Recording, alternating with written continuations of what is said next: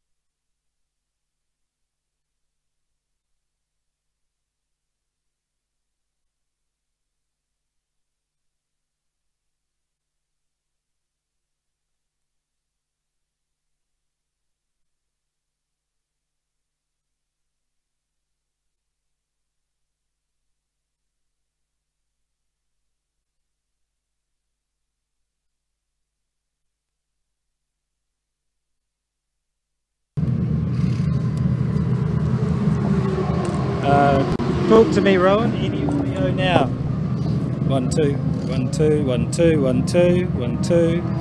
Audio on 4. Audio on 4. Audio on 4.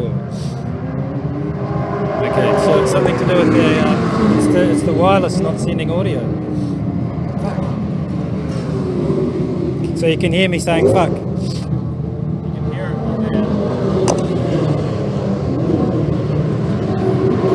Okay, good morning to the internet. How are you all out there in internet land? We're just gone live here at Hampton Downs for the second round of the Eneos Endurance Championship. We're qualifying at the moment for the 1 hour race. And only got 2 minutes into the race, so you haven't missed a lot. So looking now for who's going to be the quickest out on the track. And it is the still having a few technical issues here that we're just trying to deal with.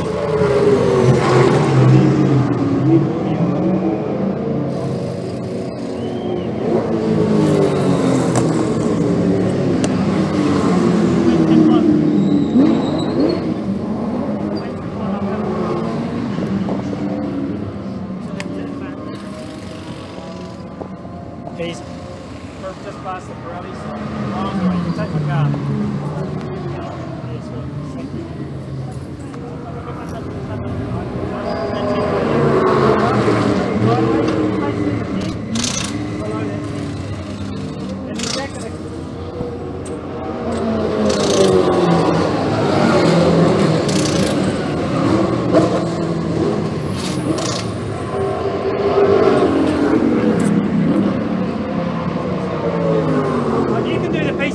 Without the wireless. We don't need that.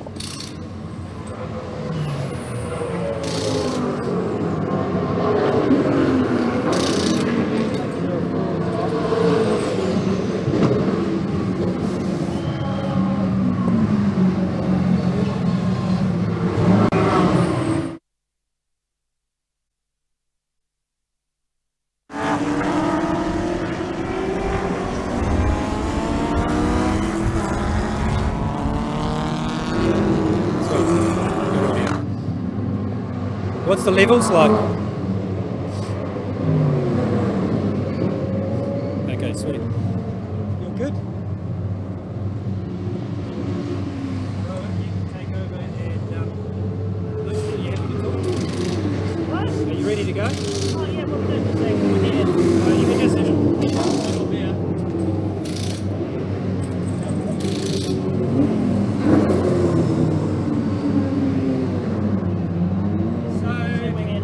Yeah, just yeah, exactly. 1 hour qualifying. Cool, thanks.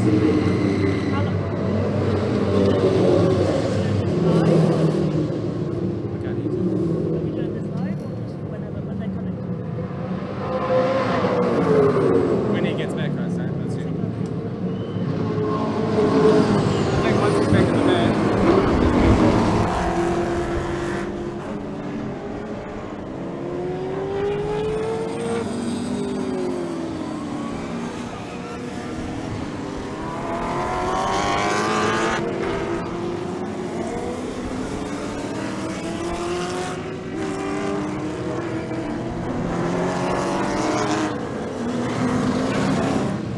Okay, so sorry about that, folks. There's a few technical issues with the timing system we're watching here.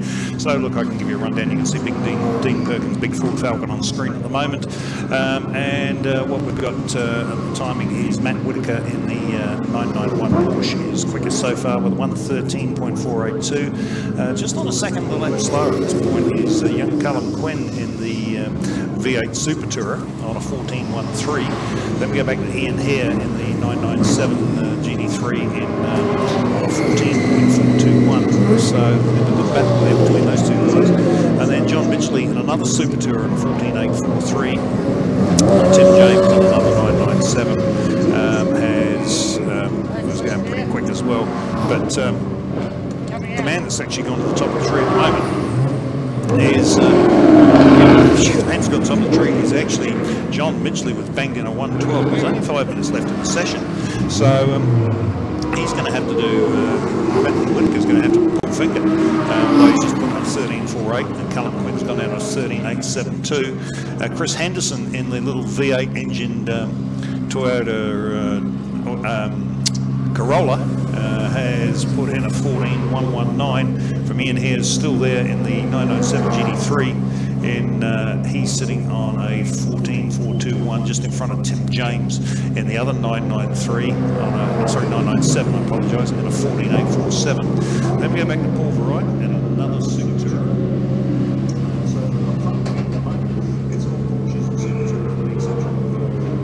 Good morning everyone, we are live here at Hampton Downs for the second round of the Eneos North Island Endurance Series. Currently underway, the qualifying for the 1 hour.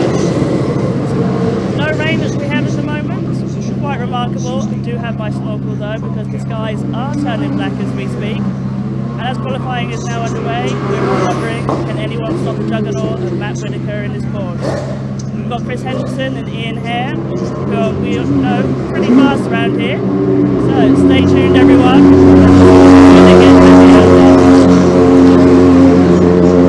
Alright guys, back to you.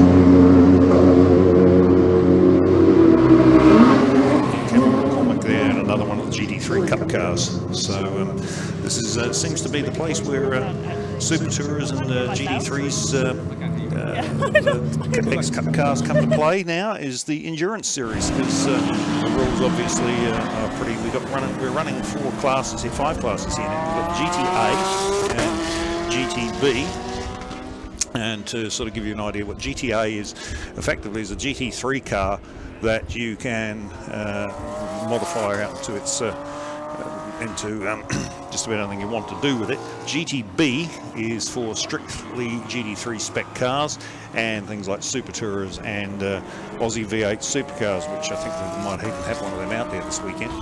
Then we go to Class 1, which is 3.5 litre to and over. And that's the one that Chris Henderson and Dean Perkins will be scrapping for supremacy for in that one today. Then it's Class 2 is 3.5 litre to, 2 litre to 3.5 litre.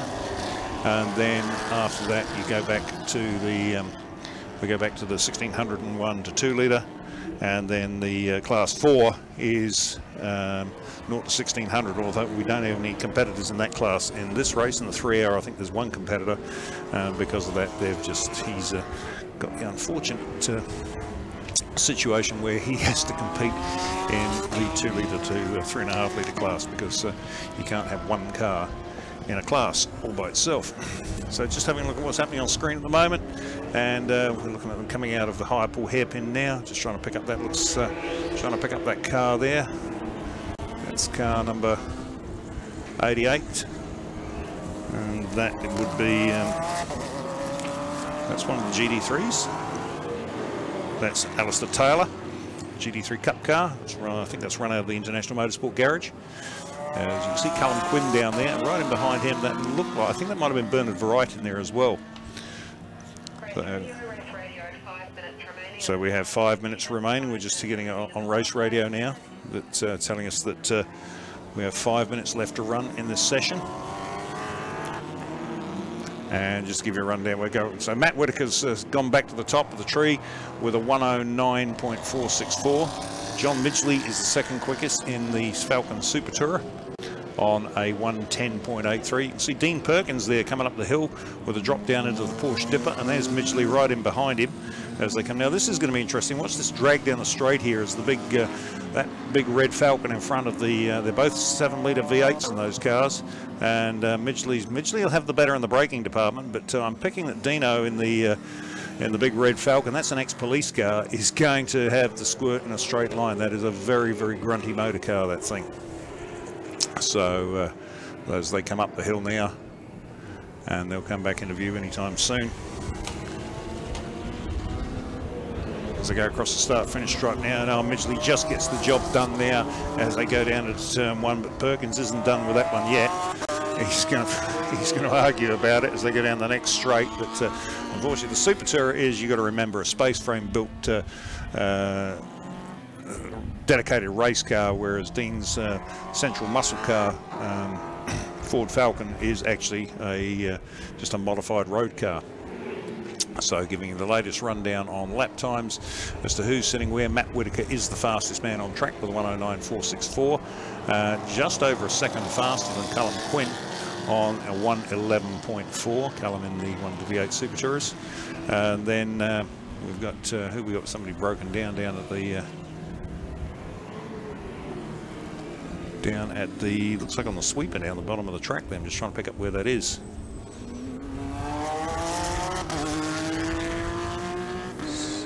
Anyway, back to the lap times. It's Callum Quinn is second fastest, Matt Griffin third with a 111.472.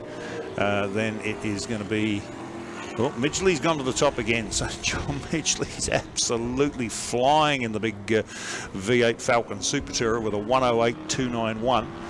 Just eclipsed Whitaker. This could be a good fight at the front between these two.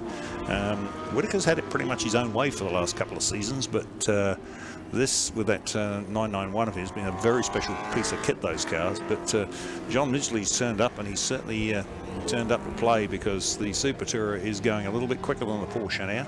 Now Callum Quinn now starts to put in a bit of a time, has gone just on a 10th slower than Whitaker. So Whitaker's got his hands full. He's the meat in the Super Tourer sandwich with John Midgley, the fastest man on the Falcon Super Tourer. Matt Whitaker, the second fastest. There's you can just see Midgley now going down the straightaway towards the ITM sweeper, and he's just passed Charles Rollo in the little turbocharged Toyota. And we come back now to picking up. There's, I think, there's Ian here. We see going down the long straightaway now towards the ITM sweeper as well. And doing a shot of the pits there. Now that's Matt Griffin in the Team Minerva and Gold Mortimer Motorsport GTR V8 M3, and Matt's just is that Matt? Actually no, that looks like it could be Warwick in there.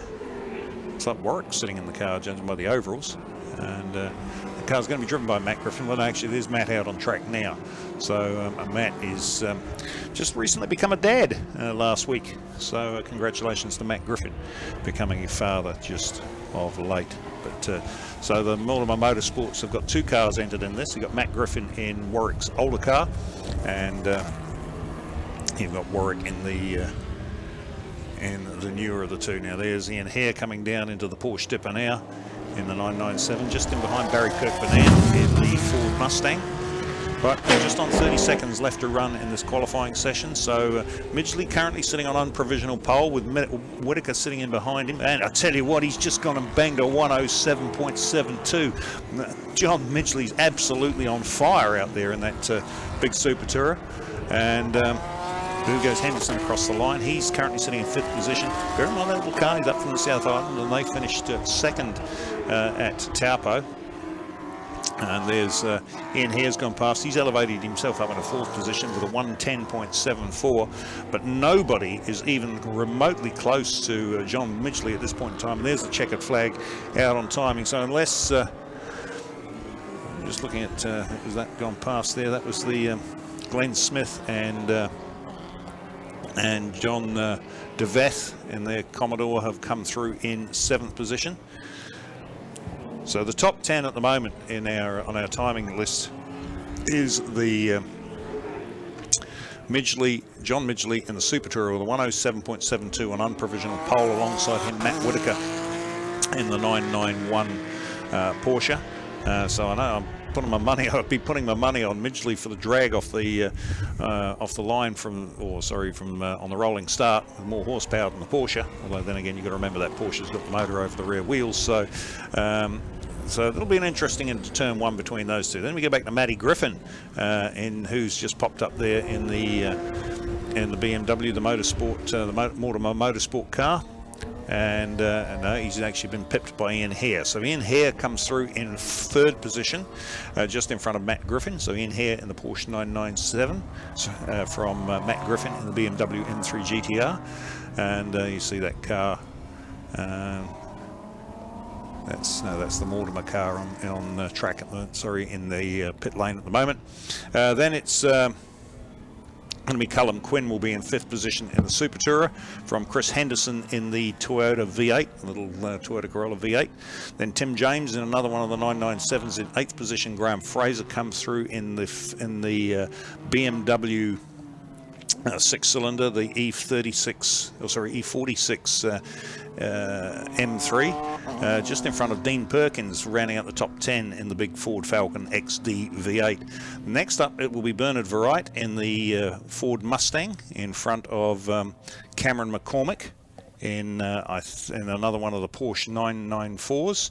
Then it's Paul Verreit, who will be in 13th position, and he is in another one of the Super Tourers.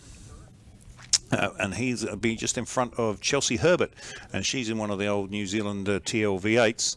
Then it will be Bruce Kett, will be the next man through, in the car we call the Shed. Now that's a Ford Falcon, but it runs an LS3 Chev under the bonnet, so we call it the Shed. And then Ollie Haycoop will be next up in the first of the 4 cylinders, the little little Honda, just in front of Charles Rollo in the Toyota Torino Turbo. Jason Wheel will be the next man up, and Cal McBeath, the series one of the series organisers, will round out the top 20 in his panels. So that's how qualifying for the 1 hour went, and I think that gives us now a break for around about 10 minutes before we get into the 3 hour qualifying, and that will run for a good half an hour. And of course, both drivers will have to qualify for that. So I'll take a short break, and we'll be back with you in about 10 minutes' time.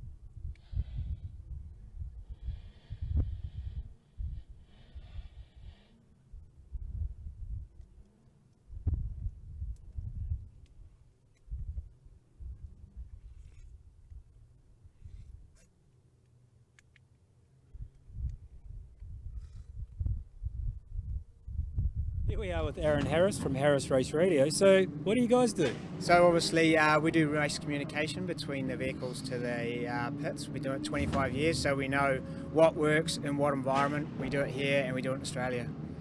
So tell us what we got here and what is it used for? So this will give you an idea of the setup. So obviously you're a lot of time on TV, you'll see guys standing in the pits with a headset on. Obviously they'll have a radio, noise cancelling headset on, and we run a full digital system. So that basically what we'll do is the voiceover, if they hear a noisy car going past, we've got technology that it cuts that out and they just hear what the communication they need to hear from the pits to the driver. So the driver only hears what they need to hear.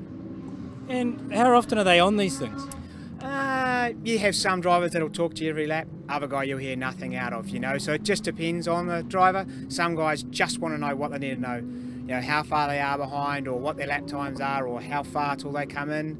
But then other people use it, make sure you're getting a drink, help the drivers along, you know, like as that time stretches out, it's very important to have that communication, you know, keep your eyes forward and drinking and all that stuff that keeps your driver focused. And it's also used by the officials, yeah?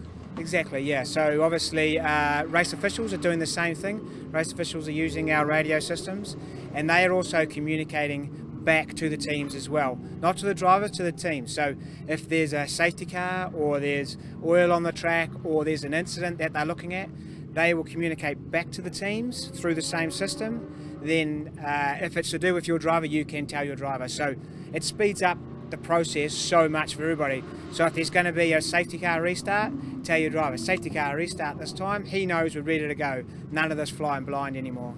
And it's the same for us. Basically, you would have seen a lot of us on the live stream walking around with these headsets on, and what we're doing is we're using that to communicate from our truck to all of the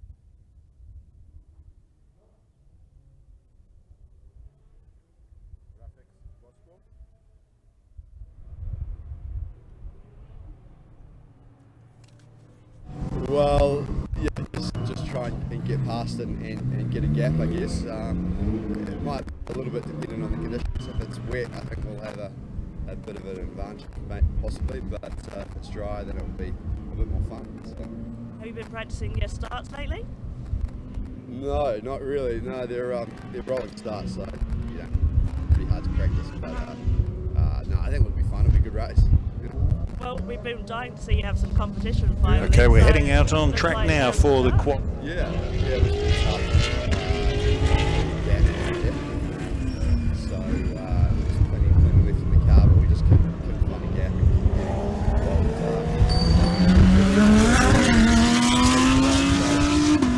Good on them. We're having a great time. All right, well, thank you very much for your time, and we look forward to seeing you in the race. Thanks, guys.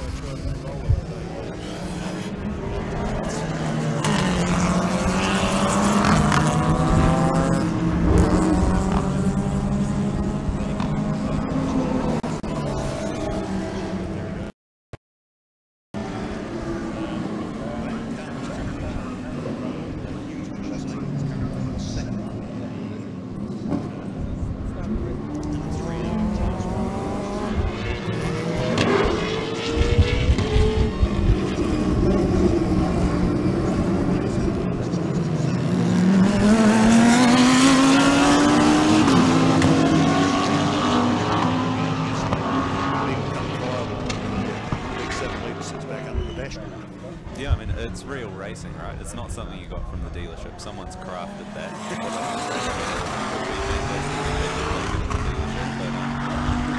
Well, if anybody's watched the Samuel series, you can imagine the cost.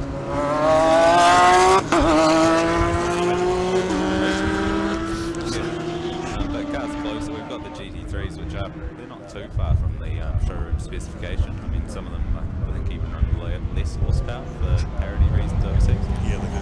That's right. So yeah, that is something you can go out and buy.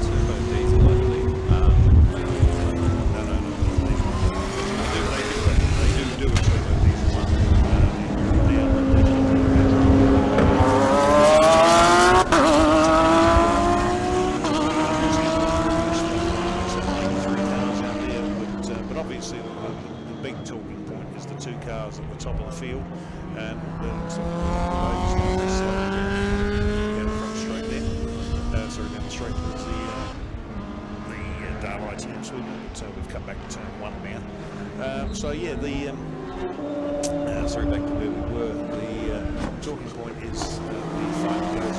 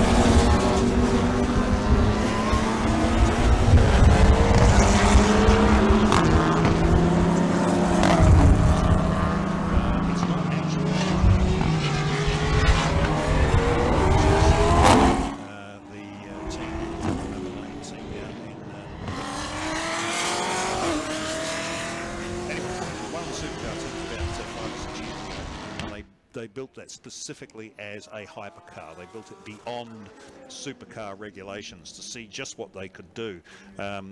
Nick, well, I think Nick might have even requisitioned the car, and it has been running in the New Zealand GT series, and it is a very, very quick piece of kit.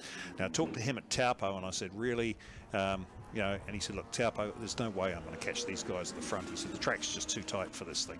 He said, get to Hampton, he said, we'll be a bit closer to them. Pukekohe, and it may be a whole different ball game. So yeah, Nick's, I mean, I'm not saying he's going to get out there at the front, but he could be the cat amongst the pigeons. I mean, he's just put on a 104.34 against Simon Evans on a 106.102, and Sam Fillmore on a 106.311. We've got one car in there.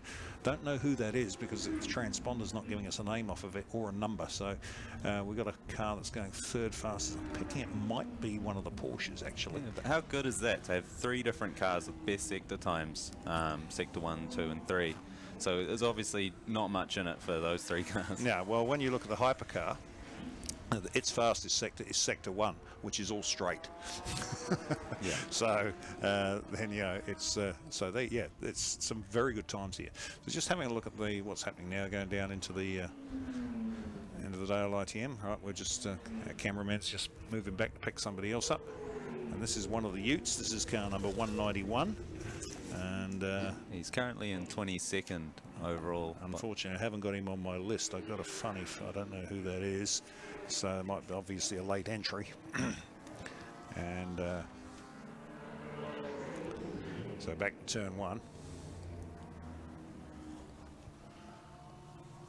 So I'd say, just looking at these times, Nick Chester seems to be judging the changeable conditions the best. He's continually pushing the limits in terms of sector times and ultimately lap time, coming in with a 103.3, which is nearly a full second quicker than Simon Evans in the R8 GT3 Audi. Well, yeah, now if there's the hypercar now, just coming out through the hyperport, our cameraman's gone away from it again. Just and yeah, we're still doing a bit of experimentation here, folks. Sorry, the camera. We're just trying to get the camera guys to kind of follow what we're doing, but they seem to be having a little bit of fun of their own.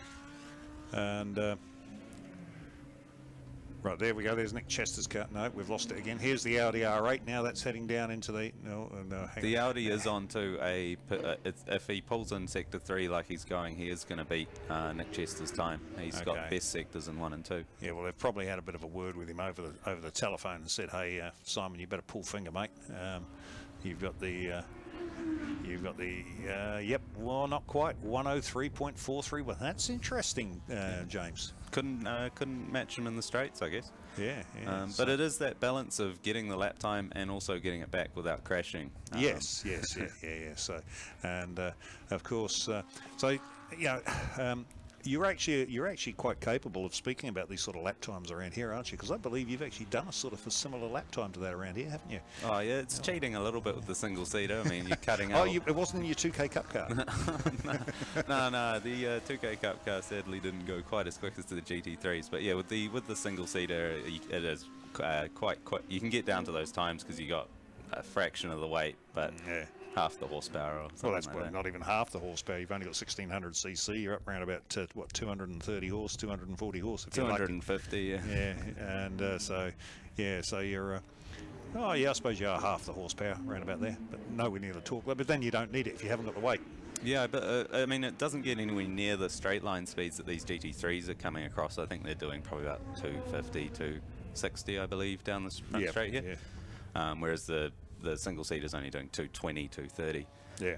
But it's all in the corner speeds. But the GT3s, I must say, they're not far off what a single seater can do around the corners. Well, that's, I mean, if you think about it, on the international track here, we had a bit of a battle at the festival, at the 101 this year, with and then versus the Formula 5000s at the festival. The Formula 5000 actually holds the outright lap record on actually both tracks, the international and the national, but the GT3s were not far away from them on the international track. Yeah, I mean, it's phenomenal. I guess it comes down to the amount of engineering that have gone into those cars. I mean, I were saying you could buy them from the dealership, but that's just the start. I mean, the amount of cage work and suspension work and tyre work that goes into these is just outstanding. Yeah, well, I think the Audis, I mean, they're now built. They are built by well, Surrey. He used to build them as well. So the guys who build the Camaros. Here's a car coming down in turn one. This is one of the Seat Leon Super Copas, and that is the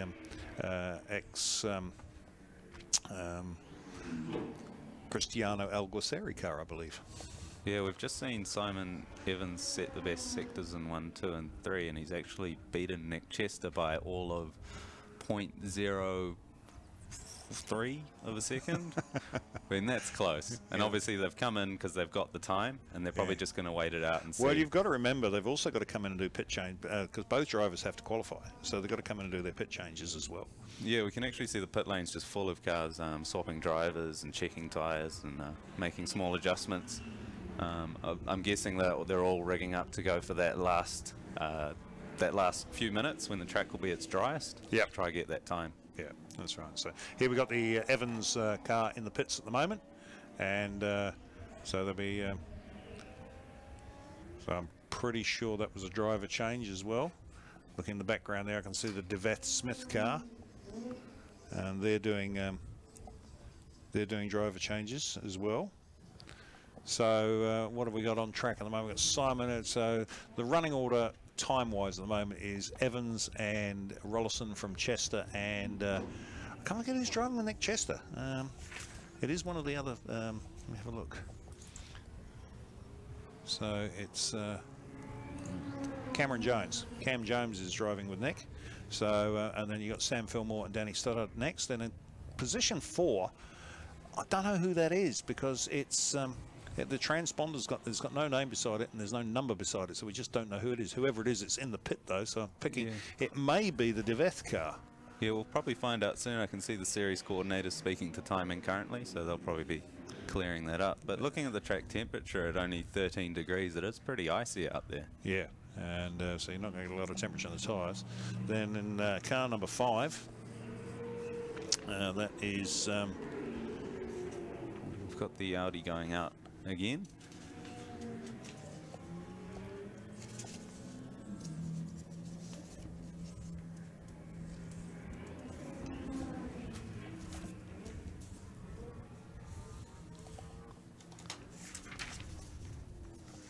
So the Audi's heading out on track, and so is the Nissan. That's the Nissan of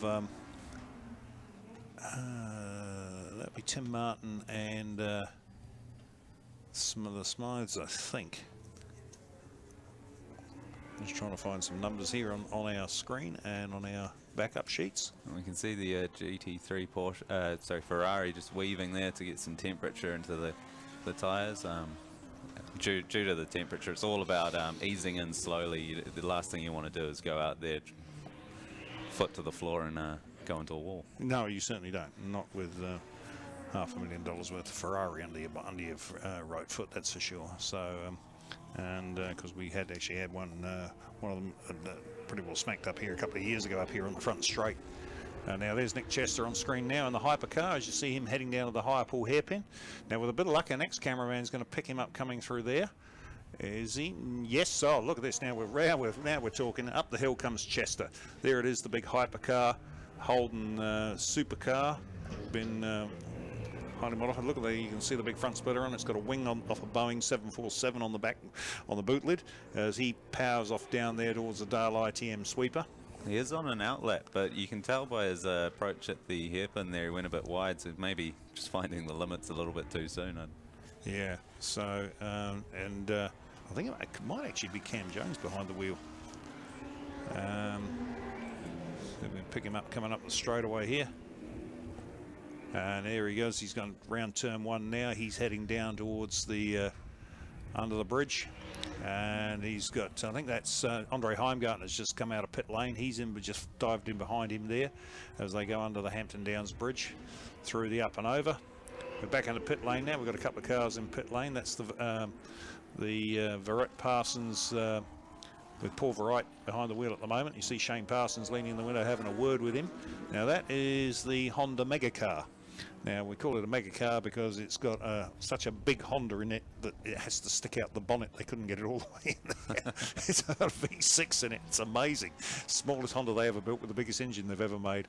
And so there we go. So look, we've got a little bit of racetrack there we're looking at. So back to turn one. What are we looking coming in here? This one, oh no, here comes the right Honda out of pit lane. And yep. All right. Okay. So now there's, look at that. Just going through turn one there. That is the only Class 4 car in the race. And that is, I'm just trying to pick that one up. That is a little Honda 1600. Oh. So is it Gene running with Simon in the R8? Gene Rollison and Rollison, Simon Evans running together in the R8. That's because correct. He's only done maybe one lap, and he's already beaten Simon's sector one time. So well, we're not sure who's in the car. Oh, true. The problem we have, and this is something I've been discussing with the organisers, is from the commentary point of view, we don't know who's in the car because the teams won't tell us. They don't want to run co-driver lights because there's a lot of secrecy between the teams about who's racing what. So we've come up with a recommendation for the organisers of how us commentators can tell who is in the car. Because the first thing that happens is when one of them puts it into the mud or goes off the track, and you say, "Oh, that was X driver did it." The next thing you know, the guy's screaming through the door, yelling at you, "It wasn't me, it was the other guy." Well, you know, unless these guys tell us who's in the car, we're going to just pick up who it is. So I don't know who is in the car at the moment. But let's have a look and see what the difference is between the supercar and the R8. And there's still not a lot of difference in it, James. There's only, but look at the Fillmore Ferrari as well. Look where he's sitting. So there's actually only 0.3 of a second covers the first three cars. That could make it very interesting come the race. Now the thing with the supercar is going to be fuel. Is it going? You know, that will be the thing that limits the supercar, how far it can go. Yeah, we'd be running a lot more horsepower than those GT3 spec. Drinking a lot more gas too. So it's going. I mean, it's going to come in. It's going to take a lot. Hi everyone, we're down here with Matt Griffin in the 77 BMW. Come up in an amazing qualifying in fourth and first in class. So Matt, how's the track conditions out there for you? Lucy, they were pretty wet to start with. We went out on wets to start with. Did a couple of laps, but it dried out really quick, so we came in, put the new slicks on, and then went out again. And it's my first time at Hampton in such a fast car, so it's all just a big learning curve, and I'm absolutely stoked to be on pole for my class, which is really cool. Yeah, no, it's amazing. Congratulations with that. Now, at the moment, it is dry, and we anticipate a dry race, so how much strategy do you think will come into play today? Quite a lot. We've got all our wets ready just in case. I suppose all the other teams are doing the same thing. We're really hoping that it stays dry so we can have a good run. But I don't think it's going to rain, which is good. It may be a different story for the 3 hour, but I hope not. That's great. Thank you very much for your time. We wish you the best of luck. Thank you. I just want to say thanks to all my sponsors, Mortimer Motorsport, B&T, Express Hydraulics, Pass Right. You guys have been fantastic, so thank you very much. And what else would you like to say? Happy birthday, Lucy, for tomorrow. It's very good. Back to you guys. Thank you. Cheers.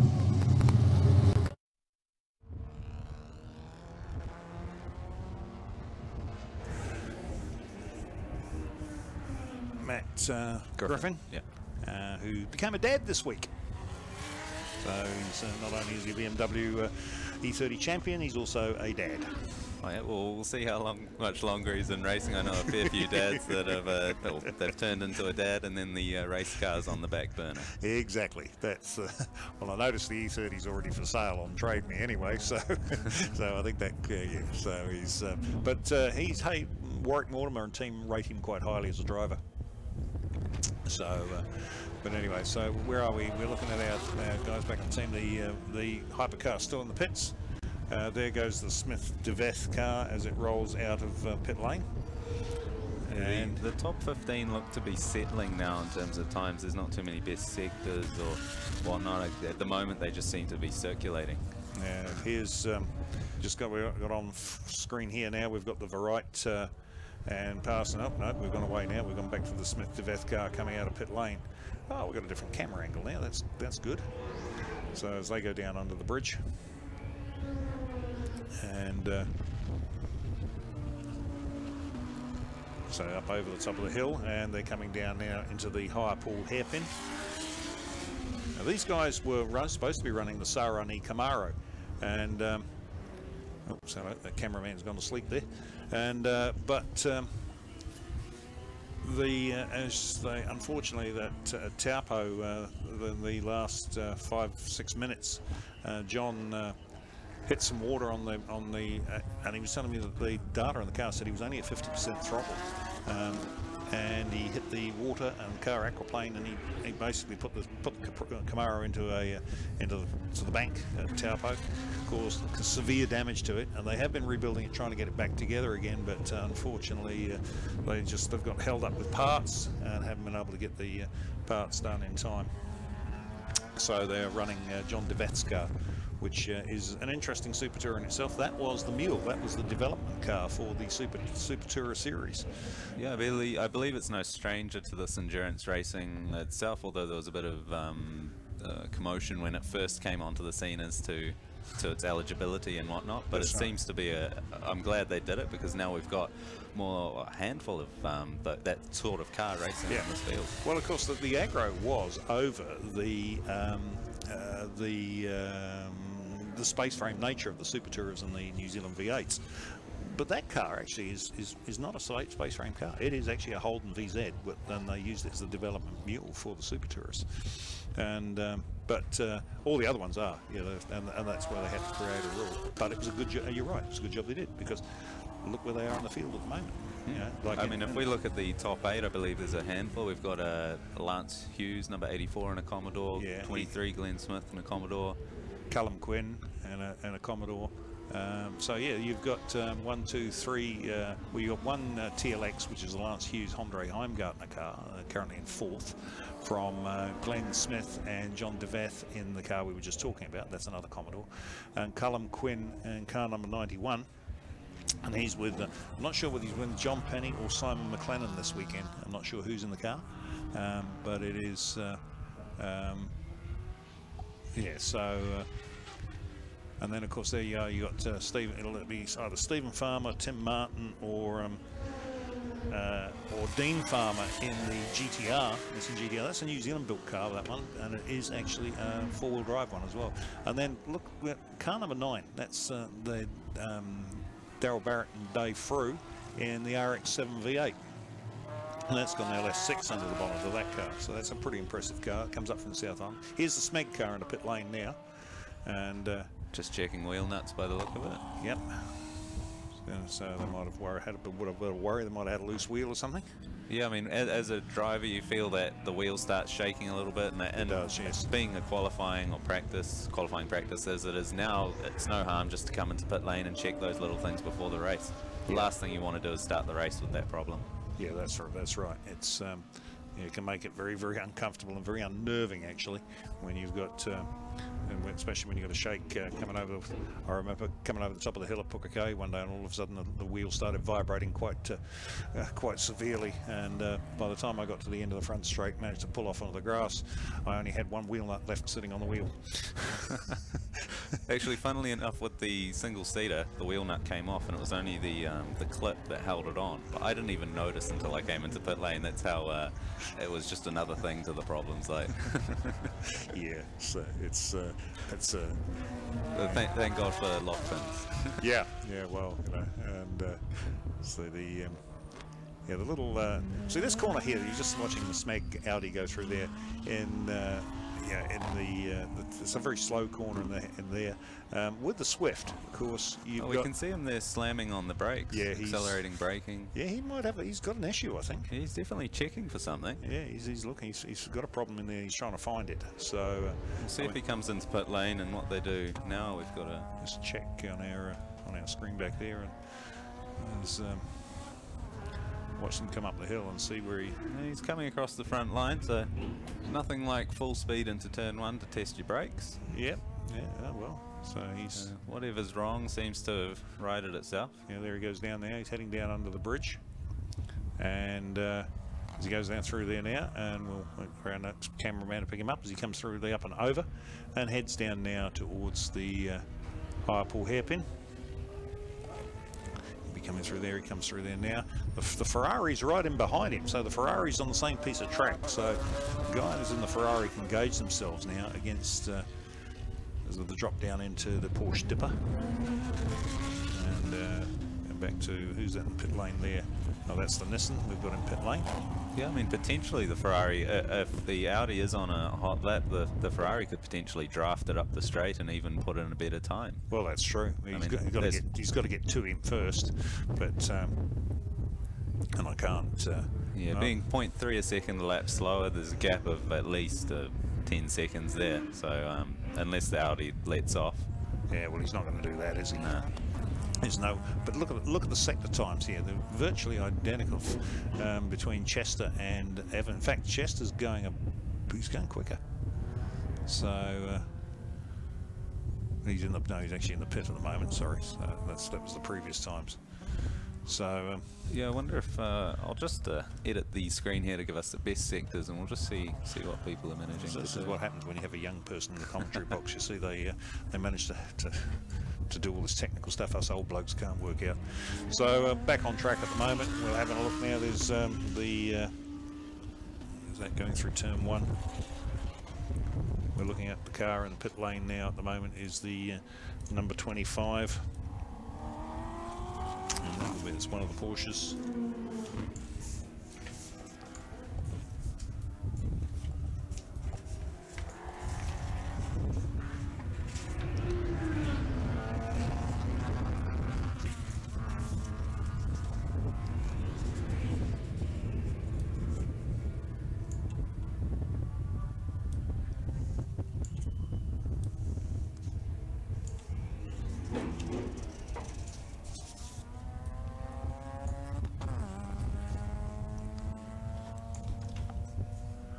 Okay, so there's one of the Seats going through the pit lane. Now, who are we looking at in the pit lane here? We're back into the Ferrari now, coming down into the higher pool hairpin.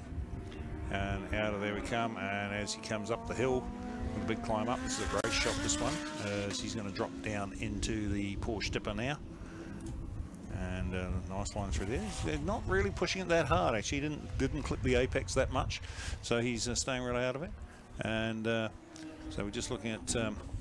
So looking at the best sectors for this qualifying session, it's quite clear that the Audi R8 driven by Simon Evans and Gene Rollison has definitely got an edge in all 3 sectors. Yeah, there's not... He's just gone purples all the way there, isn't he? Yeah, he's just gone purples the whole way, and in fact he's done a 102.1, which is more than a second quicker than anyone else has done this session. That's going to sort of worry a few people in pit lane, isn't it? Yeah, well, this is the time where the teams have got to decide: do we go all, or just call it quits? We're already in second or third. It's a 3-hour race. Yeah. I mean, there's nothing. I can't see the Trass Ferrari settling for second. You know, they. I mean, hey, look, they've got Dave Oxton as their team manager down there, and I think he's a pretty good team manager, isn't he, James? Yeah, he did. He was giving me a hand with the single seater. I mean, it's all about having a group of people to help you. I mean, it's not a one-person thing. Endurance racing or any form of racing. So it's always good to be able to rest. So you've got Oxo down there now. Just so people know, I mean, Oxo has. I mean, he co-drove with Pete Brock at Bathurst. He co-drove with Pete Brock at the Wellington Street Race and the Nissan Mobile 500 at Pukekohe. So he knows how to do endurance racing, and he's been very successful at it. So yeah, I mean, just to jump in there, the Audi's not pulling the foot off the throat. It's just done a 101.8, which is net. If he keeps on pushing like this, he's going to be a couple of seconds up the road. I mean, this is what is going to, put the pigeons in the rafters. Like, the other guys don't seem to be able to reply to that. Or are they trying? Well, maybe they have given in, but who knows? I mean, second place, and what's the field size here? We've got 27 cars that are qualified so far. Yeah. Second out of 27. on the front of the grid, do you push for first? I mean, the difference is literally outside or inside line. Well, that's it. I mean, and look, if Chester's on the front row with the Audi, if it comes as a straight line drag from down here at the entrance to pit lane, where they're going to get about the green and get the drop. If it's a straight line drag to turn 1, my money's on the hypercar. It's going to blow the Audi off the road in a straight line. There's no two ways about it. You know, I can just imagine at the conclusion of this, Chester coming up to race control. I want the greens as soon as possible. You know, feel free to do it as we come out of the sweeper. Yeah, well, see, that to him would be a great advantage. If he jumped out coming out of the sweeper, well, he's going to be in the lead. But you know, getting to the, I mean, it is a 3-hour race, and he's going to be pitting more than they are. There's no two ways about it. He's not going to have the ability to run the distance that they've got to run with the tank he's got in that car. And even if he does, even if he's got a big tank in it, he's going to be sitting still for a lot longer while they fill the thing up. So, you know, I mean, 7 litres or 7.5 litres of Chevy engine, you know, needs a lot more fuel than a V8 Audi or V8 Ferrari. Yeah, do we know the fuel width? I'm guessing the GT3 cars are probably about, what, 1.5 litres a lap, and then the Chester car will probably be 2 to 3 litres a lap. Easily, I would say, easily. So, but okay, so let's give the folks a rundown on where everybody's sitting at the moment. It is in the lead, sorry, I'm currently sitting on provisional pole. It's Simon Evans and Gene Rollison. Second is Nick Chester and Cam Jones, sorry. Then you got Sam Fillmore and Danny Stoddard in the 458 GT3 Ferrari from Trash Motorsport. Then it's Lance Hughes and Andre Heimgartner in 4th in the TLX Holden Commodore from Glenn Smith and John DeVeth in the Super Tourer Commodore. Then it's Callum Quinn and either John Penny or Simon McLennan in picking it's John Penny actually in the another one of the Holden Commodore Super Tourers. Then in 7th position it's Stephen Farmer, Dean Farmer and Tim Jones in the Nissan R35 GTR from Simon Skeets and car number 125 and James Kirkpatrick and another one of the 997 GT3s. Then it's Darryl Barrett and Dave Frew in the RX-7 V8 from the South Island, and rounding out the top 10 it is Andre Mortimer and Warwick Mortimer in the Nissan the BMW M3 GTR. Yeah, so we've only got literally two to 3 minutes left in this session, and we can see the Audi R8, the SMEG team, just looking like they're just going to put it in the shed they've called it. Well, I think they're proving a point. They don't need to go any quicker, do they? No, we're seeing pretty much everyone in the pit lane. There's only seems to be Simon Skeets in the 125 GT3 Cup car, and 8th, he's the highest placed car still circulating. Yeah. So then back in the 11th position we've got Dean Cooper and Alexander Whiteley in the Ford Mustang 302 Boss from Alan Rickaby in the Corvette C6, and just in front of Dave and Matt Dovey in the Ford Falcon. Then it's the first of the Seat Leon Super Copas with Brian Symes and his son, I can't remember his son's name, driving the first of those Seat Leons. And it's Paul Verright and in the CRX from Hayden and Preston Johnson in the S2000 Honda. Then Darryl Clark and Super Leon, another one of the Seats. Rob Williams, another one in the RX-8. Don't know who that is in 19th position. And then it is Strong in the 20th position in the Civic Type R. So that's your top 20. The Audis, as you can see, they're backing it in the garage. What have we got on for lap times? Time running, James. How long have we got left to run? We've got a grand total of just over a minute. Just over a minute. Okay. So we're looking forward to you can see Gene Rollison and Simon Evans in the garage there and having a bit of a debrief. We're looking back to the Highpool Heaven. It's a great shot there. Oh, a bit of clear sky in the background there at And there's one of the RX, it's the RX-8 coming up the hill there now, the Mazda RX-8. And there's a good shot of Hirepool hairpin. We thank Hirepool for being involved today. So we do need to thank our series sponsors, Eneos, obviously, Race Brakes, Squawking Magpie Wines, HRC Events, which basically puts this thing on, and HRC are the probably the most active of the promoters throughout the country today. We've also got the Fast Files, who are bringing this to you online, folks, and that is theFASTfiles.com, SMEG, the Giltrap Group, and Harris Race Radios, all brought to you. But Eneos Oils, the biggest oil company in Japan, and actually the second biggest, or part of the second biggest company of Japan. Eneos Oils providing the oil to MotoGP, NASCAR, Rallycross, and they used to do Formula 1 as well. So, and Eneos will be coming up here to have a chat to us at some stage throughout the day. We've actually got the Deputy Managing Director of Eneos here as well. So they think this New Zealand Endurance Series is pretty special. If they've come all the way out from, they're based in Singapore, these guys, if they've come all the way out here just to watch this weekend, we welcome them here. So there are, it's all gone a bit quiet on track at the moment. There's the RX-8 going around again. And these guys run in the Mazda Pro 7 series. They've got a whole class of them there for the R8s. That weather's starting to look better, James. Yeah, I was just looking at that RX-8, that camera view that shows the hairpin there. There seems to be a lot of guys that are missing, that don't go tight enough on the corner, and then they run wide onto that ripple strip. Yeah. It just seems to happen time after time. I'm not sure whether it's just maybe a little bit of oil or something like that that's just putting them off. Yeah, either that or it's, you know, or nerves. Nerves, yeah. They're not using the whole track probably because, let's face it, it's a long way. You don't want to be pushing your car the whole distance, and you really don't want to be banging up on those ripple strips in an endurance race. It's a long way. You don't want wheel bearings starting to come to hello. What do we got going out on track now? We must have, that must be the end of our session, is it? Yeah, the session's being called, and we've got they must be coming into pit lane now. Okay, so there we go. We're not too far away from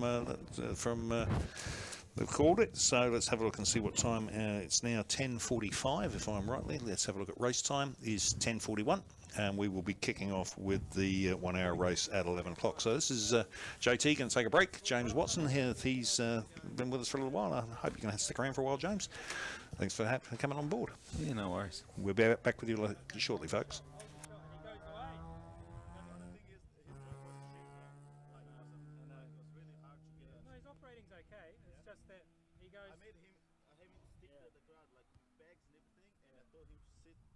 Shall we try and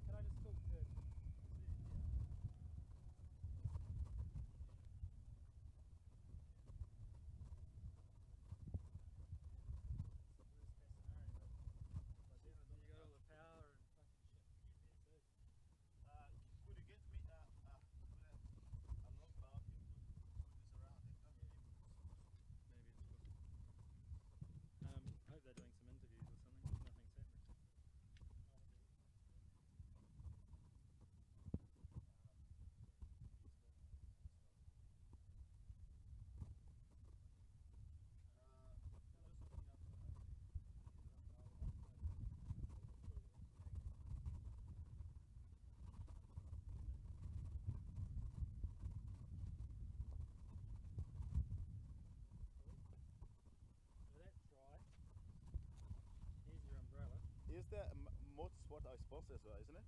That's how I put it there.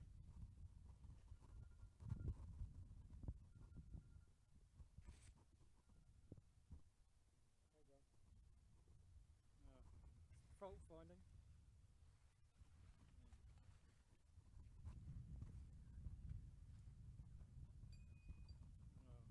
Trying to, but the boys don't get it though. I've been trying to follow cars. I'm trying to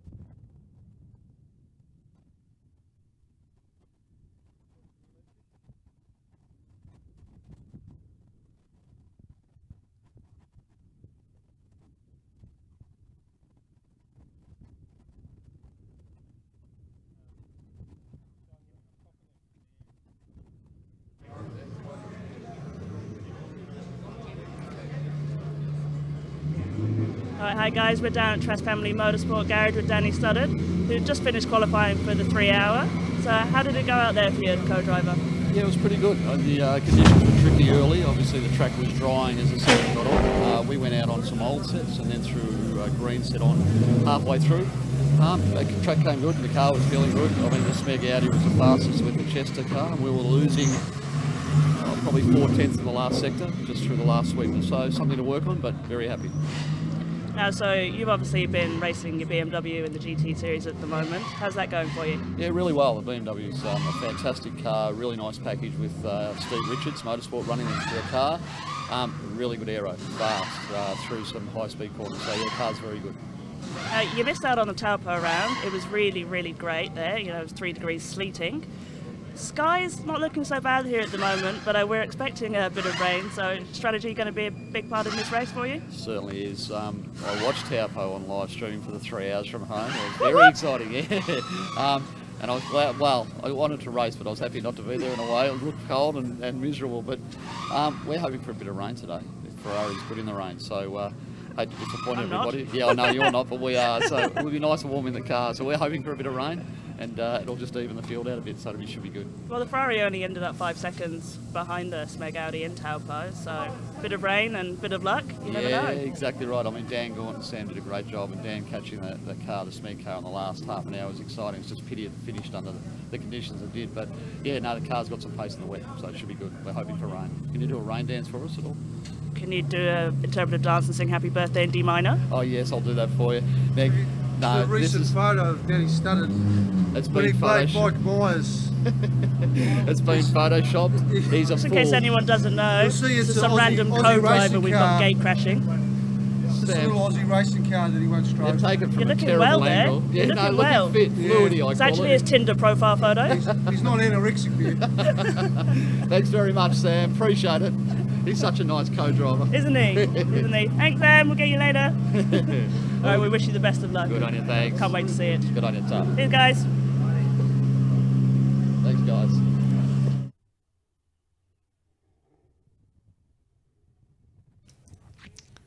Okay, we're just not too far away now from getting underway with the 1 hour race, and heading out, just waiting for pit exit to open. And looking down there, I can see the Hampton Downs Lexus V8 clearance car, and I think we've got Tony Rutherford behind the wheel of that today. I think that may be the safety car. Normally we run the Porsche, the ITM Porsche Cayenne car, but it is. I think today they are in the Lexus. So they'll be underway shortly with the 1 hour, and this is going to be interesting because you have got the Midgley Falcon Super Tourer on pole and just on 1.3 seconds faster than Matt Whitaker in the 991 GT3 Cup car. Now, Matt will be certainly surprised at that because he's never had that situation in the 3 years he's been running this car in the Endurance Series. Or sorry, this is its 3rd year. Yes, he's never been pipped, especially by anything other than a Porsche. Then in 3rd position we go back to Ian Hare in the 997 GT3. Then it's Matt Griffin in the Mortimer Gull sponsored, Gull Fuel sponsored E46 M3 BMW V8. Then Callum Quinn in the Super Tourer will be next up, from Glenn Smith and John DeVeth in their Super Tourer in 7th position. In 6th position from Tim James and the I think he's running that car solo, the 997 GT3 Cup car. He'll be in 7th position. There's Graham Fraser in the BMW in 8th. Dean Perkins in my favourite car, the big red Falcon, and he will be running in 9th. Then it's shall I tell you who hasn't shown up there at the top there, and that's the little Toyota. So then we go back to Bernard Verreit in the Ford Mustang, and he starts out at 10th position from Cameron McCormick out of 11th in the GT3 Cup car. Then it's Paul Verreit, and he's running his Super Tourer he'll be in 12th position, and it's Chelsea Herbert in the BA Falcon Ford Falcon TL car. Then we go back to Brendan Murphy in another one, and that's another Holden Commodore, and then Bruce Kett in the Shed, which is the Ford Falcon with a Chevy engine in it. Then it's Ollie Haycoop in the Civic AEG, from Charles Rollo in the Levin AE86 Turbo, and that's a really lovely looking car. Then we go back to Jason Wheel in the Honda Civic, and then Kel McBeath in the Panos GT, from just in front of Jack Milligan. Now we're going to have Jack Milligan's going to come up and have a chat to us after the race, and sit with us within the 3 hour and just have a chat. And then we've got Jordan Baldwin in TR86 out of position 21. So those two 86s together. Nick Archibald in the WRX in 22nd, and Blair McDonald in another one of the V8 Super Tourers, and down in 23rd. He must have had a horrible qualifying session to be qualifying a Super Tourer down that low. Then it is the Mustang of Barry Kirkman out of 24, Darryl Clark and a Super Copa Leone Seat. Benjamin McDonald Ben McDonald in the McDonald Halligan Motors sponsored Toyota 86 out of 26 from Simon Usher in the New Zealand V8 Ute out of 27. Peter Ward in another one of the V8 Utes in 28th from Alistair Taylor in a 997 GT3 in 29. Peter Begvik in the Holden Commodore out of 30th. Glenn Archer in a Honda Civic out of 31. Rob Bergeron and out of position 30 in the Ferrari GT3. So where's he gone? Sorry, out of 32. And then 33 is Jeff Manx and another of the 86s. Rick Cooper in the Boss Mustang, 34. Actually, it could be Alexander Whiteley in that one at the moment. Then Jeff Drum in the Subaru BRZ. It looks like a Toyota 86, but it is actually a Subaru. And then Simon Wolseley in the Integra didn't qualify. So there we go. That's your entire field of cars for the 1 hour. And for 35 cars all up, and they're cruising around the track now. I'm just trying to pick up where they are. They'll be behind our safety car, and all the Ferrari. There's the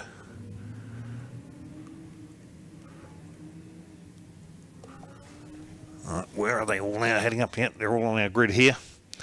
So there's our two lead cars on the front row, and you can see John Midgley in the BF Super Tourer. More coming out of pit lane now, and there's number 302, and I think that is Alexandra driving that car, and or it might be Rick Cooper. So I'm just going to bring in I'll bring in my co-commentator James Watson is back with us now to give expert race advice when he's throughout the series.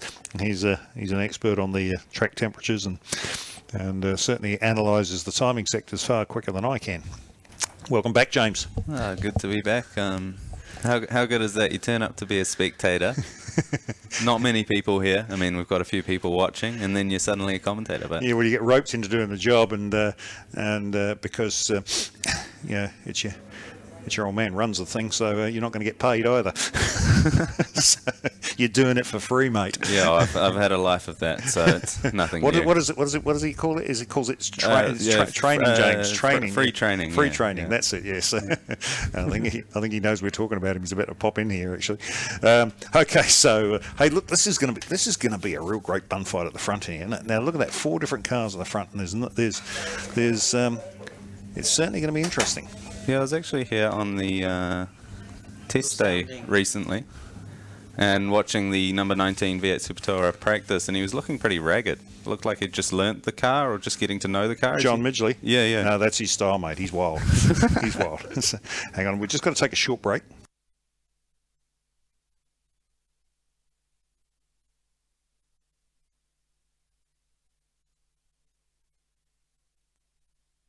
Sorry about that, folks. Okay, so we're So we're just waiting for the last couple of cars to get in place. There's the DeVest-Smith V8 Super Tourer Holden Commodore. And here comes the last of the... Oh, no, he's slotting in there. Big field there, James, 35 cars. Who are we missing? Out of fifth position. Callum Quinn in the Holden Commodore. Yes. The V8 Super Tourer. Okay, now you've got to remember he's running in the 3 hour. So there's a distinct possibility he may have flagged running in this one. So I'm picking that's what he may have done, but tell you what, the DeVeth Smiths got, they're keen because they're running that car in both the 1 hour and the 3 hour, bearing in mind that the Camaro got well, not destroyed, but severely damaged. Oh no, here comes the Queen car. I mean, I wouldn't be surprised if they've actually come across an issue whether they're just going to use this as a test bed for the 3 hour now. Yes, possibly, because I think pit lane's closed, so they're out of luck now. They're not going to get out on track. So if they start, they're going to be starting well out of position. Yeah, I wouldn't be surprised if we see them go out for a few laps to check whatever may have happened, and then come in and call it. Yeah, but we'll see. It could be a fantastic drive from the back. I mean, it's been done before. Yeah, I mean, Callum's a great little driver, but I don't think you're going to get to the front of this field with a Super Tourer. When considering he was circulating what and then do a 3 hour.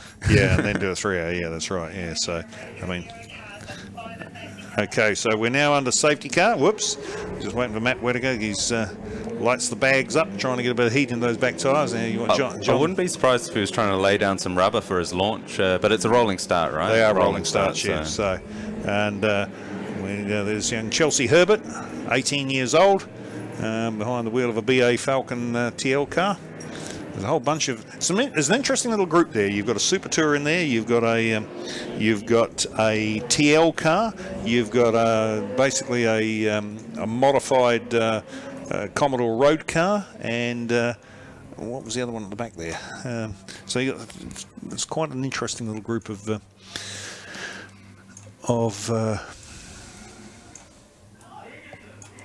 okay, so 1 hour, and it will be. We're just going to be waiting for them to get going now. So it's quite hard to gauge from the qualifying lap times here because the track is different. I mean, this morning it was wet, right? Yep. Whereas we're starting with a dry race, so we've potentially got people with different tyres as to what they qualified on. That we might see some bolters through the field. Yep. So now I'm going to give a bit of a brief apology here straight away to our people out there in internet land, because the commentary we're doing the commentary off of our CCTV screens up here. We do have the live feed camera in front of us, but we're having a couple of challenges with that. So if we get a little bit out of sync, please do forgive us, but we will try to cover as much as we possibly can. So there you can see them all going down into the turn one now. Tony Rutherford in the Lexus V8 safety car has accelerated away. Tony, a bit of a accomplished driver himself at the moment, leading the Aussie GT Class 2 Trans Am Championship. So as they come up the hill now, who's it going to be? Is it going to be Midgley or is it going to be the Porsche? I've got my money on the big 7-litre V8 as they come up the hill here. And coming into view, and we're just going to wait for the red lights, the lights to go out, and it will be go. And the lights still holding them, they're still holding them, they're still holding them. The lights haven't gone yet, now they've gone, and who's it going to be? Down into turn one. Oh, look at the vet come out of there.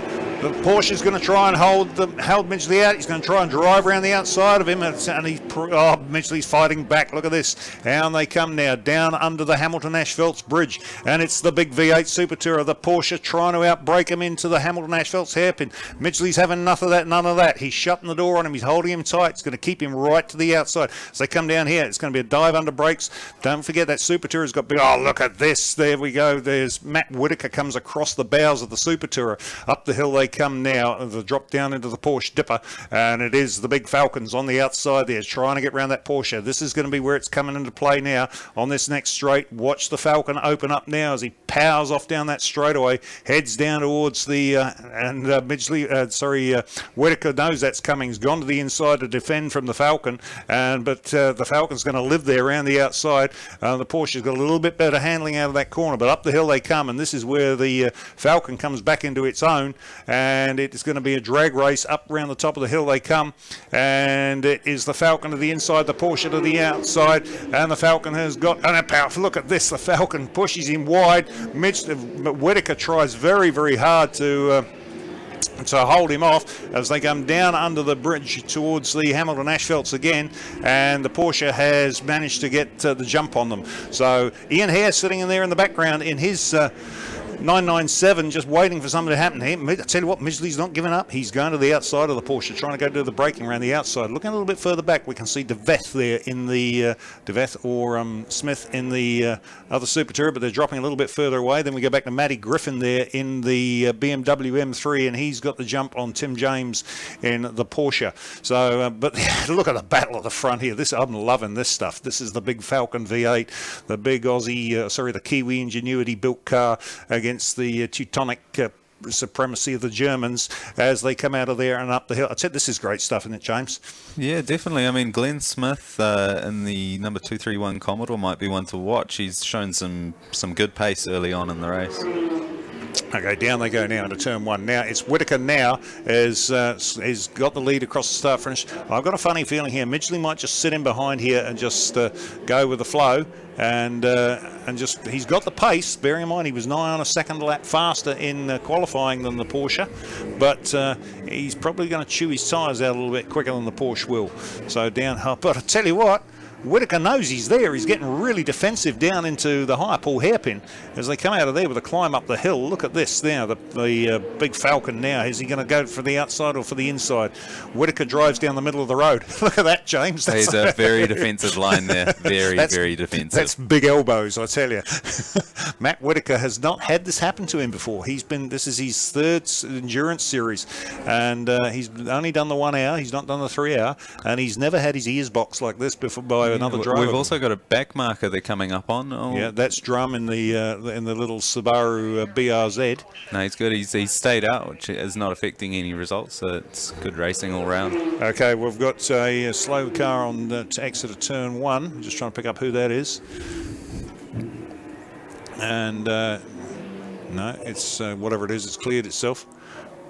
But Midgley's not giving up.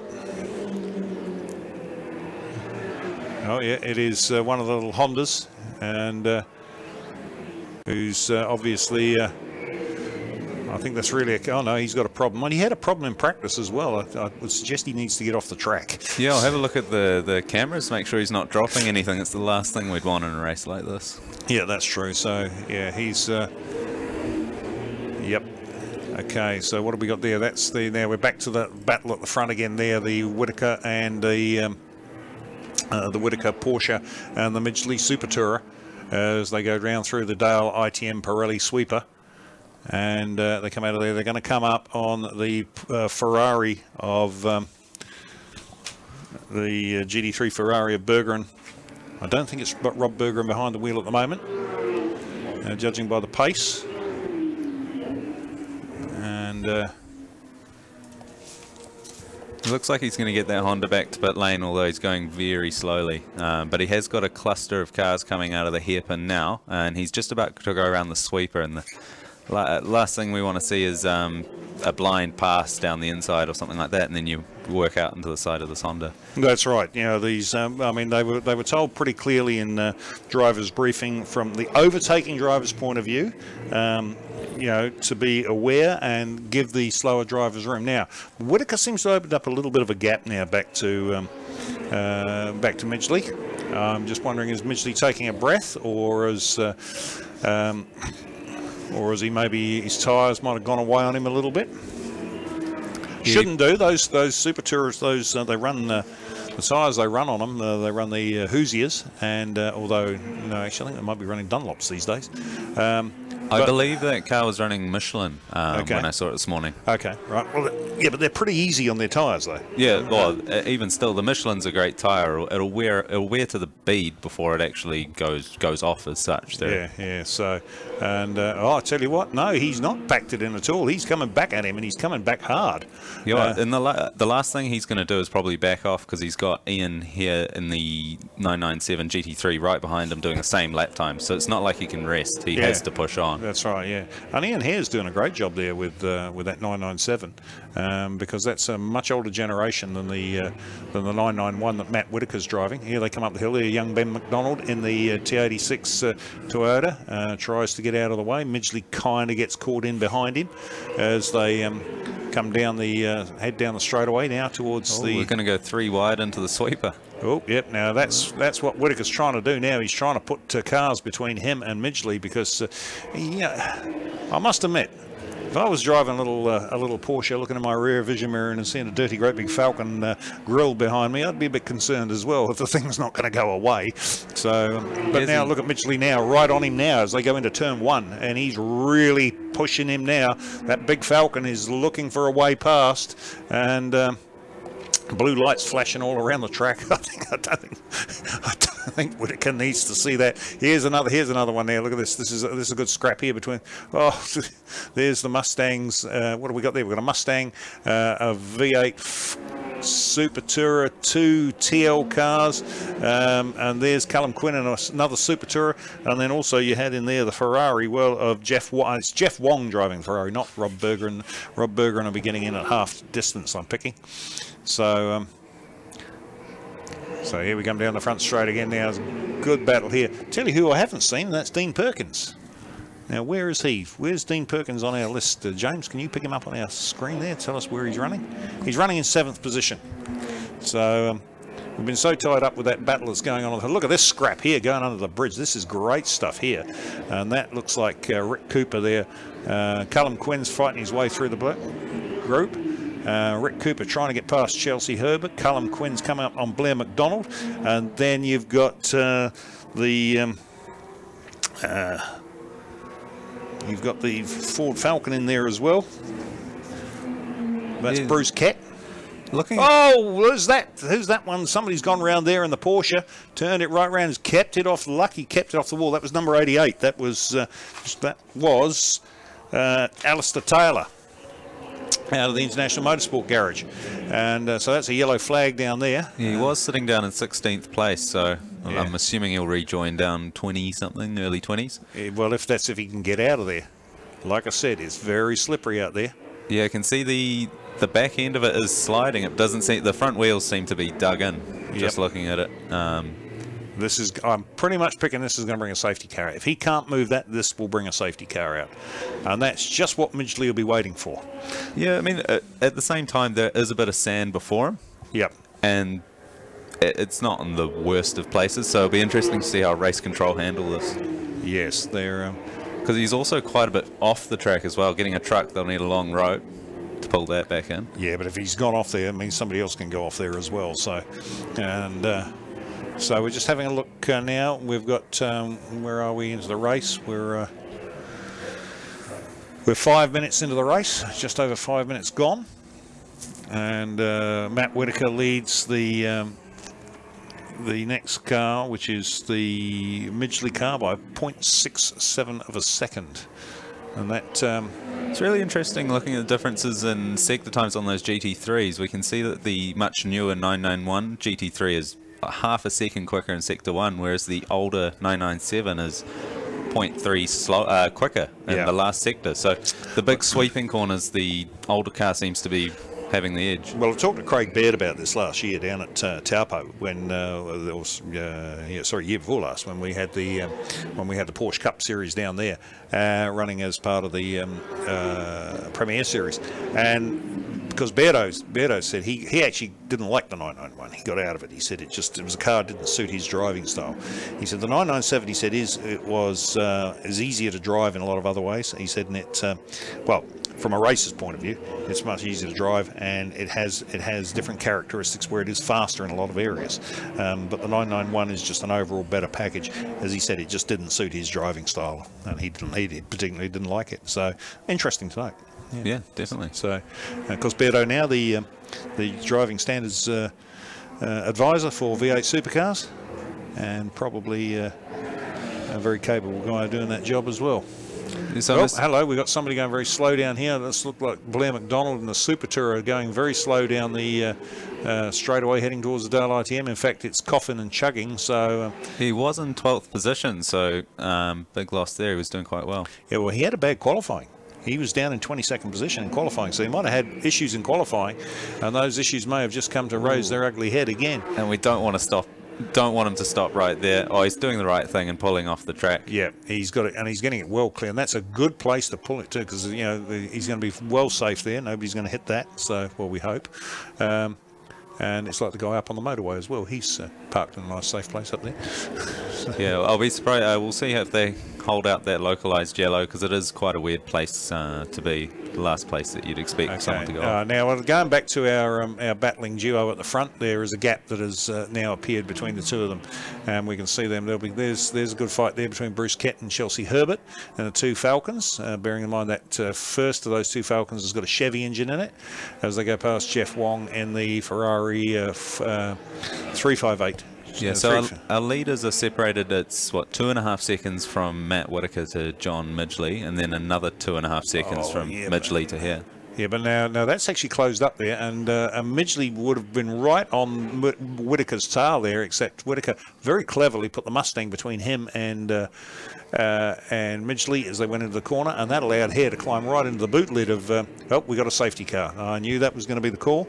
Yeah, well, there comes a point where you've got X amount of cars on the track, and there's time to bring them in, and it's a long race. We've still got another 52 minutes to go, so 5 to 10 minutes of safety car is not going to hurt anything. But the thing is now, this is our pit window is not open yet, so bearing in mind we have a compulsory CPS, and that isn't open at this point in time, so they can't. There's no point in coming rushing into the pits now.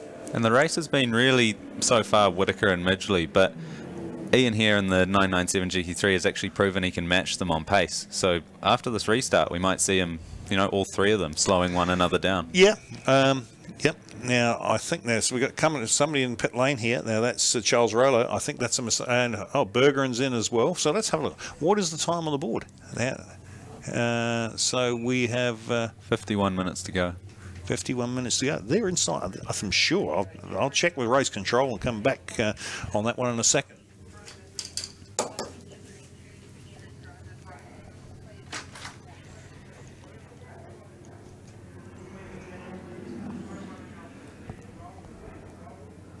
So they seem to be just changing the one front left tyre on the 161 Ferrari.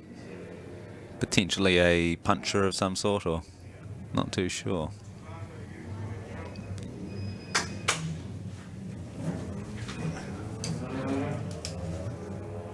Okay, well, clearly the pit window is open. Yeah, it's interesting on that Ferrari. I was just saying that they only changed the front left by the look of it. Yeah. Yeah, so, well, they only have to change, I'm not sure if they have to change one wheel at all, I'm not quite sure. As far as I was aware, the rule was you come in the pit, you got out of the car, you ran around the car and got back in and went out again. With the front left is the hardest driven tyre on this track, so I wouldn't be surprised if they chucked a fresh one on, try to find some pace on the restart. I must admit, I was under the impression that it was a 15-minute gap before the pit window opened, but it's actually only 10. So we're 10 minutes in. And so we're 10 minutes into the... yeah, it looks like they'll be having some difficulty getting that Porsche out. Now here's Midgley now, and he's really running around that car trying to get in, so they'll restrap him back in again. Just looking at the rear wing on that Super Tourer, that looks a different rear wing to what they normally run. So, see, a lot of these guys now aren't even running in the New Zealand Touring Car Championship anymore. It's now gone back to being effectively a lot of these Super Tourers are just turning up in endurance racing. And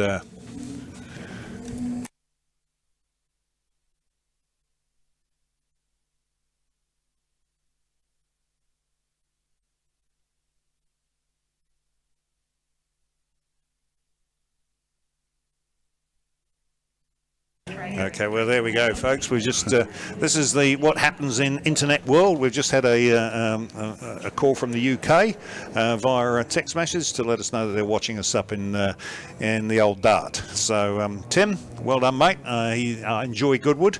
I'm sure that it will be. So there we go. So we got number 88 out of the gravel. So, yeah, he'll be starting under his own power here. Looks like he'll be joining for a restart, although he'll be many laps down. Oh, yeah. He's currently 6 laps off the leaders, so 6 laps to make up in 50 minutes. I don't know. It's not going to happen. So, okay, so where is he now? Where is he on track by comparison to the others? They can't pass. These guys can't pass him. Well, obviously. Well, you can pass him if he looks to be having difficulty or, you know, issues. You can pass a slow car. He's. I mean, at this stage, he was holding up the track, so it's a bit of a grey area. Yeah. Although the officials definitely can put it black and white for you. I don't think he's going to get away with that one, to be honest with you. He was going slow, but not that slow. Okay, so now our recovery team are now down there at the Dale ITM sweeper. Of course, all we can see on the screen at the moment is Hamilton Asphalt's corner, where there's nobody there. Mr. Cameraman, can we please go back to the Dale ITM sweeper? So in the lead currently, we've got car 62, Chelsea Herbert. Must be putting out the hope that there's another safety car and trying to get a jump on the pack. I don't know. Okay, so how they come across the line? Chelsea, yeah. Oh, she's hanging on, isn't she, at the front? She hasn't come in. So neither's Cam McCormick either in the other GT3 Cup car. Now this could be interesting because the lead, oh no, he's in the pit now. The leaders haven't come across a car that's only slightly slower, and it's a lot harder to pass a car that's only a few seconds slower a lap than a back marker that's, you know, 15, 20 seconds down the track. Right, yeah. So there could potentially, it's more likely that there'll be someone held up as a result. Yeah. Okay. Now let's have a look at what's happened in this shuffle here. You've got Matt Whitaker is the incremental leader, right? Then you've got Tim James in second position, Ian Hare in second position, Tim James in third, and John Midgley will be in fourth. Glenn Smith in fifth. So Midgley really got done in that pit stop scenario. Yeah, let's have a look at, we can bring up the times here on pit stop times, hopefully. So, yes, so there we go now. We're just watching them all head down there. And there's a lot of, I tell you what, there's a lot of cars between Midgley and the front runners. He's really been wounded in that pit stop. So,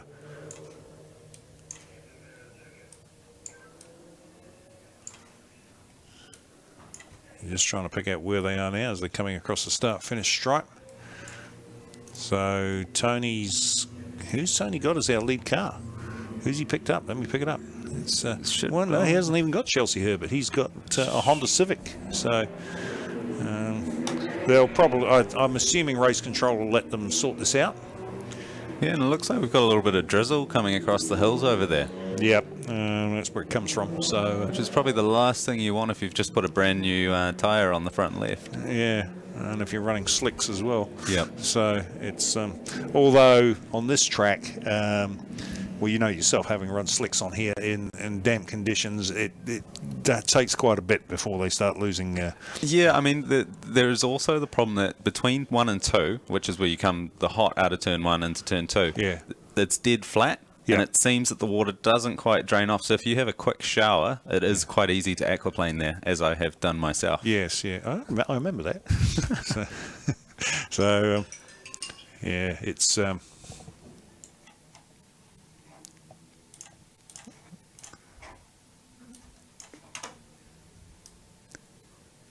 so if we were going off pits, I've got the best pit times here. Yep. The quickest pit stop was 40 seconds by Jordan Baldwin in the TR86 at only 40.6 seconds, which seems to be a lot quicker than all the other cars. Possibly didn't complete the jump out and drive run around the car. I can't see someone doing it that quick because all the other teams are doing it a minute. How fast was it?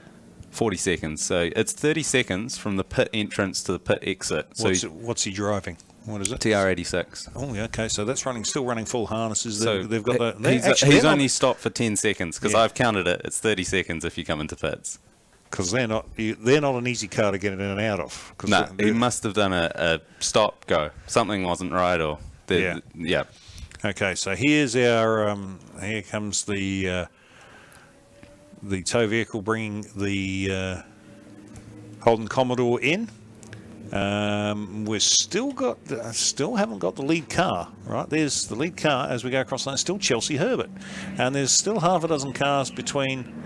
There's Chelsea there going across the start-finish line now, right? Just in behind Ben McDonald. Now I'm not sure why they haven't let those previous cars go to pick up Chelsea as the lead car.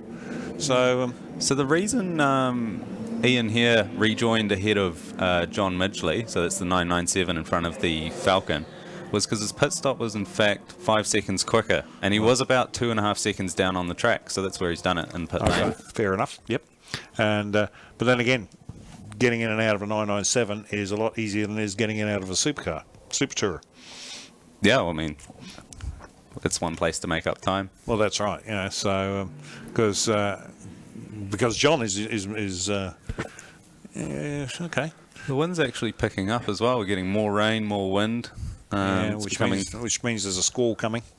So in fact, there is a squall coming, and it's looking rather nasty down to our southwest, and which is where the weather comes from here at Hampton Downs.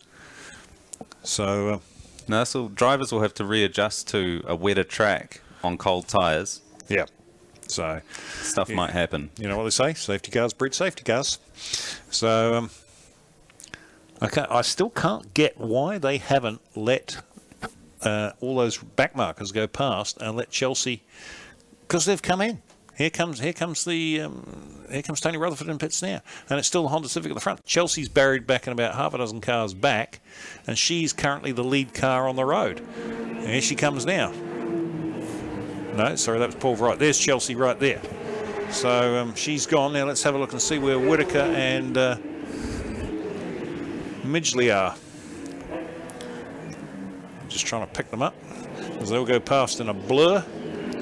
Pick them up as they go down under the bridge. Oh, and that camera there's got rain on it. So I'm looking on my CCTV cameras here, and as I'm watching them all come down to the higher pool hairpin, and it's looking really messy down there. There's Whitaker there. He's just gone past Wright and Chelsea. Where's Midgley? There he is. He's caught up in behind Rick Cooper. Or is it Alexander Whiteley? Not sure. Up the hill they come. You can look at Paul Wright there. He's going around there. Oh, he's getting... Here's Ian Hare. And he's got past Midgley, past Chelsea, and he's about to line up Wright as they go down there. There's Midgley, there's coming after Hare. So now where's our lead car? There he is. He looks like that's him going around the Dale ITM sweeper. Midgley's right on Hare's tail as they go through there. There's Charles Rollo in the little Toyota. They're going out of our view. We'll watch them come up the hill here. There's Whitaker. Whitaker's got a good jump. This is exactly what he needed. With rain coming, I think that that's going to certainly play in Whitaker's hands, because you got to remember the 991 has got traction control, it's got ABS braking, it's got all the fruit and toys in the world. A Super Tourer hasn't. It's just got 7 litres of pure grunt. So as you can see, as Midgley blasts past Ian Hare, deals to the 997 as he goes down into the Hamilton Ashfelt's corner. Through the up and over they come. He's got past Hare, so he's got himself back up into, I'm picking second position here. Okay, I've just got a call from race control that car number 52 and car number 94 have just got pit lane drive-throughs for exceeding the pit lane speed limit. So that's 52 and 94. That's Paul Wright. Oh, he won't be a happy puppy. And 94 is going to be Simon Usher in the New Zealand V8 Ute. So they're going to be touring pit lane. And it's a hard thing to do here, because in the pit lane there is a dial which at the end of pit lane which shows you your speed. So as long as you look at that, you'll stay out of trouble. But obviously these two didn't. No, there we go. Now here's Jack Milligan in here in the and they're going to wets by the looks of things, are they? Let's just have a look. Well, no, they're putting another set of slicks on it by the looks of things. And this is the difference. This is what really hurts you when in these pit stops in the endurance races, when you're driving a car that's not designed for endurance racing, sitting there taking 5 wheel nuts off. And you have to be super careful. It's not like you can just chuck the bolt on there and screw it, because you ultimately just thread it. What's happened here? I saw Midgley go past, and I didn't see in here. So let's pick up what's happened here. There's just coming down into the. There's our leader into turn 1. there's Midgley behind him. Ian Hare's gone missing. So what's happened to Ian Hare? He was right in behind Midgley before, and he's gone missing. See if we can pick him up, James. See where he's down in 6th, but he's showing up in pit lane. He's in pit, so he's come in, and he must be putting us. He must be changing. So let's have a look down there. Yep. In fact, here he comes. No, that's the Simon Usher car. There's Ian Hare down the back there. So I'm just waiting for our rain radar to load, but obviously they know a bit more than me because they seem to all be pitting. Well, we were talking about this. I was actually talking to Ian Hare about this yesterday afternoon with Bernard Wright, and we were discussing what happens in the rain. Are they going to come in? But then again, they've made a call too soon because it's starting to clear.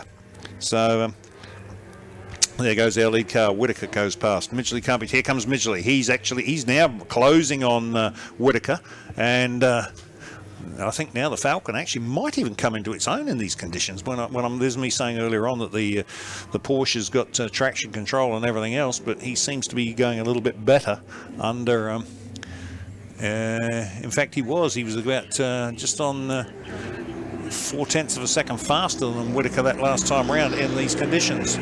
There goes Ian Hare out of the pits now. And they're all driving pretty gingerly now, 10 seconds off what they were doing previously, and it's not even raining yet. So. No, so I think those that have made a call for wet weathers are probably could be suffering for that. It's going to need to get a lot heavier. That rain's going, and I'm looking back to the southwest again, where our weather normally comes from, and it's clearing up over there. So you know, that's the thing when you need to talk to a local here. So yeah, I do sell advice on weather, but okay, here they go, and I'm just looking for.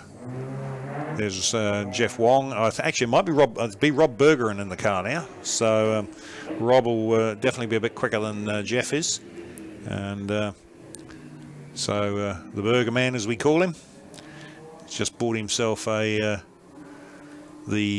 Dodge Viper Trans Am car that they're going to be running this season. The old New Zealand Trans Ams.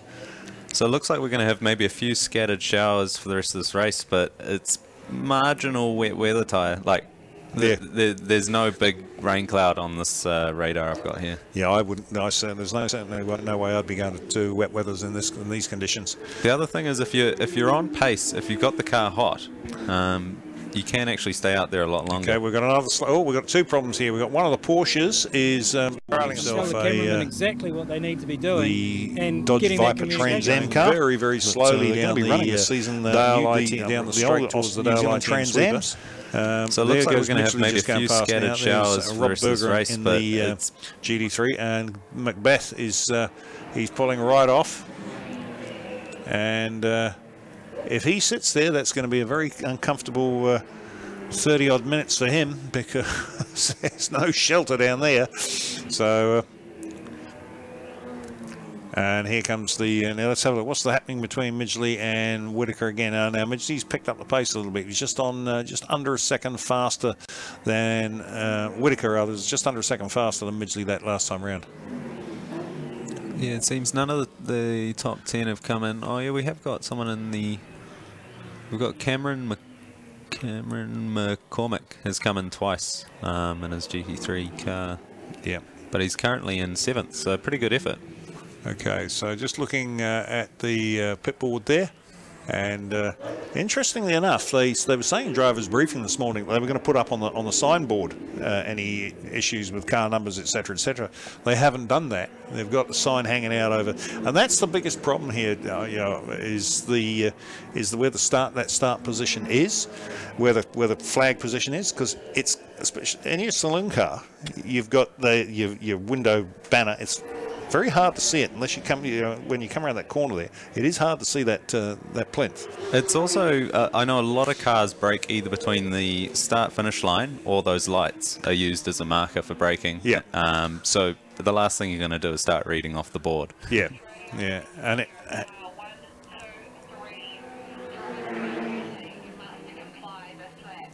Okay, so there's just been a call gone out to Paul Verright. He's been told that he has to pit this lap, do his drive-through, or he will be in real deep stum. So we're going 3 wide into the hairpin there, but he hasn't given him way at all in the.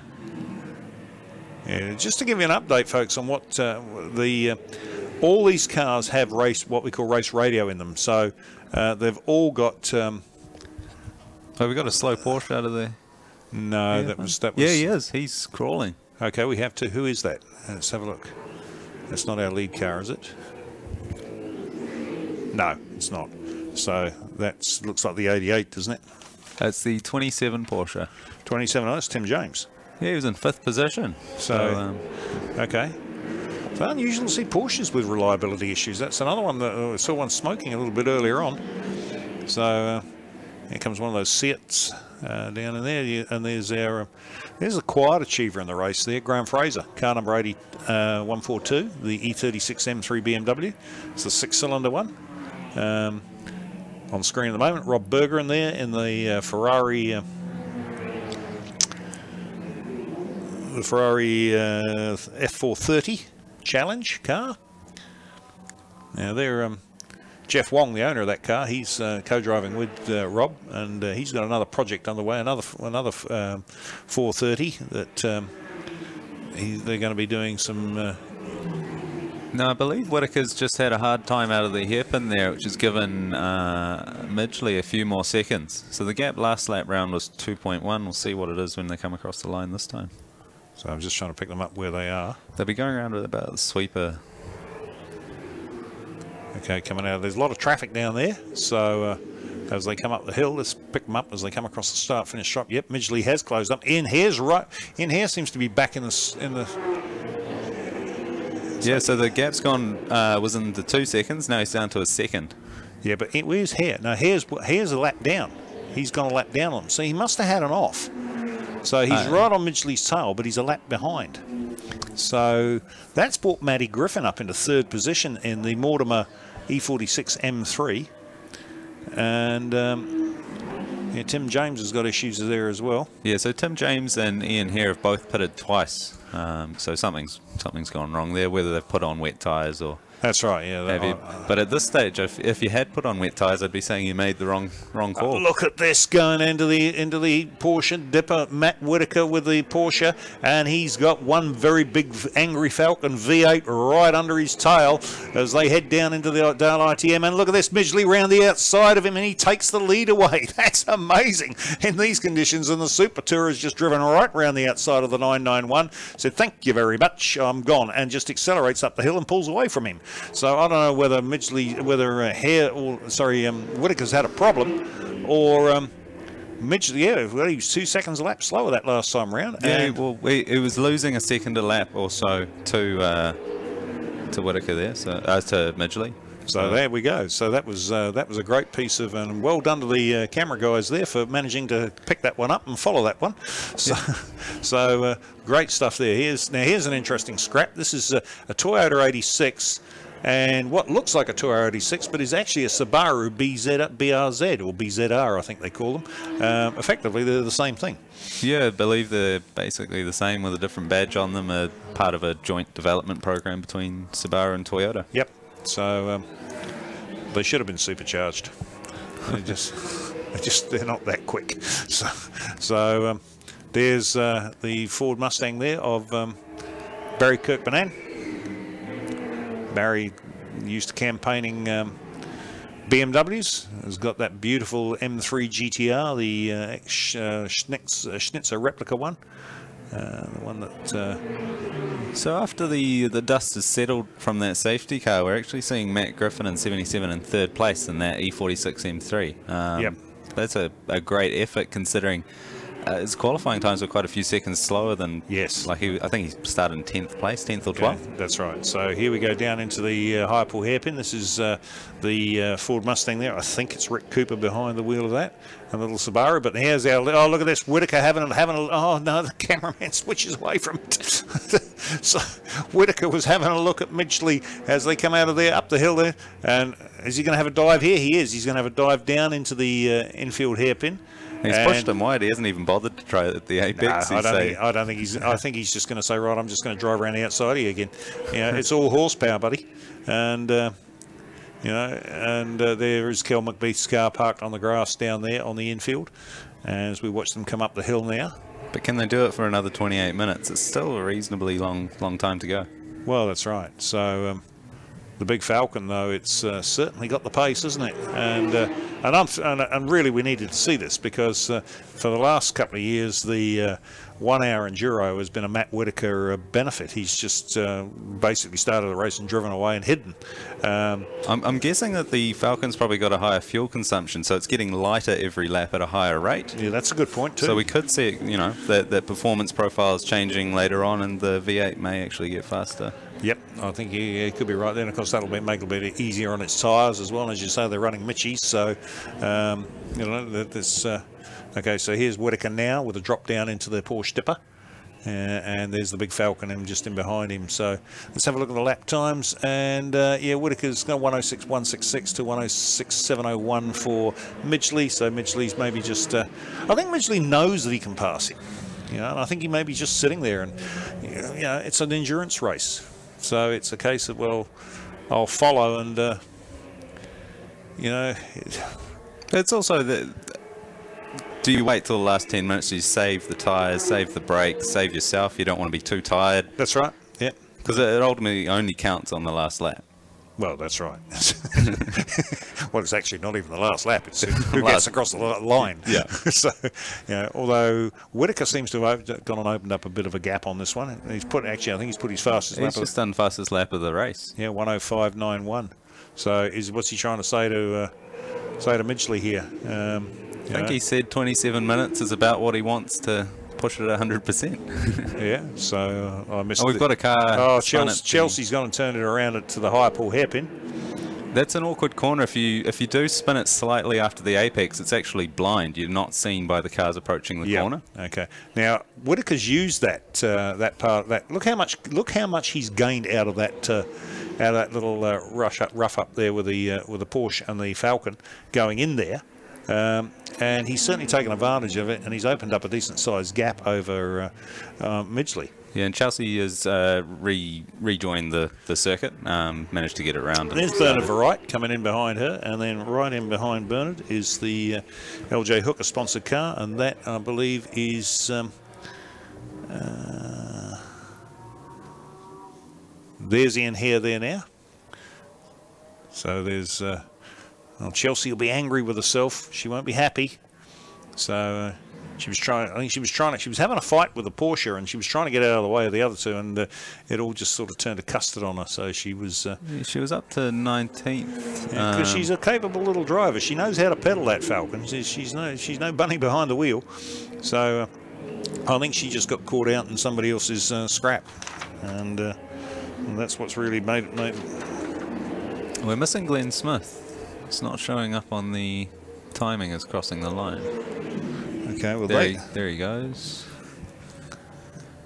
So it makes it a little bit tricky because we've got the top four on the same lap, whereas the fifth onwards are on different laps. So they're passing in front of each other. So it makes our timing system go a little bit haywire at times. So so it's. Oh, there's Jack Milligan again, and having a good scrap with Bernard Varight in the Mustang.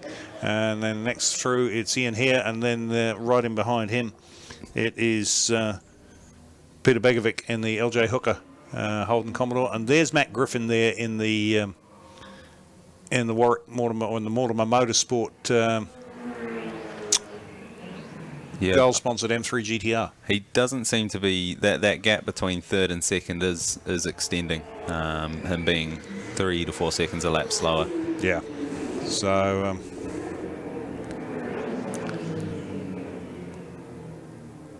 so there we go. There's the Ian Hare coming through there.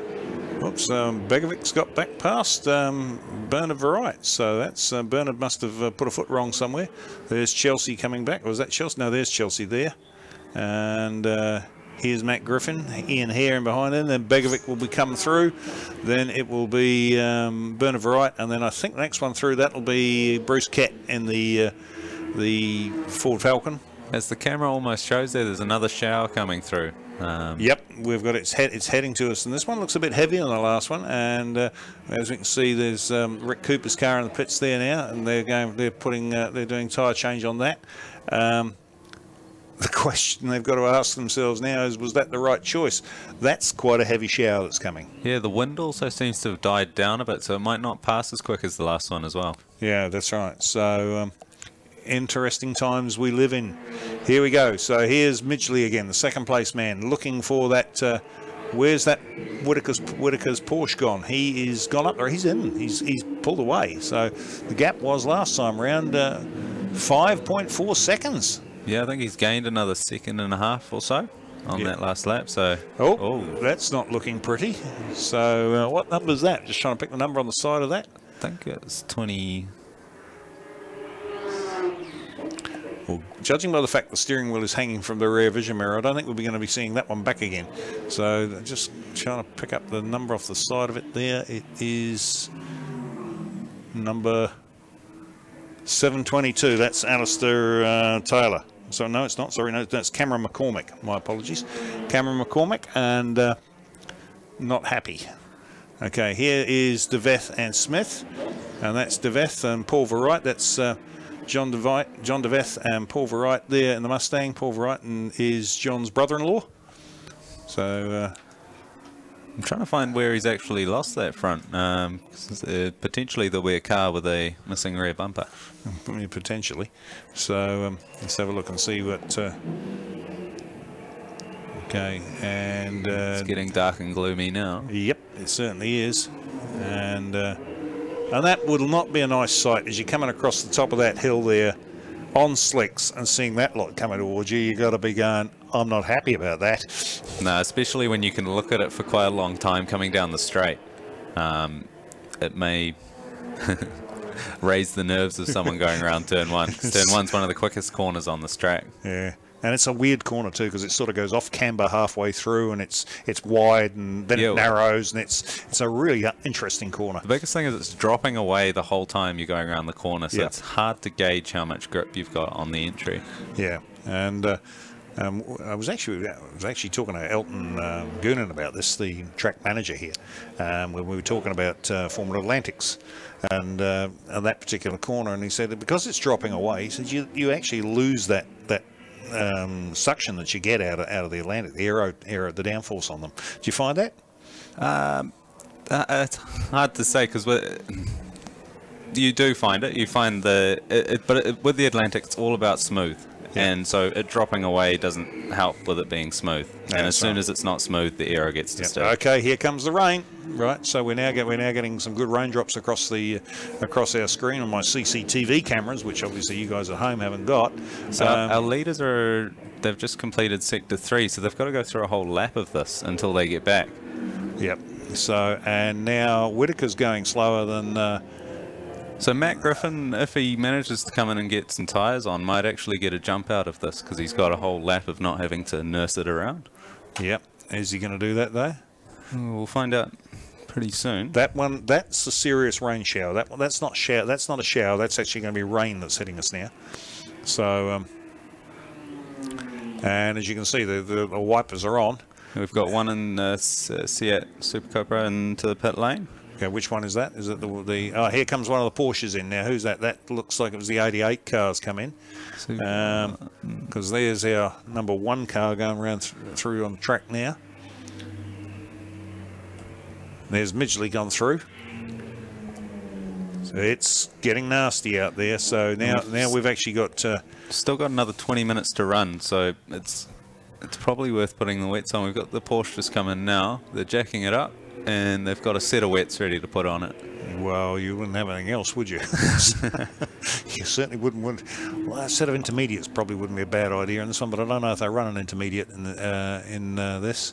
Yeah, I can't see the track drying again within 20 minutes though. So it takes about half an hour, 40 minutes. Yep. For it to get dry from wet. So now this is where the Porsche is going to have a big advantage over the. Oops, hello, now our screen's gone totally black. So to people out there in internet land, sorry folks, we've still got view here on track, so I can't. Super Tourers, are they Centerlock wheels? No, they've got 5 studs. Oh, he's at a big disadvantage there. He's got a problem. All right, now here's our cameras back again.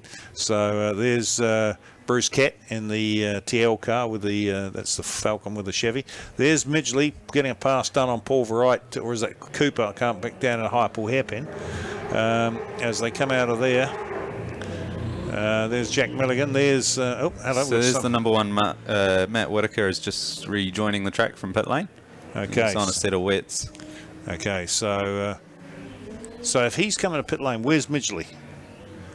I believe Midgley was just going around turn 1 a short time ago. So That was a huge gap he's opened up there. If he's managed Midgley's about halfway around the track. But I can't see the amount of time it would take to change a 5-stud car. It's either try to wing it on slicks or give him the race. Yeah. Hey, last time round they were.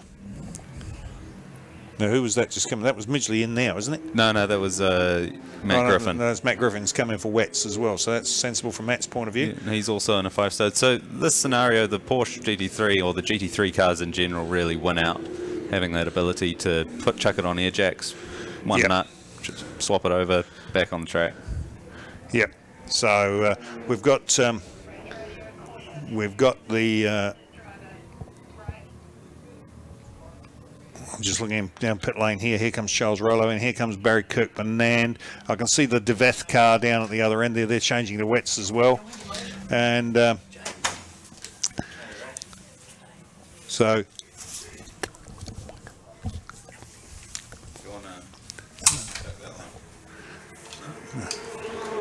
here we go. And now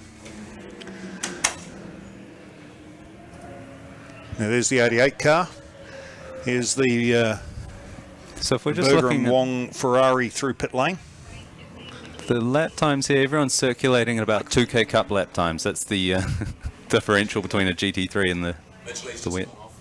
I've just had a call from somebody telling me Midgley's gone off somewhere, so I'm just trying to pick where that is. Can we just scroll around, James, see if you can find him? Oh, we've just had someone go off turn 1. It's the orange E36 M3. So oh, he's going.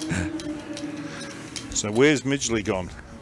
We've been told. Oh, here, look at the big skid on the front straight here. Look at this right in front of us. One of the Toyota 86 is absolutely 720'd, and he's kept it off the wall. That's just an amazing job he's done there. Although I think it was more good luck than good management. And that was Jordan Baldwin. I tell you what, that'll be a change of overalls after this race. And Midgley spun it on the front straight here. They're going to have to do something about this. They put a safety car out. There's Midgley. He's sitting straddled across the track, and that's looking pretty serious now. And just as all that's happening, we're getting clear sky to the south of us. So we've just been joined up here by a racing legend, Roy Williams. Racing Roy Williams. Hello, Roy. Hello, Jolly John. It's Ray, isn't it? Yeah, we got Racing Ray Williams with us. Hey, Ray, that was pretty hectic, wasn't it? Oh, they've red flagged it. Boys and girls, what a fabulous day to be out here on the lovely sunny day at Hampton Downs. Well, they've just red flagged the race, Ray. So I guess the sunny day's just gone. Yeah. Well, so that's very exciting, as you can see. Yeah, aquaplaning all over the place here. Yeah, well, still on their dry tyres. Well, Midgley went off a previous part of the track, so we've been told. I didn't pick up where it was. I was trying to find him, and then we were watching Jordan Baldwin, and I mean, that was a 1480 that he did down the front. I mean, he was going round and round and round and round, and he kept off. I'll tell you what, he would have been scared. It would have been a bit of a fright. John, remember the old rule there, when it starts to go, as long as you're parallel with a concrete wall, stay on the brakes, and hopefully it'll spin in the same trajectory as when you start spinning, and that's the way you do it. So you spin parallel to the wall without hitting it. That's right, yeah. So you get off the brake and try and steer out of it, that's when it smacks the wall. So you did the right thing. Fair enough. So actually, I'm not sure if we're actually picking you up online, Ray. Just you want to swap with James there for a little while. Thank you. Oh, it is, mate. Famous. Okay, there we go. We got the famous Roy Williams with us again. So, hello, Jolly John. John Tomlin here. Looking nice view up here, John. It is fantastic. So all that other stuff I said before was just wasted. Yeah. You did hear some, did you? So okay. Well, James is now using this excuse to run out of the commentary box. We'll get him back shortly. Rick Cooper going past the number 302, the old Mustang. I raced with Rick in that car when he first bought it down in Taupo. We've got a second place down there. A lot of fun. Yeah. So okay. Well, they've red flagged the race, so that's really the end of it.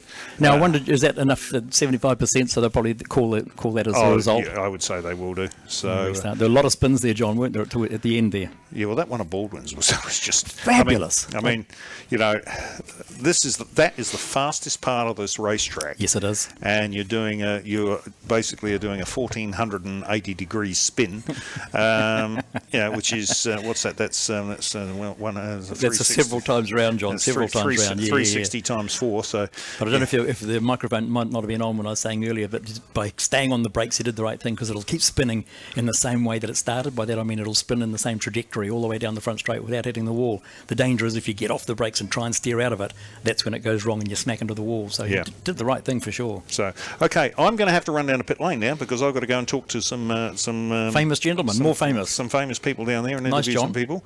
And I'll pop back later, shall I, for the 3 hour? Yep. All right, well, hey, thanks for calling in, Ray. We'll be back with you shortly, folks. A pleasure. We'll go down Thanks, to John. pit lane and we'll do some interviews down there. Catch you all soon, folks.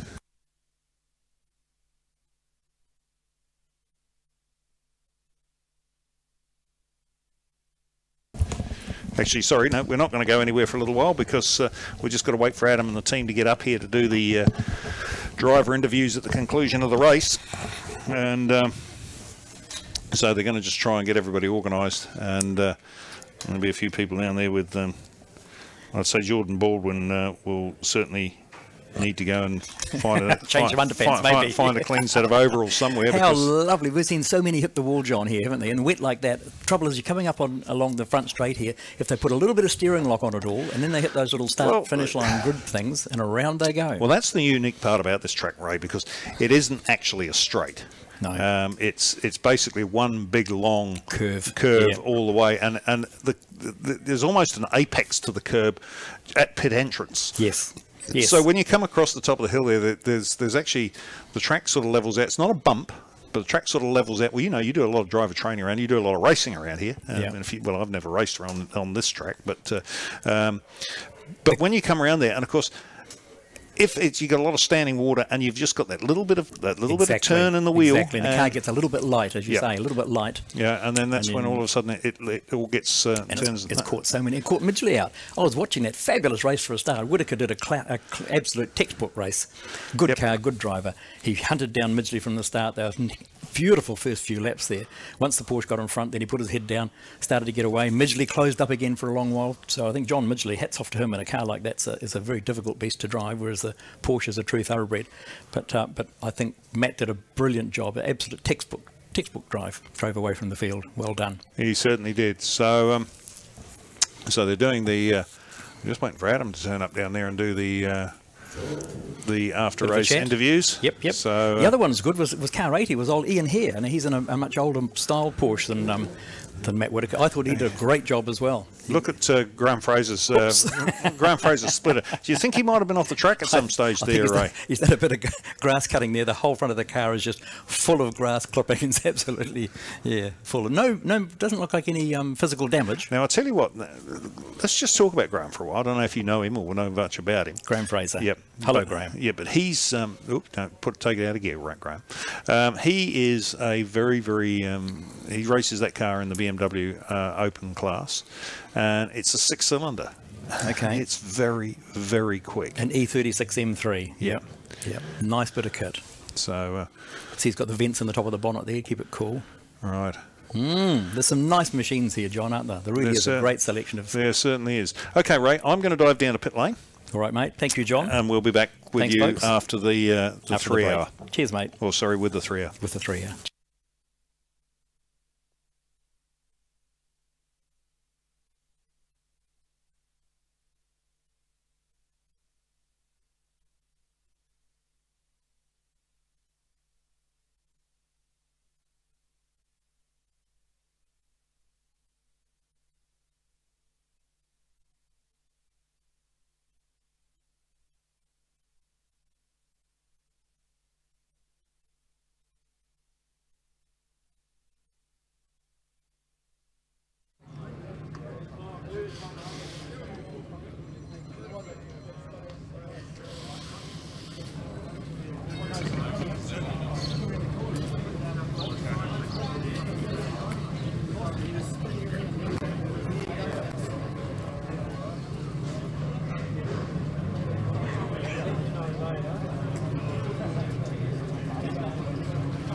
Check 1 2. Check 1 2.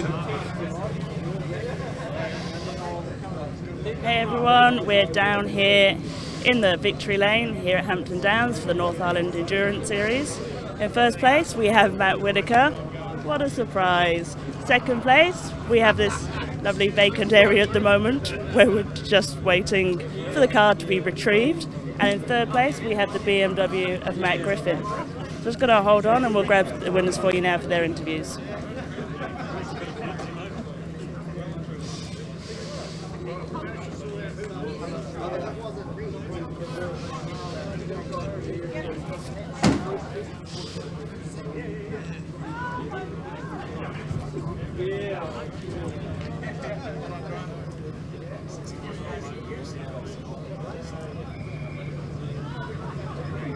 By attention pit lane. That was exciting. So can I for a bit of prize giving here the following drivers? Matt Griffin, Bruce Kett and Bernard Verrett. I also have please Graham Fraser.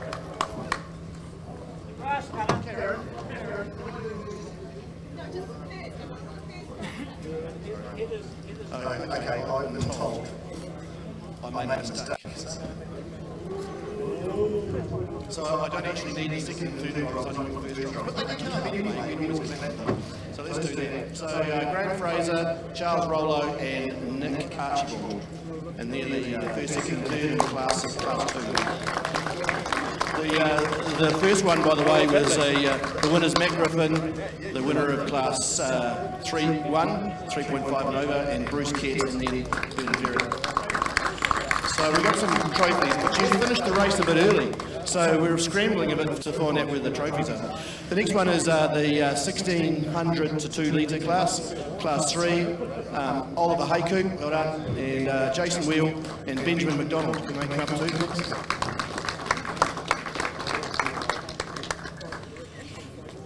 So then,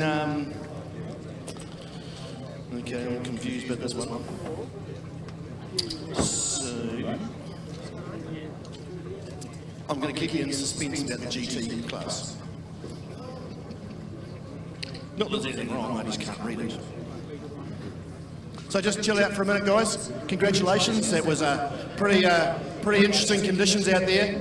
I was up in race control when they red flagged the race. And I've got to say, they made the right decision.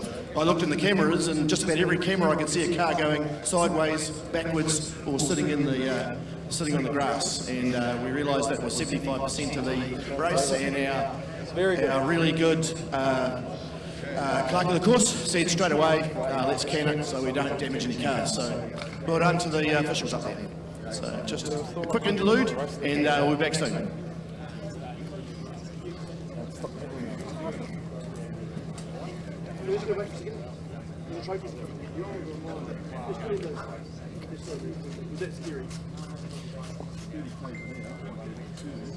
Hi everyone, we're down here in Victory Lane with Matt Griffin, who came 3rd overall and 1st in class. Congratulations, Matt. Thank you very much. I'm absolutely over the moon. I never ever would have thought that I'd get this far up the grid, being my first time in a V8 at Hampton, so I'm just so happy. It was an awesome race. It was very challenging, wet, dry, and I stayed on slicks, so interesting, but just fantastic for the team and happy with the result. How were the conditions out there? Obviously we've seen a couple spin off and a bit of grass cutting going on. You seem to stay out of trouble and passing lap cars? Yeah, mate, it was diabolical. There was cars going off left, right and centre. I just sort of had to focus on what I was doing, don't worry about anyone else, keep the thing on the track and just do lap after lap, just don't do anything silly. That was the main thing. Well, yep. Fantastic job, great bag of points, and we look forward to seeing you at the next round. Awesome, Congratulations. thank you. Cheers, thanks a lot. And here comes the rain again. Yeah. Whoop, whoop.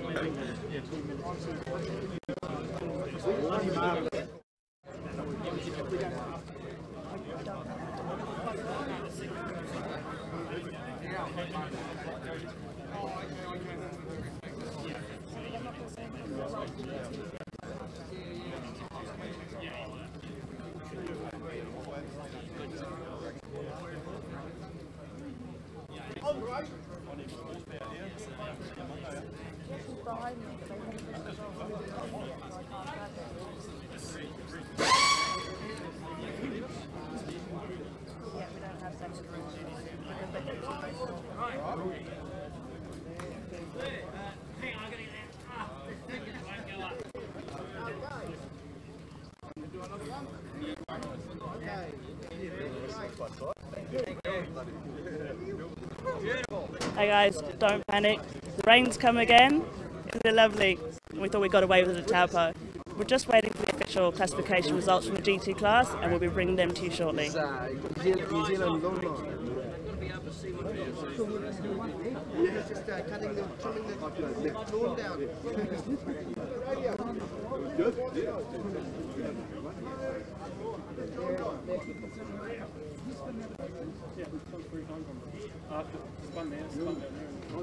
Okay, so guys, so just we're doing it really wet. So for safety reasons, our glass trophies, they don't want the pit lane, so they think he might get excited and drop it and smash it. Anyway, so can I just have the class winners that I've called out before? Can I have class 1 here, which is class 1 is you know who you are. Right. So Matt Griffin, Bruce Kett and Bernard Verrett here, please. And then can I have Graham Fraser, Charles Rollo and Nicky Archibald here? And can I have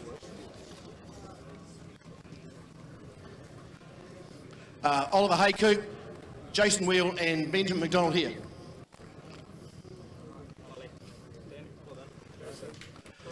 So there are your class winners, guys. Congratulations. Well done. So all your trophies are upstairs. So do you want to say something? Do you want to thank anybody? Thanks everybody for making this meeting possible. We had an absolute ball. We had a really bad day yesterday, so this makes up for it. Big thank you to Mortimer Motorsport, BNT, Pass Right, all my sponsors, Dad, everybody that came. Fantastic meeting, so thank you very much.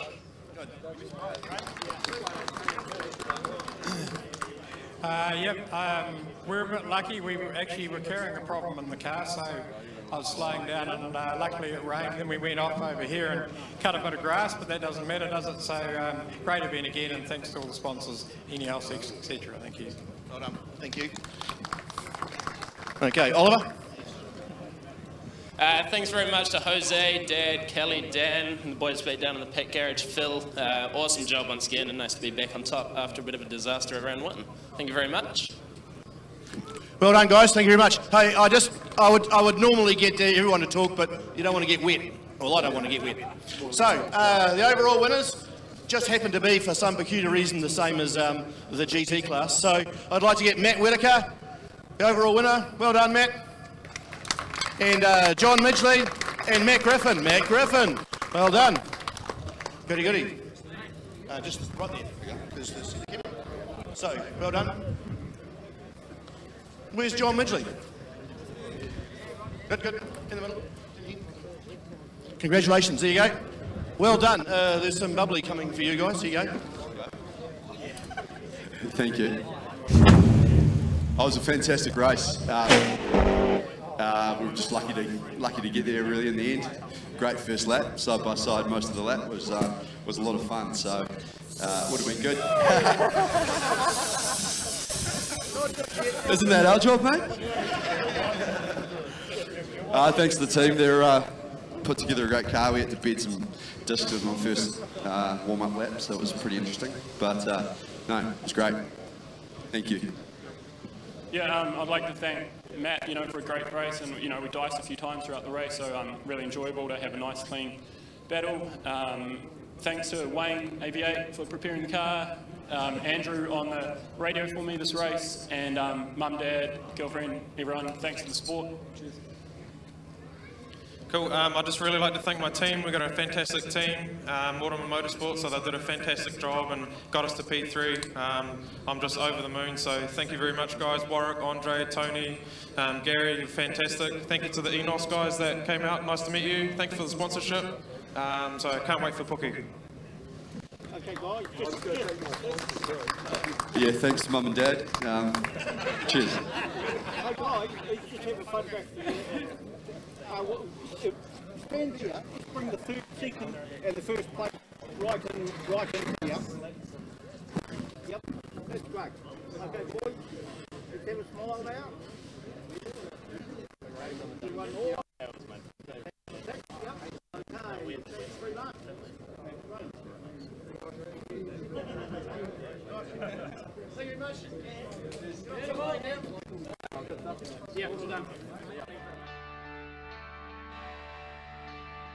All right, so then with 3-hour race, obviously the big guns are all back from the round at Taupo. Not all of them. Not all of them. Unfortunately, we did lose the John DeVeth Glenn Smith Camaro, the Sarani GT3 Camaro. So they've turned up in one of the in John DeVeth's Commodore. So it's quite nice when you've got a second car to come along, and we'll just take that one out. It's a fast car too.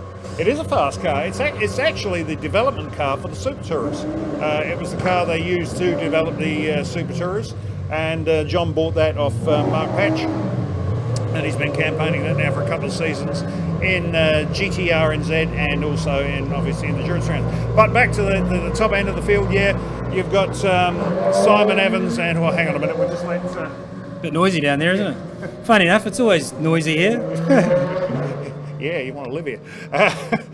We'll just let the Porsches get out. Yeah, so at the top of the field, we've got Simon Evans and Gene Rollison back again in the SMEG Racing Audi R8. And being chased hard by the Trass Family Motorsport Ferrari 458. So it's a different lineup from last time, because last time we had Sam Fillmore and Daniel Gaunt in the car, and it's the original team, I guess you'd say, of Danny Studdard and Sam Fillmore this time. Yeah, well, Danny sort of, Danny and Sam are really good mates, and but Danny's sort of got commercial commitments overseas all the time because he flies in from Aussie to do this meeting. You mean he's doing way too much racing because he's got another racing car over there he's running? Yeah, that's true. Commercial commitments. Yeah, but of course he also, so we brought in Dan Gaunt last round at Taupo. Dan was fast. He was really fast. So, I mean, Danny's a good driver, but I don't think he's going to be able to quite up to Dan's speed.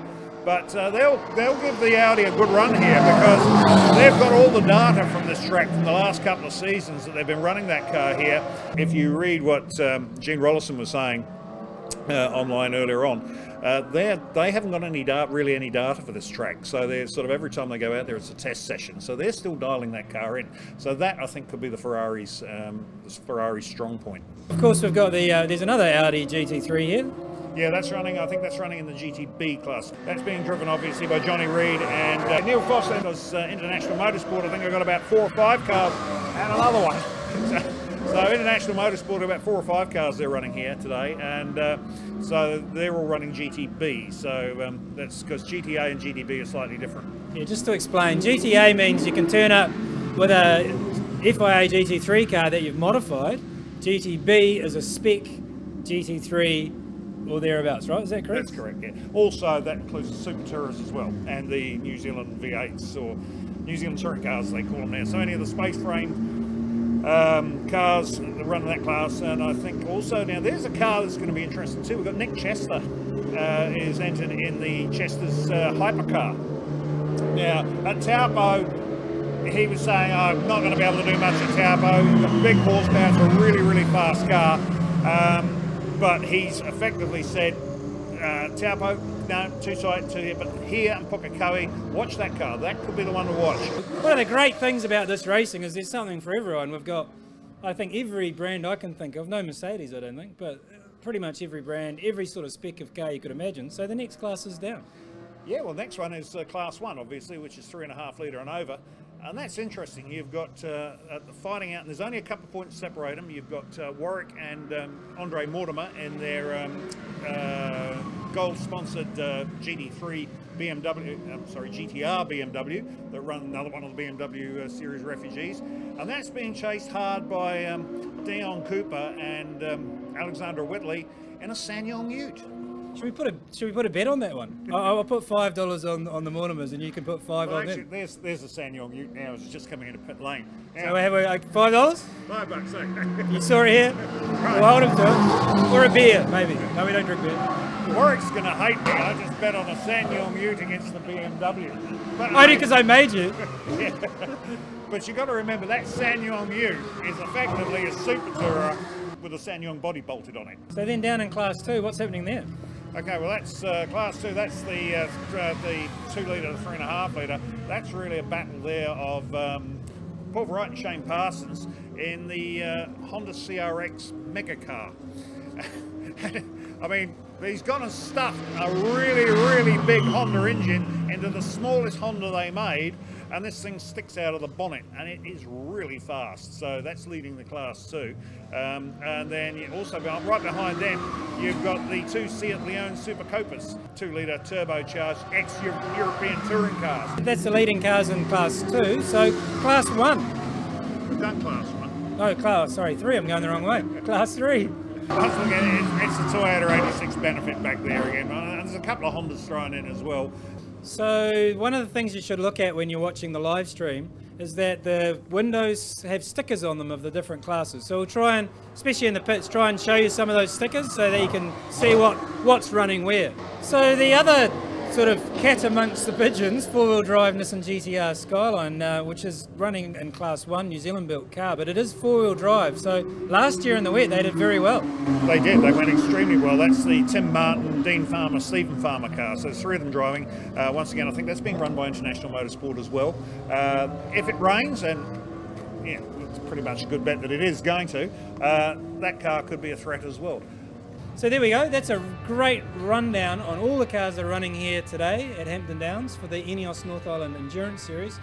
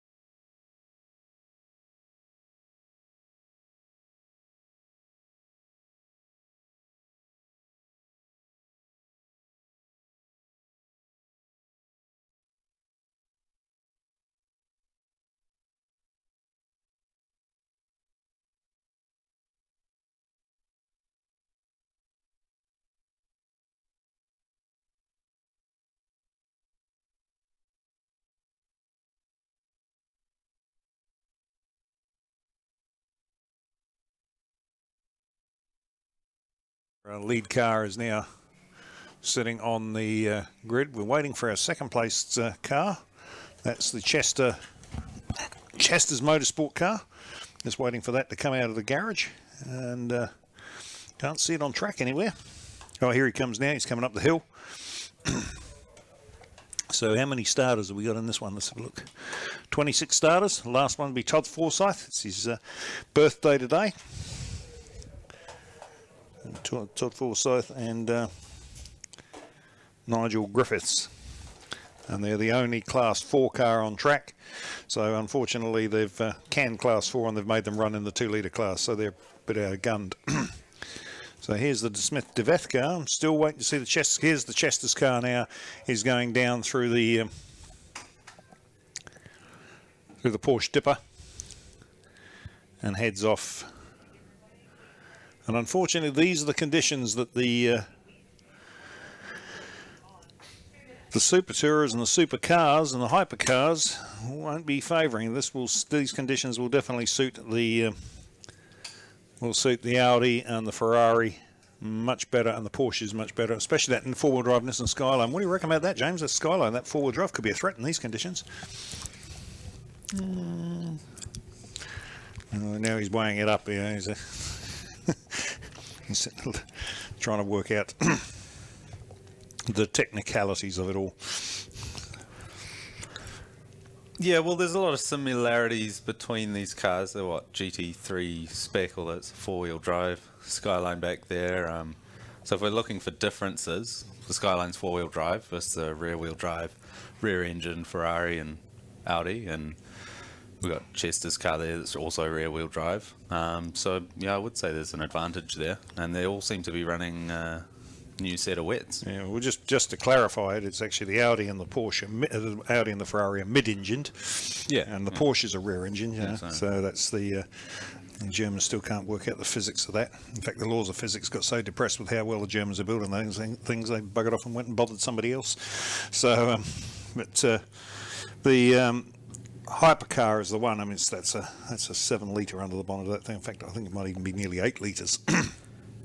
It's certainly a very grunty piece of kit, that's for sure. Yeah, but it's outgunned aerodynamically. I mean, the GT3 cars are probably a much superior aerodynamic piece of kit, and in wet conditions, it's all about, you know, weight on wheels, get cut through that water. Yeah, well, that's right. So, but then again, you know, you've also got to look at it from the.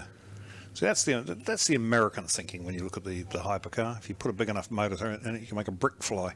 So they just push through the air, just moves the air aside. Yeah, okay. Might also find the tyres get a bit more heat in them with that much horsepower leaning on them. Yeah. Well, look, I mean, he's definitely with the pace. Although having said that, when we saw what that Audi could actually really produce at the end of it. Yeah, but unfortunately, it's not dry for them at least. They've proven they're quick in the dry, but it's a wet race, so it's anyone's game. Well, that's true. That's true. So, okay, so there we go.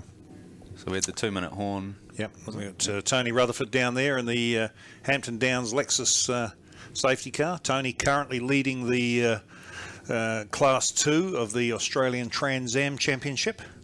Been invited over there, runs over there for them, and does a great job. He used to pedal an extremely fast Mazda RX-3 many years ago, turbocharged. And Racing Ray's going to have a little chat about Tony when he pops up here a bit later on. So we're going to have expert input from Racing Ray, or Racing Roy as we now call him. And yeah, I wonder what the Sanyong going as quick as it does with the motor that it has.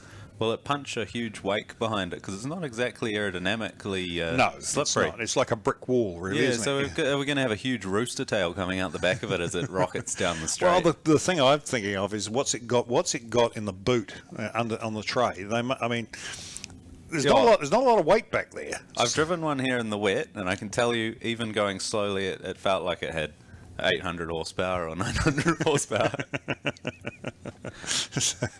Yeah, so there.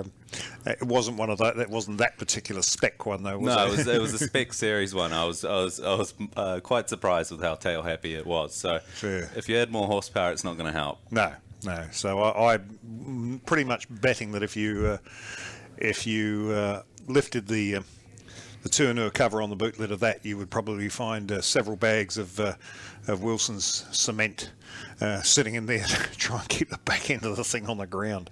One to watch could be the Mortimers in the E46 M3, because having driven in the BMW series for many years, they've probably actually had quite a few wet rounds here. And being 8-lap races, they probably tweaked it between the races to try to get a little bit more pace, whereas an endurance race, you kind of commit to one setup, you don't learn. And Warwick is, you've got to remember, Warwick is a campaigner with a lot of experience. Has done a lot of endurance racing over the years, right back to the 70s. So, whilst youth is certainly on Andre's side, age and cunning is certainly on Warwick's side. Warwick is certainly knows what he's doing. So yeah, look, I think the Class 1 battle is going to be really interesting, because it's between and those three cars are together on the track.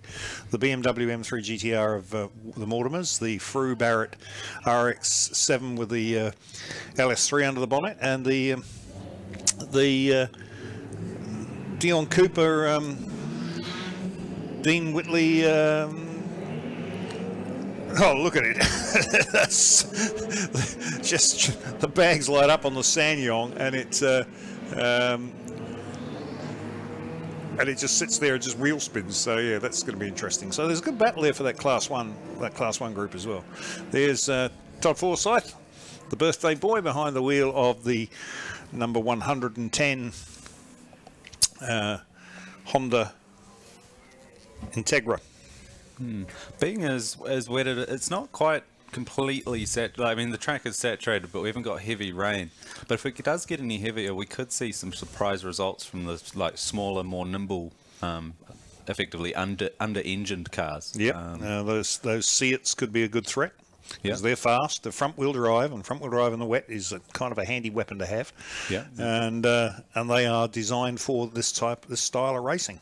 Yeah, I mean, I think they have about 300 odd horsepower, but it's probably as much as you'd want in these conditions.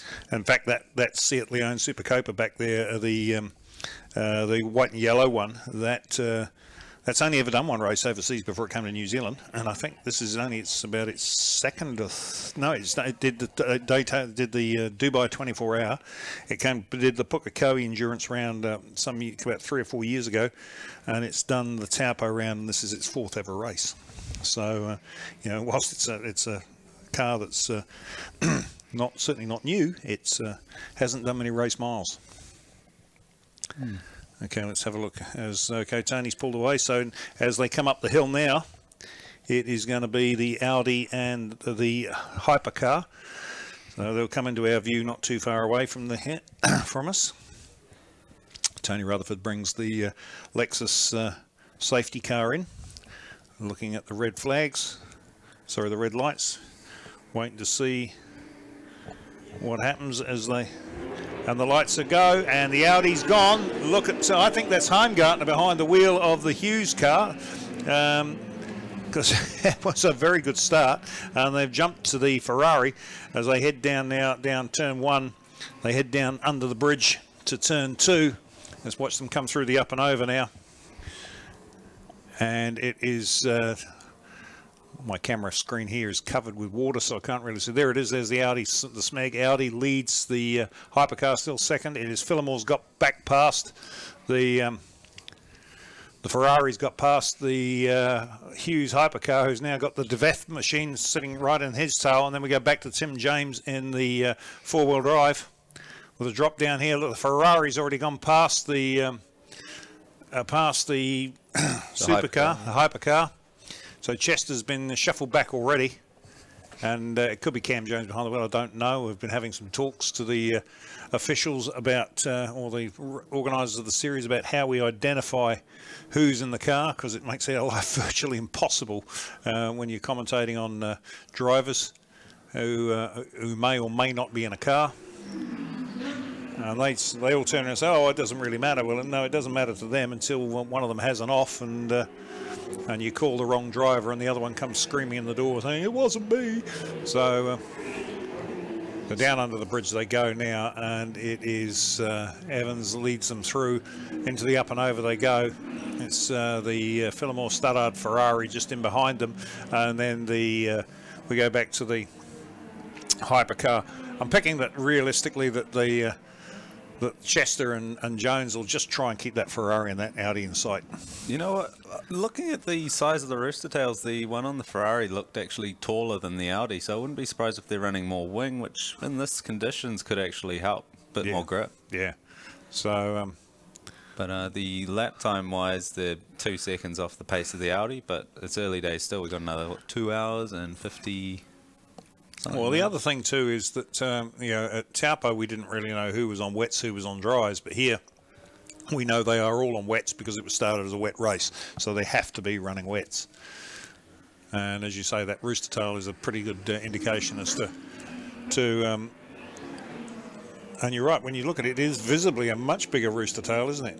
And we watched the yeah, but he's still gone wide. The Ferrari hasn't actually been able to hit the line on turn 1 there, so they're trying to find pace, but it's not, it doesn't seem to be working out so far. Trying to find a good part of the track to. Well, if they're anything like Verstappen in F1 going around the outside, reckons like when you watch him in the wet, he always seems to go wider than you'd normally expect to try to get off that old rubber. Yeah, so I was. He's not a happy puppy at the moment, is Verstappen. He's not a happy boy at all. So, and it's going to be interesting to see what happens this weekend in Baku between. Is it going to be Hamilton or is it going to be Vettel? Yeah, so where are we at the moment? So the Ferrari's about just under 3 seconds back from the Audi R8, but it seems to be stabilising. So they're probably all just setting into their routines and trying to go to their plans. Yeah. Okay, so let's start picking up on a couple of watching them where they are. Give our camera guys a hand, so because I know they're listening to us now. So down into turn 1, there's the Trass Motorsport Ferrari as it heads down into turn 1, and followed by the hypercar down through there. So it'll be coming down to turn 2 now and through the up and over. And we're still at, there's the Ferrari now, heads down towards the higher pull hairpin. We'll just wait for them to come out of there. And there's the Audi R8 with its lights flickering to let the back markers know he's coming as he drops down into the Porsche Dipper, the SMEG Racing R8. I'm picking it's Gene Rollison behind the wheel. I was talking to them yesterday, say who started the race, and Gene said, well, we don't know, but he started them all to date, so we're pretty much picking it'll be Gene in the car. So we're going to get those boys up here to have a chat to us, as well as the Trass boys up here too at some stage throughout the race. So up the hill comes the Audi for one more time, and he'll come into view anytime soon across the start-finish stripe.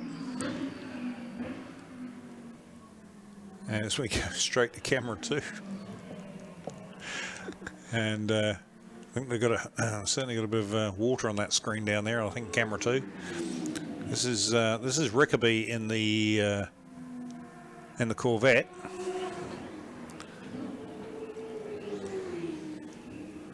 And that's the number 62 Corvette of Alan Rickaby and Gavin Oram, and it's a Chev Corvette C6. So if we look at the sectors, the Ferrari's actually got the fastest in Sector 1. So potentially could actually come up on the Audi R8 if given long enough time. Yep, so we're just looking at our sectors on our piece of paper we've got over here. Let's have a look. Sector 1 starts at so be from the start line to it's the start line to I think that's got it on it. I believe it's the start line to just over the hill on turn 3. Yeah.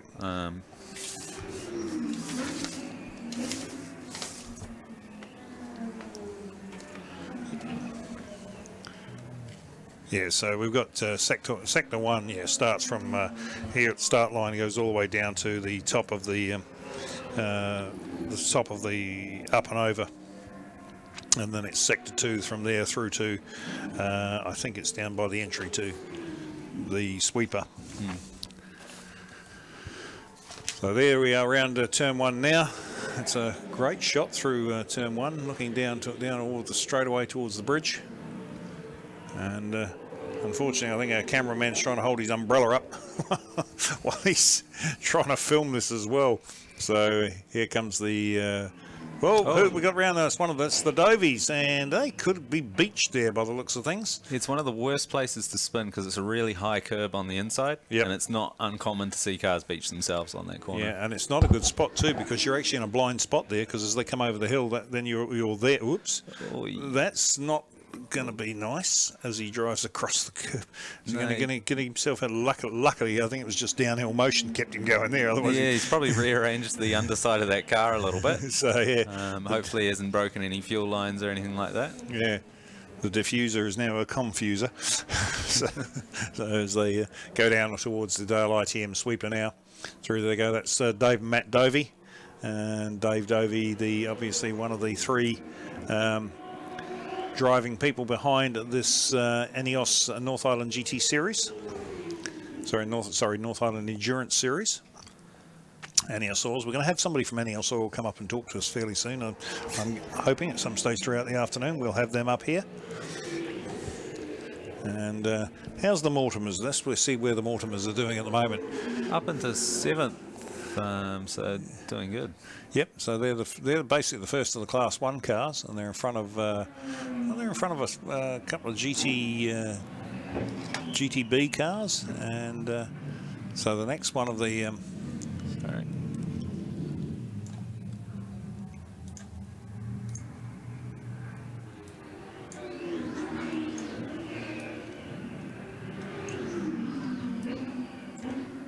Just.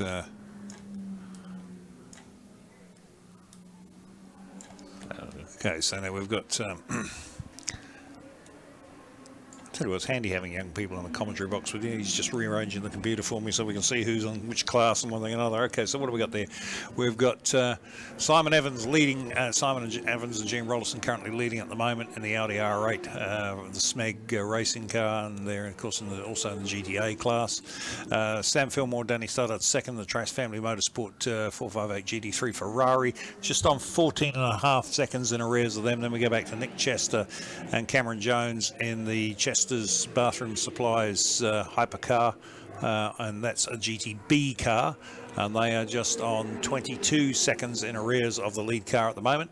Then it is Glenn Smith and John DeVeth in the Farmland Fuels Commodore Super Tourer, and they're also in GTA. Sorry, actually, no, we've had a change around there. It's Stephen Farmer and Tim Jones and Dean Farmer in the R35 Nissan GTR now is a Class 1 car, is now up into 4th position in front of the Glenn Smith John DeVeth car. Then it's Lance Hughes, Andre Heimgartner in the Holden Commodore TLX, just in front of Andre and Warwick Mortimer in the Mortimer Motorsports Gold sponsored M3 GDR BMW. From Callum Quinn and John Penny in 8th position. From Simon Skeets and another one of the GT3 cars in 9th position, and rounding out the top 10 at the moment is Daryl Barrett and Dave Frew in the RX-7 V8. So the rain seems to have let up somewhat, and from memory it takes about an hour. If you have the right conditions, it'll take about an hour to dry, so we could see some early pit stops to get onto slicks. Yep. But at the same time I was talking to the Trash guys, and they basically fill it up at the pit stop in the middle. They've got a bit of movement, but I don't know if you've got to come in at say in just over an hour, it could be marginal that they'll have enough fuel to get to the end. Well, at Taupo, this is what happened. They the Audi R8, it ran for basically an hour and a half on wets. Even though the conditions went dry, wet, dry, it stopped. They put another set of wets on. They went out again, and it was wet, dry, and basically they finished. They won the race, but the Ferrari had about 3 pit stops to get on the slicks, back on the wets, back on the slicks, back on the wets, and with a Daniel Gaunt behind the wheel of it, and in the second stint, it became an absolute weapon, and it was lapping like about 5 seconds lap faster than the R8. So So yeah, different strategies, and we're just going to have to wait. Bearing in mind the weather forecast here is that it is supposed to start drying out towards the end of the day. Yeah, it looked like only very small kind of showers possible. And we can also already see a sort of dry line appearing. Maybe not on that. Yeah, we can see to the left of that camera view. We can see a kind of a clean piece of track. Yeah.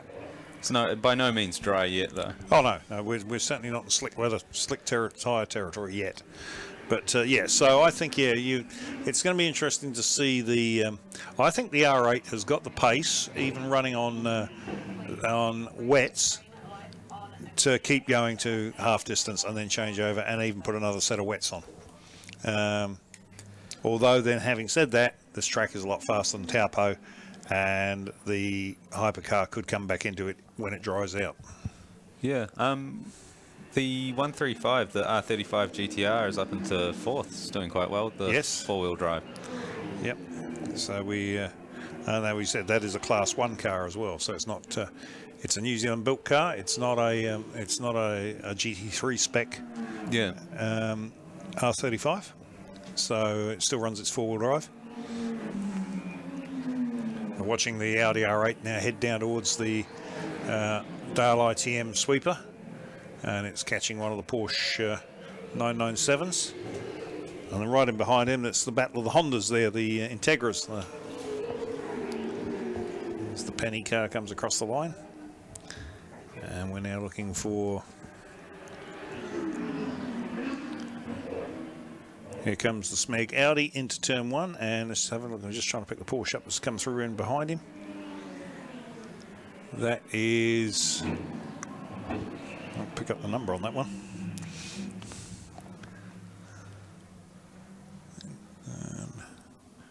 Could be the Simon Skeets car. That could be the car number 9. Oh no, hang on, it's one that's further down the field.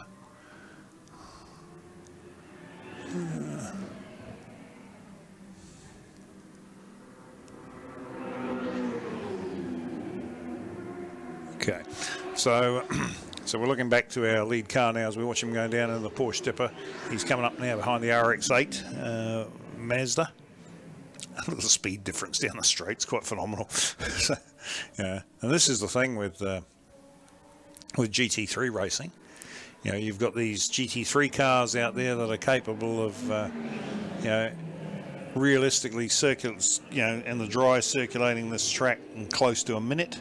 Yeah. And you've got like the other end of the scale out there, you've got Todd Forsyth and Nigel Griffiths out there in an older model 2K Cup car, Honda SI, I think used to run in the first of the Honda the 2K Cup series, that's doing sort of really waddling around the track in, let's have a look what sort of times they're doing.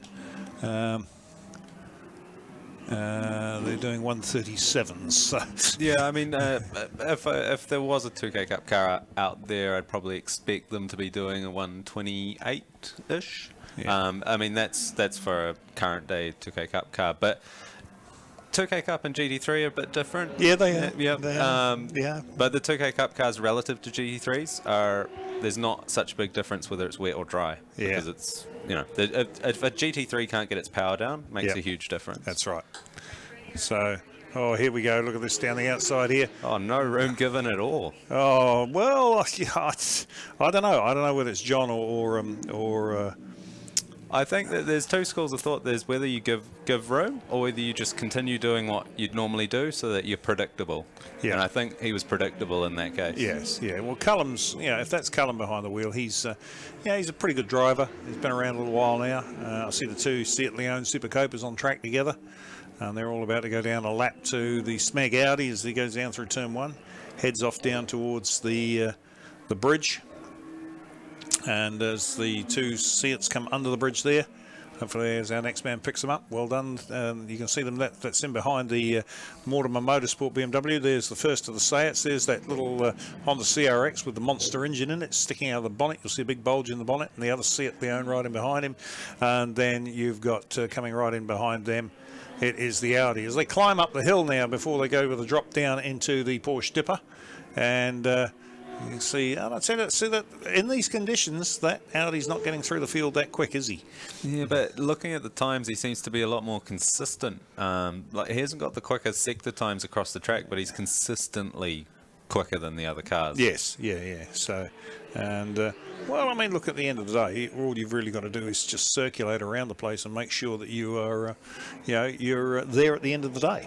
Yeah. I was talking to Todd Forsyth this morning as he came up to abuse me for telling everybody it was his birthday today, and I said, well, I said, at least you'll win Class 4. He said, well, there is no Class 4. I said, he said, so we're going to be dead last. I said, well, not necessarily. I said, if you just keep circulating, you're going to pick up places, and that's what happens. I mean, and if you look at it, if you look at the chart already, he's out of the 26 cars on the track, he's already in 24th because the Dovey Falcon had that little oopsie down the bottom there, and although I'm sure they're going to catch him soon, but they got the Hayden Johnson, Preston Johnson Honda S2000 is in the pits, and that's very unusual for that car. So it's and it's been sitting there for quite some time actually. 6 laps. It's in arrears now, so it's been there for quite some time. It's 10 laps off the lead car. Yeah, I believe that it was bought out of Japan and it's been modified somewhat since it got here due to reliability issues. I understand it's got a bigger diff in it. Has it? They had issues in the rear. Didn't know. Don't know. I do know they've fitted that coupe roof to it. Yeah. Because and that is an aftermarket option you can buy for them in Japan. So speaking of Todd Forsyth, there they go through turn 1 now, just in behind the Corvette. You'll see the little green car coming to your view any second now. There it is. That's the birthday boy as he goes around turn 1, followed by the Andre Heimgartner hypercar under the bridge and ready for the up and over. There's the Rickaby Oram Corvette. And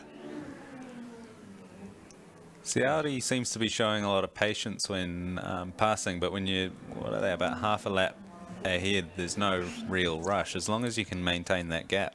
Yes, that's right. So the Ferrari's certainly dropped away now. He's 32 seconds in arrears of them, and Chester's 11.7 seconds in arrears of the Ferrari. But then, interestingly enough, the R35 GTR is only 4.4 seconds off the tail of the hypercar. Yeah, it seems to be really coming into its own. Yeah, and then if you look at the next little battle there, and you got Glenn Smith and John DeVeth, and they're only 1.14 seconds behind that R35 Nissan. So that's fairly close. So we need to probably keep an eye on that. There's the Ferrari there as we watch him heading off down the straightaway now towards the... And there's that dry line starting to appear, James. You're right. You can see it quite clearly now on screen as they go around the... and just up front there you can see the Mike Eady driving instructor. Mike Eady runs that Honda. We're not seeing the big rooster tails that we had earlier in the race, so it makes it a lot easier to come up behind someone and follow them. Yep. And I'm looking now to the southwest and I can see another shower coming. So there's that Trasfer, a beautiful looking piece of kit, that car, isn't it? They're just such a pretty motor car. So, but then that's what you pay $500,000 for, I guess. So, yeah. And here it comes now as it heads over the top of the hill, heads down in towards the higher pool hairpin. There's a whole gaggle of cars down there. I can see the Dovies with their up the hill they come. There's Todd Forsyth in there in his little Honda Accord. So the Ferrari seems to be picking up the pace somewhat. The Audi... look at this. This is getting very messy down at the hairpin, and there's absolutely nothing he can do about it. Forsyth tries to get out of the way. The Ferrari's trying to thread his way through this lot. And well, the Ferrari seems to be picking up the pace, whereas the Audi seems to be somewhat tailing off. Yeah, well, I mean, they've got a 32-second lead. They'll manage that. They're not going to, they've probably built that pace up, and they're just going to manage that gap now. Because you've got to remember, if they've got to go to half distance on wets, and if it dries out, then they've got to change back and change at half distance. Fuel is an issue for them as well. There's always that Yeah, but at the same time, if it's only been 16 laps and they've been able to get a 30-second gap, why not go for the full lap? Just in case there's any safety cars, you don't want that gap just disappearing in one go. That's true. Yeah, that is true. They did that at Taupo. They put a lap between themselves and the Ferrari, and this is not picking on Sam at all. And just as we've said that, they've done their best sectors. The Audi has gone best sector in all sectors and best lap time. So what they've picked up the pace. Oh, well, there you go. So, yeah, by so yeah, 1:10.281. That's over 5 seconds a lap faster than the Ferrari. So that's impressive. Yeah, so if you can get within 10 seconds of your dry time, you're doing pretty well in the wet. Yep. So here he comes up the hill now, and he just passes the little RX-8, drops the SMEG Audi R8 down into the sweeper, the infield, and heads off down now towards the Daylight M sweeper. You wouldn't think, looking at it, that it's the quickest car out there. It just seems so smooth, yeah. so balanced. Well, I think that's you know, I mean, it's often said when you look at a car that looks slow, and its lap times are very fast. I mean, we had that in supercars the other night with Scotty McLaughlin. He just looked the car just looked so composed all the way around the Darwin track. And what was he? He was 0.3 of a second faster than Whincup. Whincup just went, there's no answer for that. So, I mean, the boys at Triple Eight Racing are certainly scratching their heads at the moment, trying to figure. In fact, you know, what's it been now? 14 races, and the Kiwis have won 13 of them. Yep. I think they should rename it the New Zealand Saloon Car Supercar Champions, and because let's face it, our own one's not doing too flash at the moment. So all the super tourers are here. Yeah, that's definitely the case. Yeah. So. You know, I mean, this really is probably the future of premier racing in motorsport. New Zealand is GT3 and allowing these super tourer type cars to run. Oh, year on year, this class has continued to build. I mean, we're at the stage now where we've got a live cast with cameramen cutting to each shot. So if we can keep on building, we'll have better cars turn up. That's right. So, you know, and really, in order to achieve that, you know, we need to thank our sponsors who've come on board to make this happen, and obviously Eneos, which is our... We've got a slow car at the exit of turn 1. We have too. Now, who is that? He's sitting right on the ripple strip, probably the worst place to be in a wet day, because that's where you end up if you need to go wide. And now we've got race control radioing over all the show, trying to figure out how to approach this. Yep. So that says you're right, James. You certainly don't want...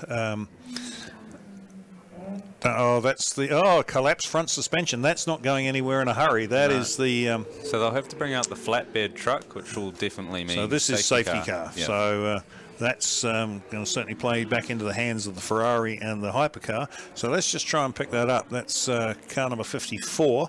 That is the Darrell Clark, Gerald Crichton, Seat Leon Super Copa. What a weird place to lose your front right strut, because it's you're turning right, all the load's on the outside wheel. He must have clipped the wall. Like, I'm not saying he did, but judging by the look actually, if you look at that right front guard, although that could be a result of the wheel, we might have a camera, CCTV camera. Yeah, not going to pick that up. No, it's all blurry. So no, we're trying to pick it up on our CCTV cameras. Can't quite pick that up. So that's going to bring a safety car out. Yep, there's the yellow out already.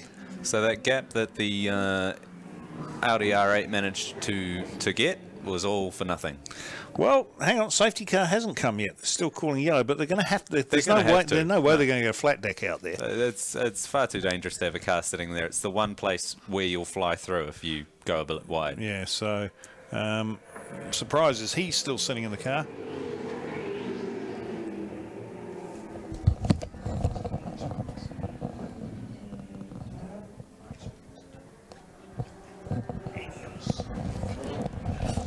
Sorry about that, folks. Just having a bit of a sign language discussion with race control here. Yeah, so, well, what's going to happen? We're looking for, obviously, that, so Chester, that's going to play back, well, it's not going to play into their hands because clearly the Audi has got pace in these conditions. But not that clearly, because the Ferrari's still got a best sector one time. So they did button off after setting that sector. Yep. Maybe they figured, you know, we've proven we've got some pace, but we'll use it later in the race. Well, that's it. It is a 3-hour race, and these conditions, we're going to get this. You know, I mean, our weather forecast was saying it was going to get better as the afternoon went on, but the reality of it is that that's not going to get any better. You know, I'm looking at it here, and it's too cold. The track's only at 13 degrees, so there's no chance between showers for it to actually, you know, if the track's warm enough, it'll dry, but not today. No, that's right. So, so this, I can't believe. Okay, there we call. There's the rate. They're at the call. So the safety car is coming out now, and I tell you what, that's. I'll tell you what, that little Honda. There's two Hondas battling down there, and they've been battling for the whole race, and they're glued together. And the leader came right up on the back of them just as the safety car sign came out. If he'd have passed the last one, that would have given the competitor a whole lap back. But luckily for him, he didn't. So there you go. There's the Audi there. If you look just in front of him as he goes around this corner, there's that Honda there. Well, those two Hondas, there's a yellow one just up in front of him. You'll see it in a second. Oh no, he's gone behind the building now, but there are two Hondas together. They've been racing since the beginning of the race, and that is, I'm just trying to pick up who they are. That's, where is it? It is Stefan Calcott and Marty McCullough. The two of those two guys have been fighting since the start, and if that Audi had got between them, I think there would have been some very blue air in that number 88 car. Yeah, indeed. So we've got the flatbed just going down pit lane now, as you can see just at the bottom of the shot. So they'll chuck them on the flatbed and then probably come in at turn two on the right hand side. Through the up and over, yeah. So it should be a relatively quick recovery. Yeah, it's what we call through the back door. Through the back door, okay. So, and because the beauty about Hampton Downs is we've actually got 2 or 3 recovery spots. Okay, here we go. So we've got a pit stop coming in here now. This is car number 25. That's Travis Strong, Noel Anderson car. So I'm guessing they're going from probably a wet to an intermediate. Well, they don't look to be doing a lot at the moment. Oh, yep. Okay, so this is the problem with this with 5 stars. I mean, look how relaxed that is. So.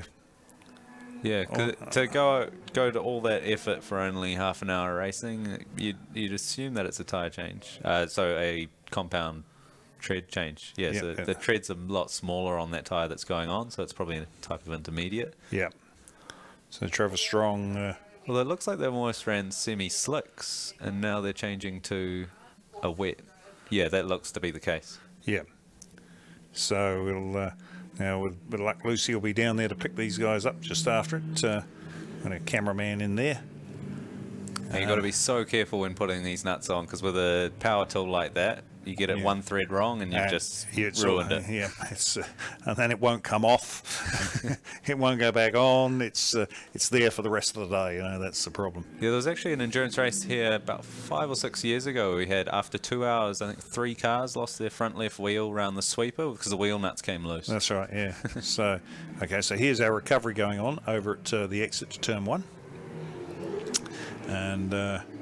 So there'll be, that's a shame that they do have bad luck with that car. Just about, I think every enduro it's entered, I don't think it's finished yet. Yeah, it's not a case of running too much camber. It's actually looks like the whole thing's. Those things really are hard on their front wheels. Right. Okay. I mean that white and yellow car that we see out there, that's what we call the Cristiano Alguaceri car. And there's quite a story behind that.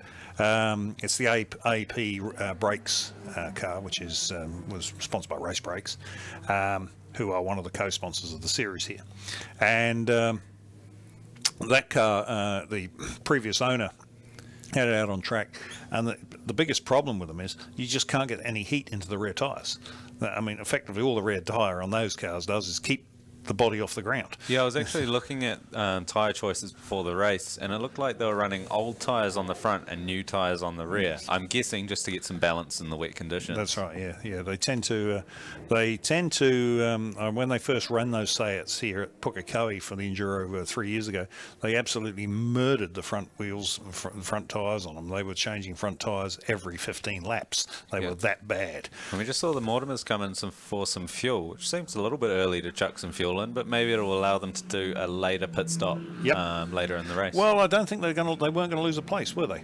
They came in, put some fuel in, and come out again. I don't think they lost a spot. No, they're 9th. I believe the highest they were up to was about 8th. So yeah, so it's not a big one for them. Grabbing that bit of extra fuel. So there's the strong car going back out again. So I don't know if Lucy's going to get a word with one of the pit crew down there to see what happened. Clearly not. Okay, so we're back on track now, and we're just waiting for the the guy's trying to so it's figure the out how. dramas of figuring out how to get it on with the least damage done to both the car, the track, and the truck. And that is the thing. And you know, these guys are okay. So who have we got in here now? That looks like the shed. The effing slow Ford. Yep, that will be the shed. So, hang on, who is it? I'm just trying to pick the. I do wish these guys had put numbers on their windscreens. Virtually impossible for us to tell who that is. It's not a Super Tourer, I know that. And well, who have we got showing up in pit lane? We've got either 191, yeah, that'll be it. That's it. Sean Vanderbeer is in the. Actually, now Sean's gone to that Falcon. Oh, right, no, it's a. That's right. It's a Ute. It's a V8 Ute. He ran a Honda. He's been running Hondas here for quite some time, and actually won the Endurance Series a couple of years back. Won the GT3 Series, the New Zealand GT Series, and a little Honda. Yeah, he's done well. He started, what, second to last and 25th. Now he's up to 22nd, so yep, progressing through. Oh, that's probably not a good idea, guys, to drop it down until everything's talked up. So, and be watching that car with interest for the rest of the race. So, yeah, it's one of those things where you can get away with it for a long time, but it's the one time it doesn't talk to the right setting. Yep, catches you out. But it looks like they've got a guy going around just checking. Yeah, with a wheel brace or torque wrench. Well, you certainly need that. So let's have a look. So hey, let's look at the running order on the road and see where everybody's at this point in time. It's Simon Evans and Gene Rollison leading in the SMEG Racing Audi R8 from Sam Fillamore. He started in the Trass Family Motorsport Ferrari 458 GT3 from Nick Chester and Cameron Jones in the Chester's Bathroom Supplies Holden Hypercar. And then we go back to Glenn Smith and John DeVeth in the Farmlands sponsored Holden Super Tourer from Stephen Farmer, Dean Farmer, and Tim Jones in the Tim James, sorry, in the R35 Nissan. I think that's some international motorsport car. Yeah. Then we go, and I'm just looking down here. I can see the Trass motorsport guys sitting down there with a thermometer into the tarmac, trying to figure out how cold it is. And I can tell you guys, it's cold. Then we go back from there. We go back to Lance Hughes and Andre Heimgartner in the Hamilton Asphalt sponsored Holden TLX, and then it's Callum Quinn and John Penny. Then we go back to car number 8, Simon Skeets, and car number 125, and he's running with James Kirkpatrick in a 997 GT Cup car. Then it's the Mortimers, Andre and Warwick in the Gull M3 GTR from Dale Barrett and Dave Frew in the RX-7 V8. Then it's Dean Cooper and I think it's Dion Whitley. I'm not sure. Can't remember Dion Whitley's first name. In the Super Ute. Then it's Rickaby and Oram in the Corvette in 12th from Symes and Symes in the Leon Super Cobra. Then it's Paul Verrite and in the Honda CRX from Mike Eady and Mike Eady and Mark Corbett in the little Honda Civic from Rob Williams. So the Seat is actually being towed now. They'll come in at turn 2. It's whether they race control are keen enough to turn the lights off the safety car at the exit of this corner here, or whether they run another lap, because the truck could get in time, in time. Well, we've got to see if the car, if it does get in time. Let's have a look. So I'll go. So it's just going around turn 2 now. Yeah, yep. So and no, it's too late now because just pulling off the track. Our safety car will be all the way. Yep. So restart next lap.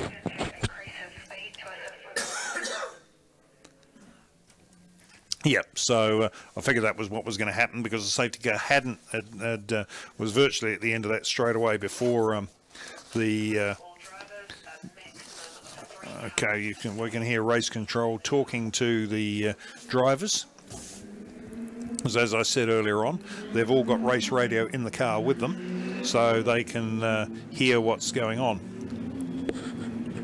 Yeah, well, it makes it easier for everyone, both the organisers and the competitors, when there is that connection where you can relay important messages. Like, for instance, what they're saying now is a maximum of 3 cars between each car on the grid, and that's just to get a closer finish, and it's more fairer to the people at the back. Well, it's not so much that. It is that. Yeah, that's a big part of it.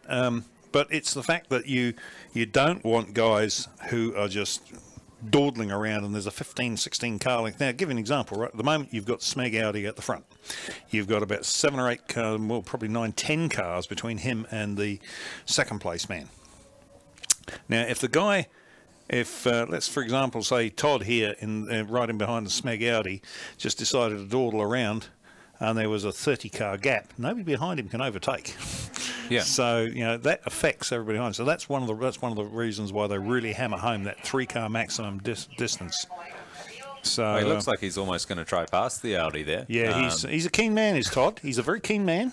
So he races an MGB with a 4.5 litre V8 in it. So well, no, 4 litre V8 in it, and so the SMEG Audi will be holding up the pack while the safety car pulls away into pit lane, and then it will be in the SMEG Audi's hands. That's right. So we'll just see where they are at the moment. And it's safety cars away now, so they're going to come up into view anytime soon. So the SMEG Audi looks like it's holding up the pack quite a bit. I would expect it to come a little bit quicker, maybe. Well, he doesn't need to. Look what's sitting behind him. I know. And also, he proved at the start that he's got the most grip off the line. Yep. So if he can slow them up, he makes the advantage even more. Yeah, so... And just like clockwork, he pulls away from everyone. And all hell breaks loose behind him. Look at this lot, all thundering down here. Nobody can see anything in the rain as they all come down to the... Mortimer going to right. And the GTR's up into 3rd. Yep. So he's made up 2. He's made past 2 between the start line and the exit of turn 1 by the looks of it. Yes, he has. He's done very well there as young. And he looks like he's even on the tail of the Chester supercar, isn't it? Oh no, the Glenn Smith Commodore. Yep. So let's watch them as they head up the hill here now. We go for the drop down into that hairpin, and he is right on the tail of that Super Tourer. That dry line we saw earlier on has just gone all wet again. So yeah, it's certainly falling into the and I'm going to call it Gene Rollis in the car, because traditionally he does start or has started all the enduros they've done. So I'm pretty sure he'll be in there, and he's going to come up and have a bit of a yak later on. So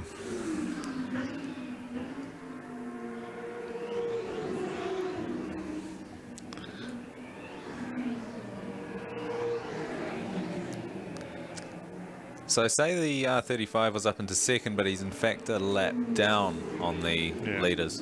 Yeah. So current top 3 are the R8 Audi, the 458 GT3, and the hypercar driven by Nick Chester.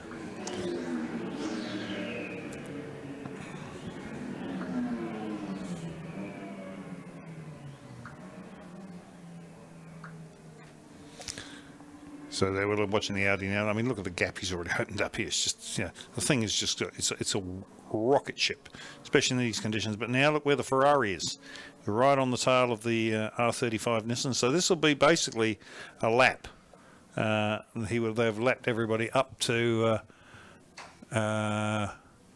effectively 5th position. And he's gone through on the inside of them.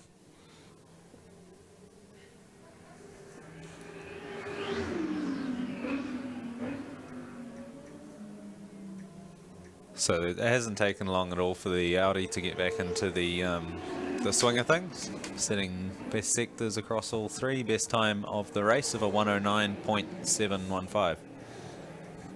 Yep. Given that the track looks wetter than when he'd set his best time before, they're obviously pushing it to for all it's worth.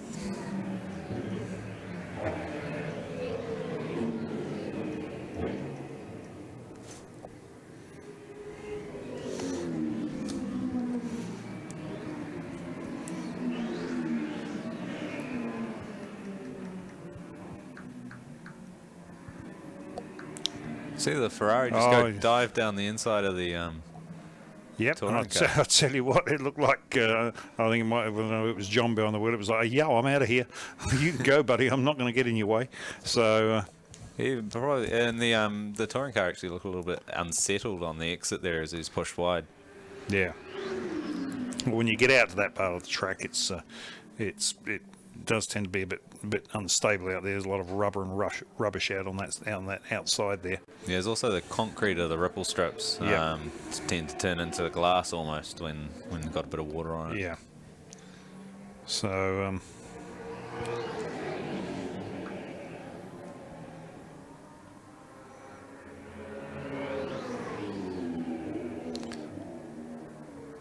there's the Ute coming down the infield there now. Okay, here comes our R8 up the hill. It's a magnificent looking colour scheme on that thing. So,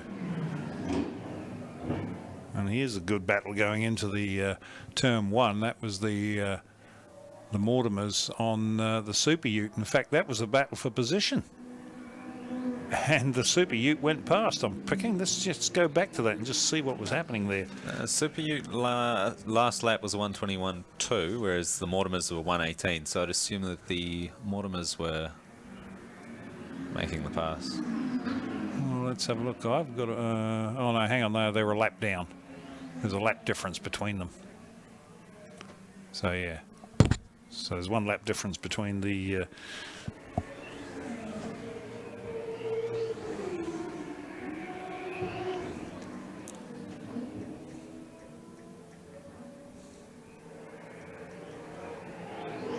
So the gap between the Audi and the Ferrari is now sitting at 13 seconds. Seem to be growing steadily, but not at the same rate as we saw before.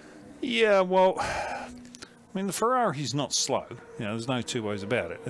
And you know, in all fairness to Danny and Sam, you know, they're fighting against a car that is a couple of generations newer. You know, and it's got the latest specs in it and one thing and another. So yeah, it's you know. Yeah, I mean those differences would definitely come to the fore in a sprint race, but an endurance race, just being consistent can make up for that. Whereas the Audi seems to be more consistent at this stage than the Ferrari. I think that's ultimately where it's being won. But as you say, if it's a few generations newer, it may have give the ability to be more consistent as well. Well, they've got, it's just the it's just the spec in them. You know, they're easier to drive. They've got, you know, because you've got to remember that the GT3 is designed around gentleman drivers. It's designed around guys who have got lots of money, who can afford to buy these things, hop in them and drive them, and they have a professional driver comes in as a co-driver. That's what GT3 was set up to do. Yeah, well, they used to run alongside GT2, whereas GT2 was what the pros ran in. There was no electrics. Yep. And that series is no more, I believe. No, it's gone. Yeah. In fact, GT3 now worldwide is starting to struggle a little bit, and GT4 is coming on strong now. That's the big thing now overseas is GT4, which is they're even more standard than these things. Yeah. You know, and there's not many. I mean, Ferrari don't do a GT4 car. I believe Mustang have actually got one. They do a Mustang GT4. I know Audi do one. Porsche do them. The GT. Have we got a safety car? Yep, we have. We got a safety car going on somewhere. We've lost the car on the exit of the sweeper, so that's the final turn. On the inside of the track, it looks like it's just kept on turning rather than. Okay, and what is it? It looks like one of the little. It's a little Honda, isn't it? Yep, it is. It's one of the little Honda Civics, and I think that might be. We're missing 888 Matthew McCullough White. Yeah, that would be him. Yeah, with Liam Foster. So, okay. So they were in 21st, but they'll probably be falling back. Well, back to 24. Judging by where they're sitting there, I would say that is a mechanical failure. Yeah, they're at quite a weird angle though. They're facing directly towards the tyre wall, whereas if you had a mechanical failure, you'd normally pull up alongside the wall. But if you're looking at it, if you look at the tyre tracks, we can see there that he's stopped in a hurry. That's pretty evident. Yeah, so, now let's look in pit lane. We can see people down there who are starting to look a bit. But again, if you look at those tyre tracks, he's gone tighter than the racing line. Yes. Yeah. So he's obviously had some grip in order to do that. So maybe gearbox, something like that's happened. So what's going to happen here? This is going to now. Hang on, we've lost the. Where's our safety car? I'm just trying to pick the safety car. So there's the safety car. And where's the Ferrari in relation to the Ferrari's just only a few cars down the road. Yep. But he's in a better position than he was last time. That's right. Yeah. And that R35 Nissan is still sitting behind the Smith DeVeth Commodore. So in terms of time, we're what, about 48 minutes in, I believe? I think we are. Let's have a look. Let's see if we can see. I think it's around about then. Yeah, so we're 48 minutes into the race, so it's still probably too early to do your main pit stop, where you're going to gas and run. Yeah. They'll probably start happening maybe 1.25 hours in. Yeah, so yeah,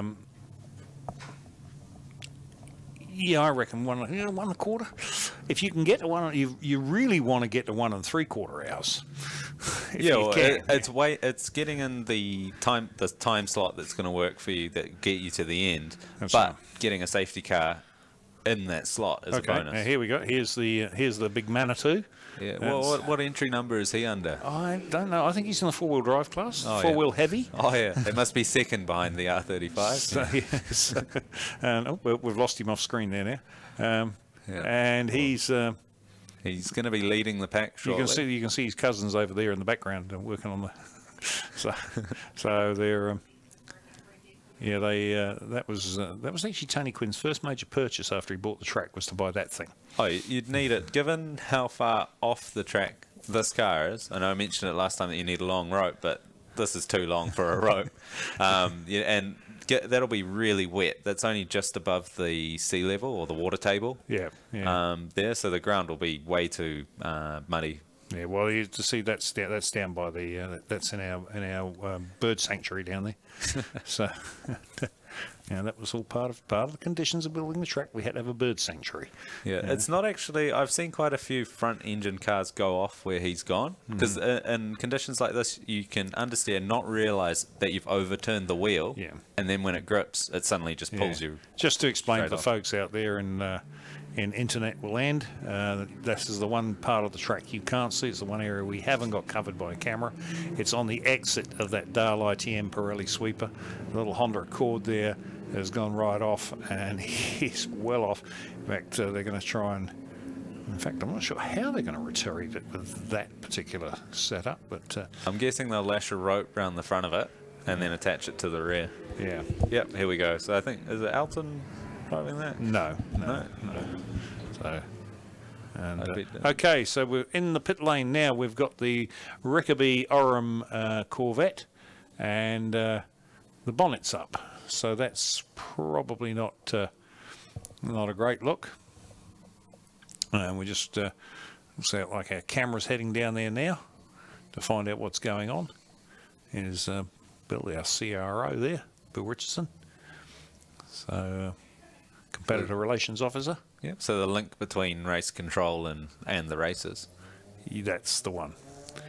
He's the man that you go and complain to. Yep. Yeah. So. Okay, we're just getting a word now. They're still towing the little Honda Civic out of the. Yeah, and he's just almost got all four wheels on the track. And this will be the true test, whether he can self-recover or whether he's had a mechanical, and that's why he was off in the first place. As you say, it's a very unusual. The tyre marks are very unusual, really, aren't they? Okay, so now now they're just strapping Rickaby back in the car now. No, they're putting a strap on the front. So yeah, something's gone dramatically wrong with the car, and it's not going to be able to get itself back to pit lane. So I was right then. Hey, I wouldn't be surprised if something like the gearbox is gone or something. He's obviously got enough grip to drive off the inside of the track. Yeah, yeah. We'll see how it tows. So we're just waiting for the. Here's the Rickaby Corvette, the Rickaby Orem Corvette. I'm guessing they've stalled or something, and for them not to. Yeah. Pretty ginger start there. But I guess there's no rush because pit lane will be closed until the pack comes through. Yep. And he'll be off the back. Yeah, so that's a pretty severe problem for him because, he's gone a lap down effectively. Yeah, he was in 18th, but he's not going to lose too many positions, given that the cars behind him are generally a lap down or more than a lap down. So let's have a look. Okay, second, third, and fourth are all lined up, one behind the other. And as they come up the hill, let's watch them come up the hill here, and I'll see how many between the Ferrari and the Audi there are. I think there's only two. So what do we got? Here's the Audi. Then we've got one Honda, two Hondas. Then there's the Ferrari, the Holden, and the R35. So there it is. Second, third, and fourth are only two cars behind the Audi. Not thinking it's really going to make a lot of difference at the restart. So. The Honda is just coming up the front straight, so the one that went off at the sweeper. No, it'll be another lap behind. The Manitou's still on track. Yeah, so there should be a restart after this circulation.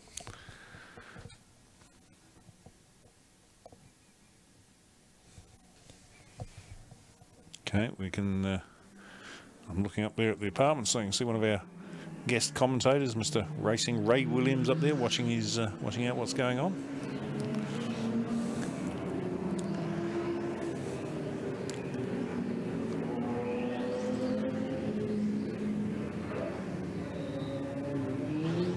As they filter past us now, running on the road is car number 11, Evans and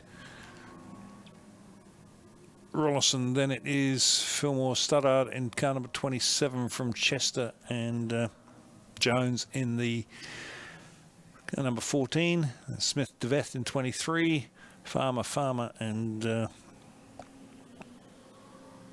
in the car number 135 from Hughes and Heimgartner in 84, Quinn and Penny in 91, Skeets and Kirkpatrick. Oh, and then we've got in the this is the car that we were talking about earlier that's gone off at the sweeper, and he's needed a tow back to pit lane, whether they can get whatever fixed and rejoin. But comes a time when you start to go. Okay, so now I've heard the call.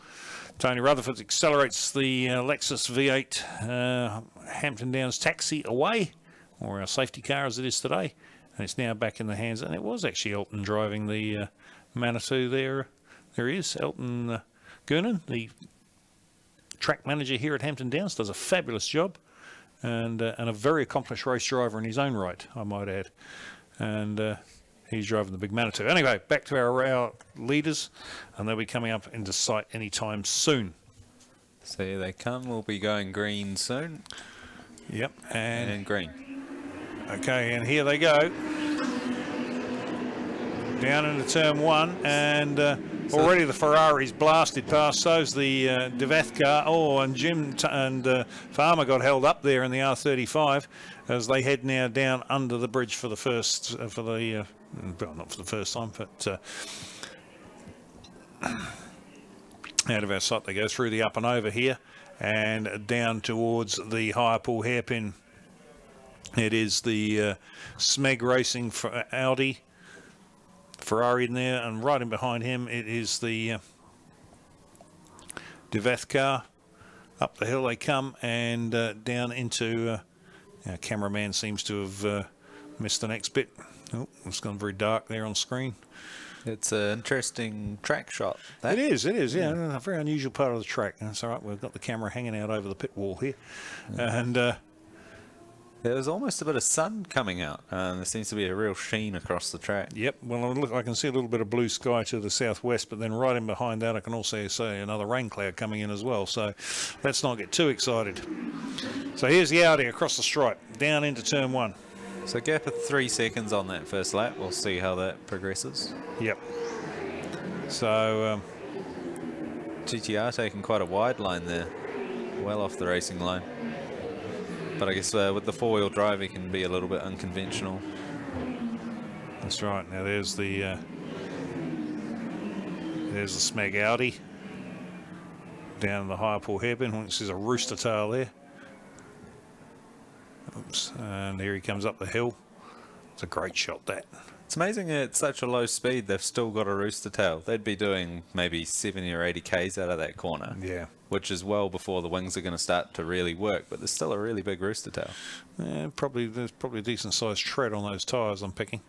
So, although they're getting a little bit tired now. Let's have a look at the Ferrari. Let's see how well the Ferrari runs in this, because he's not dropped away too much. And here he comes across the stripe. Where's the Ferrari? Here comes the Ferrari now. So let's have a look and see what the difference is as they come across the start-finish line. 4.494. Let's remember that for the next time round and see what happens. Down into turn 1 he goes, heading down towards the bridge. Where's our second place man? Here he comes. He's just heading down there as well. We're looking for them to come through the up and over now. And down towards the... it's a menacing looking car, isn't it? Down into the higher pool hairpin. And just in the background there you can see on the club track V8 Holden Ute doing some skids. Well, it's a dual use facility here in that they can split the track into two. That's right, and it gives our people out there in the internet world, they get double their money. They can watch drifting on the club track and motor racing on a big track. So down in the Dale ITM sweeper they go, and yes, there is a bit of sunshine coming out now. I've got a camera on turn 2 here, and it actually looks to be not dry, but it is getting there. It's not far off. And looking for them to come. There we go. Protector Insurance, one of the sponsors here at Hampton Downs. There's the Audi through there. As I say, talking of sponsors, we were about to talk about them a little bit earlier on when the that little Seat broke its front suspension. So we might give them a big thank you now to Eneos, and they are our series sponsor, naming sponsor, Eneos Oils, who have a lot to do with motorsport overseas in MotoGP and NASCAR and Rally Sprint, World Rally Sprint, and they are the part of the second biggest company in Japan, Eneos Oils, and we're very pleased to have them on board and couldn't do this without them. Also a big thank you to Giltrap Group, SMEG and Harris Race Radios, the Fast Files, Race Brakes, and Squawking a Magpie Wines as well. Thank you to all of them, and a very big thanks to HRC Events for basically driving this whole thing for everybody, and the North Island Endurance Racing Drivers Club. So there we go. We are now at just having a look in. We are at we're just an hour in. An hour on, yeah. And race time currently is 2 o'clock on the button.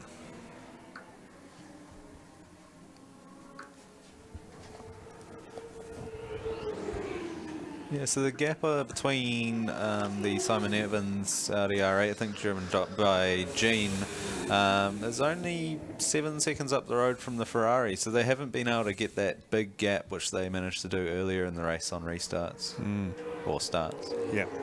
So, yeah. So there's the Mortimer Motorsport car going past us now. Down into the, let's have a look. There's the Rickaby Corvette you saw was having some issues before. He's back on track. And just looking at, we've got another shot now, the buildings. And I can even see my apartment from here. So, down the front here we come is the Rickaby Orem Corvette. Had its issues. There's the Dovey Falcon, and that had some challenges before, and then there's their SMEG car about to come up on the Mike Eddy Mark Corbett car. And what can also be tricky with a drying track like this is the cars that they're passing won't want to give up the dry line, so they've got to go from grip to possibly not too much grip. Yep. And that can mix it up a bit, and that's probably why we're not seeing the gap increase at such a high rate. Yeah, because the thing you have to also remember with endurance racing is it's not compulsory to jump out of somebody's way. You've got to give them room, but you don't have to get offline and get out of the way. So because it'll be just totally impractical, and the whole race to be spending with blue flags out. So so yeah, you're right. I mean, the driver that's being passed, as you say, is not going to want to get off that dry line. So you can see it kicking up a huge rooster tail when it goes for the pass, ultimately because it's on a wetter piece of track.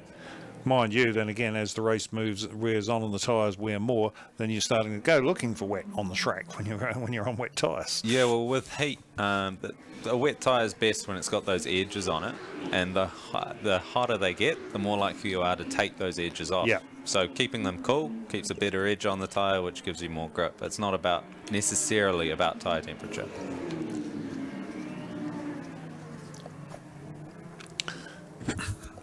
So, running order is still the top 10 is unchanged as it was before. Effectively, the Audi and the Audi and the Ferrari and the hypercar are still basically a full lap in front of everybody else at this point in time. So they've lapped everybody up to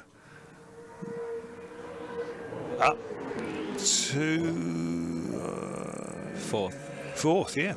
So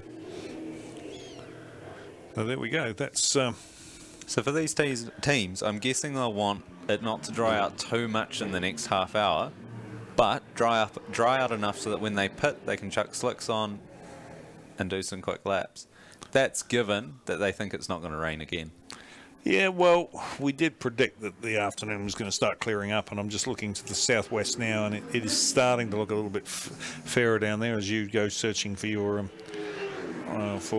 weather radar, so you can tell us what's coming. And I noticed little number 110,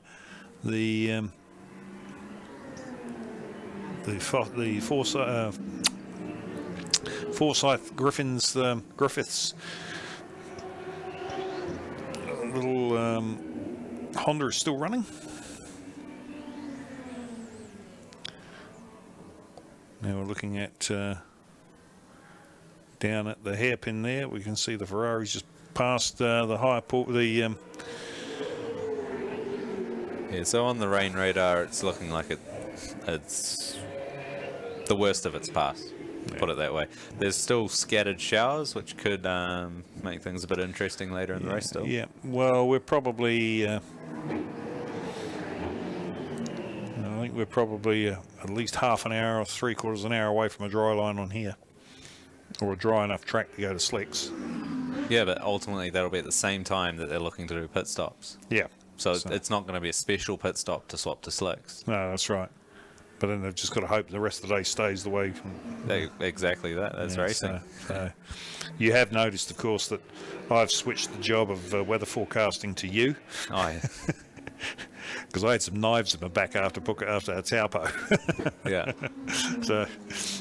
oh, anything I can do. Yeah, I can go on Met Service as the got the rain radar there.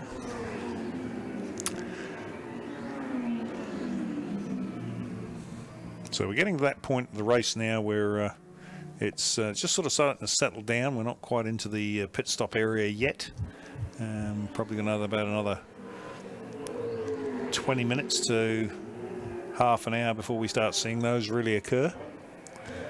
And then our team down in the pit lane is going to have some work to do.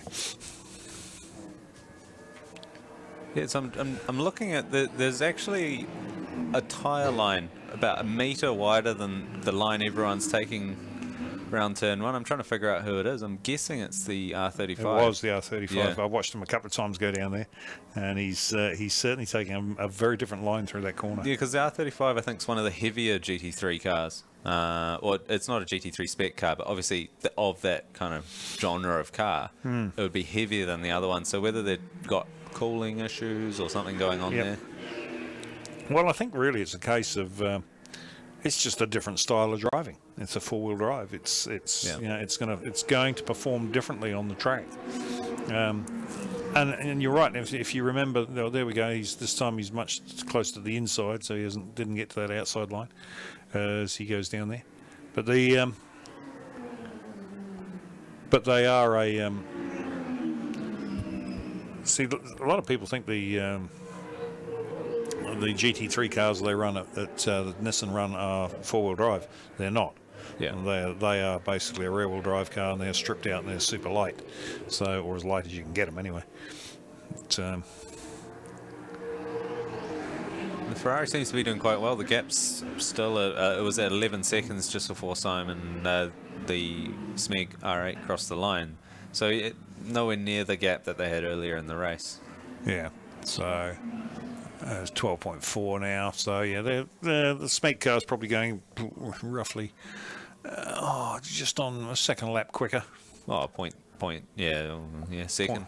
Point 9. Yeah. So you know it's there or thereabouts.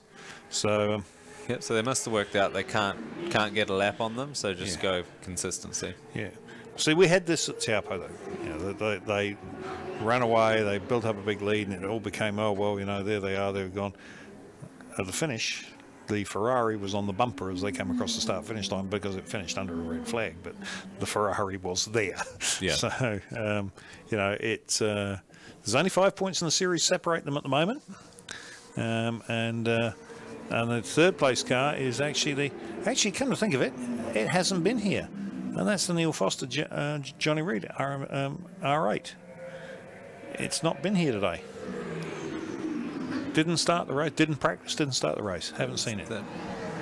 No, correct. I saw it down in the garage. Yep, yeah, it didn't start the race.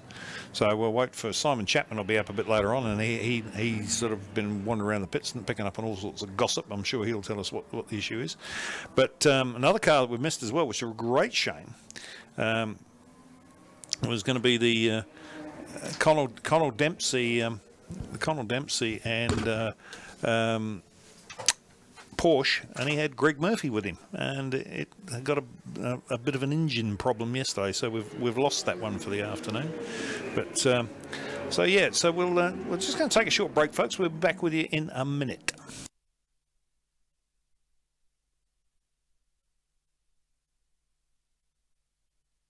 Okay, here we are with Aaron Harris from Harris Race Radios, and we're going to look at a couple of things that the guys out there on track are using today. Obviously, you might think that today's probably not so hot because it's the middle of winter, but here, what have we got? So here what we've got is a fast cool box, cool system, and what it is basically the guys run a cool shirt, this sort of thing here, the fast shirt. And what they do is we put ice and water through here, and we pump it through here, and it runs right through. And what it does is keeps the core nice and cold. Even though it's rainy or whatever's going on in the situation, the cabin temperature is still 60 to 80 degrees. So the more focus they can have by being cooler, the better off they are.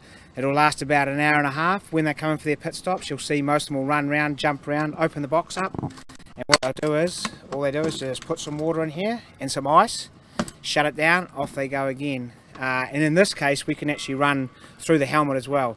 So run the cooling through the helmet, same thing. Keep the head nice and cool, keep them focused, because you know, in this type of weather, changing conditions, you want your driver to be as sharp as possible.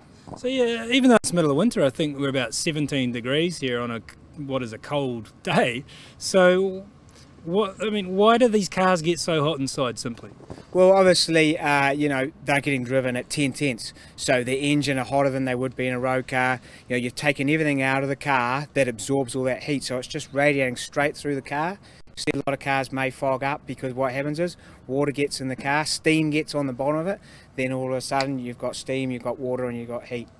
So when you say 80 degrees, 60 to 80 degrees, you're talking Celsius? Yes, correct. Yeah, correct. And different cars are different, you know. Some cars have exhaust right at the back, so they are, you know, way away. Other guys, like a lot of the GT3s, run the mufflers right down the side of the drivers. So right where they are, there's a lot of cabin temperature. And so this is just normal ice inside here? Normal ice and obviously water. You can run dry ice, but most New Zealanders are not that technical yet to get to that space, you know, like you obviously see in the supercars and that sort of thing, where a lot of them running dry ice. Bigger system worth a lot more money than this simple system that's been designed and around for years. And so how many cars out on the track do you think would be running something like this? I would say probably 60-70% of the field. Okay, here we are with class points at the moment for the series overall. We were trying to figure it out. We're back in P4 in class after round 1, but I think after that result today, finishing further up the order, we should be P1 or P2. Let's have a look. So we'll see where we are. It's class 4, class 3 actually. There is no class 4. Yeah, you were at the beginning of this, you were third in class, yeah, 55 points, and so you were basically 11 points behind Jack. Yeah, and I think Jack finished about 11 places behind us today, so that should leapfrog us up ahead of him, if my maths is correct. And I think Jordan Baldwin will... Yeah, he's in the mix as well. So going into Pukekohe between me and Jordan and Jack, we should all be within about 10 points of each other. Yeah, talking about Jordan Baldwin being in the mix, I think he would have felt like he was in a cake mixer out there this afternoon. I don't know if you saw his spin, but it was a 1460 degree spin on the front straight here. But I mean, like, the he will need a new set of overalls after that one. It was really scary to watch, and I know what it's like being in a car spinning at that speed, and it's not nice. No, it's not. I did hear about that after the race, and it is on the front straight when it does get wet, and we were all out on the slicks. Very easy to do over the painted white lines, so I can totally see how that did happen. Yeah, the sad, well, not the sad, Racing Ray Williams was up here a little bit earlier on. He's coming back shortly, we hope. And we were talking about the nature of the front straight here at Hampton, and it's not a straight. That's the thing. It might be straight out of the bottom corner for the first probably 200 metres, but after that it's one long big bend, and then when you get to the pit lane entry here, you're more or less at the apex of it. So you are turning your wheels just slightly. Oh, you are for sure. And if you hit water at that point and your wheels are going that way, you're a passenger. Oh, absolutely. There's nothing you can do, and I think there was 2 cars, Jordan being one of them, that did spin and very lucky to keep it off the wall. But yeah, with the rivers running across the track. And the other one was a second place car. That's right, yeah. John Midgley, yeah. So he gave himself a big fright, a real big fright. So yeah,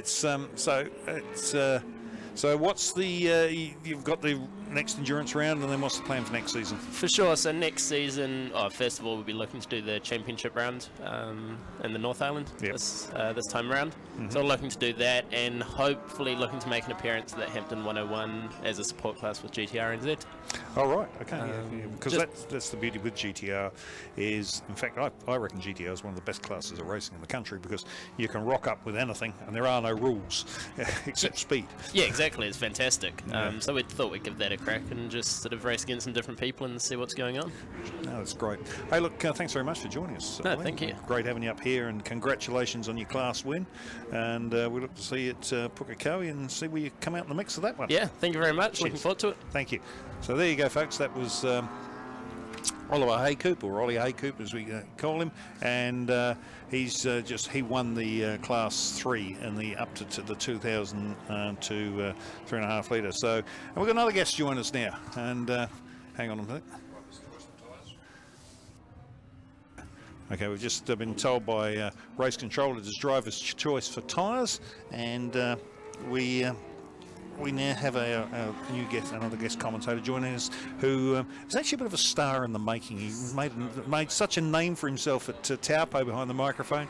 He became an internet sensation. Simon Chapman, good afternoon. G'day, John. You're so kind. Very kind words. Thanks for having me in the booth again. It was a lot of fun, obviously down at Bruce McLaren Motorsport Park.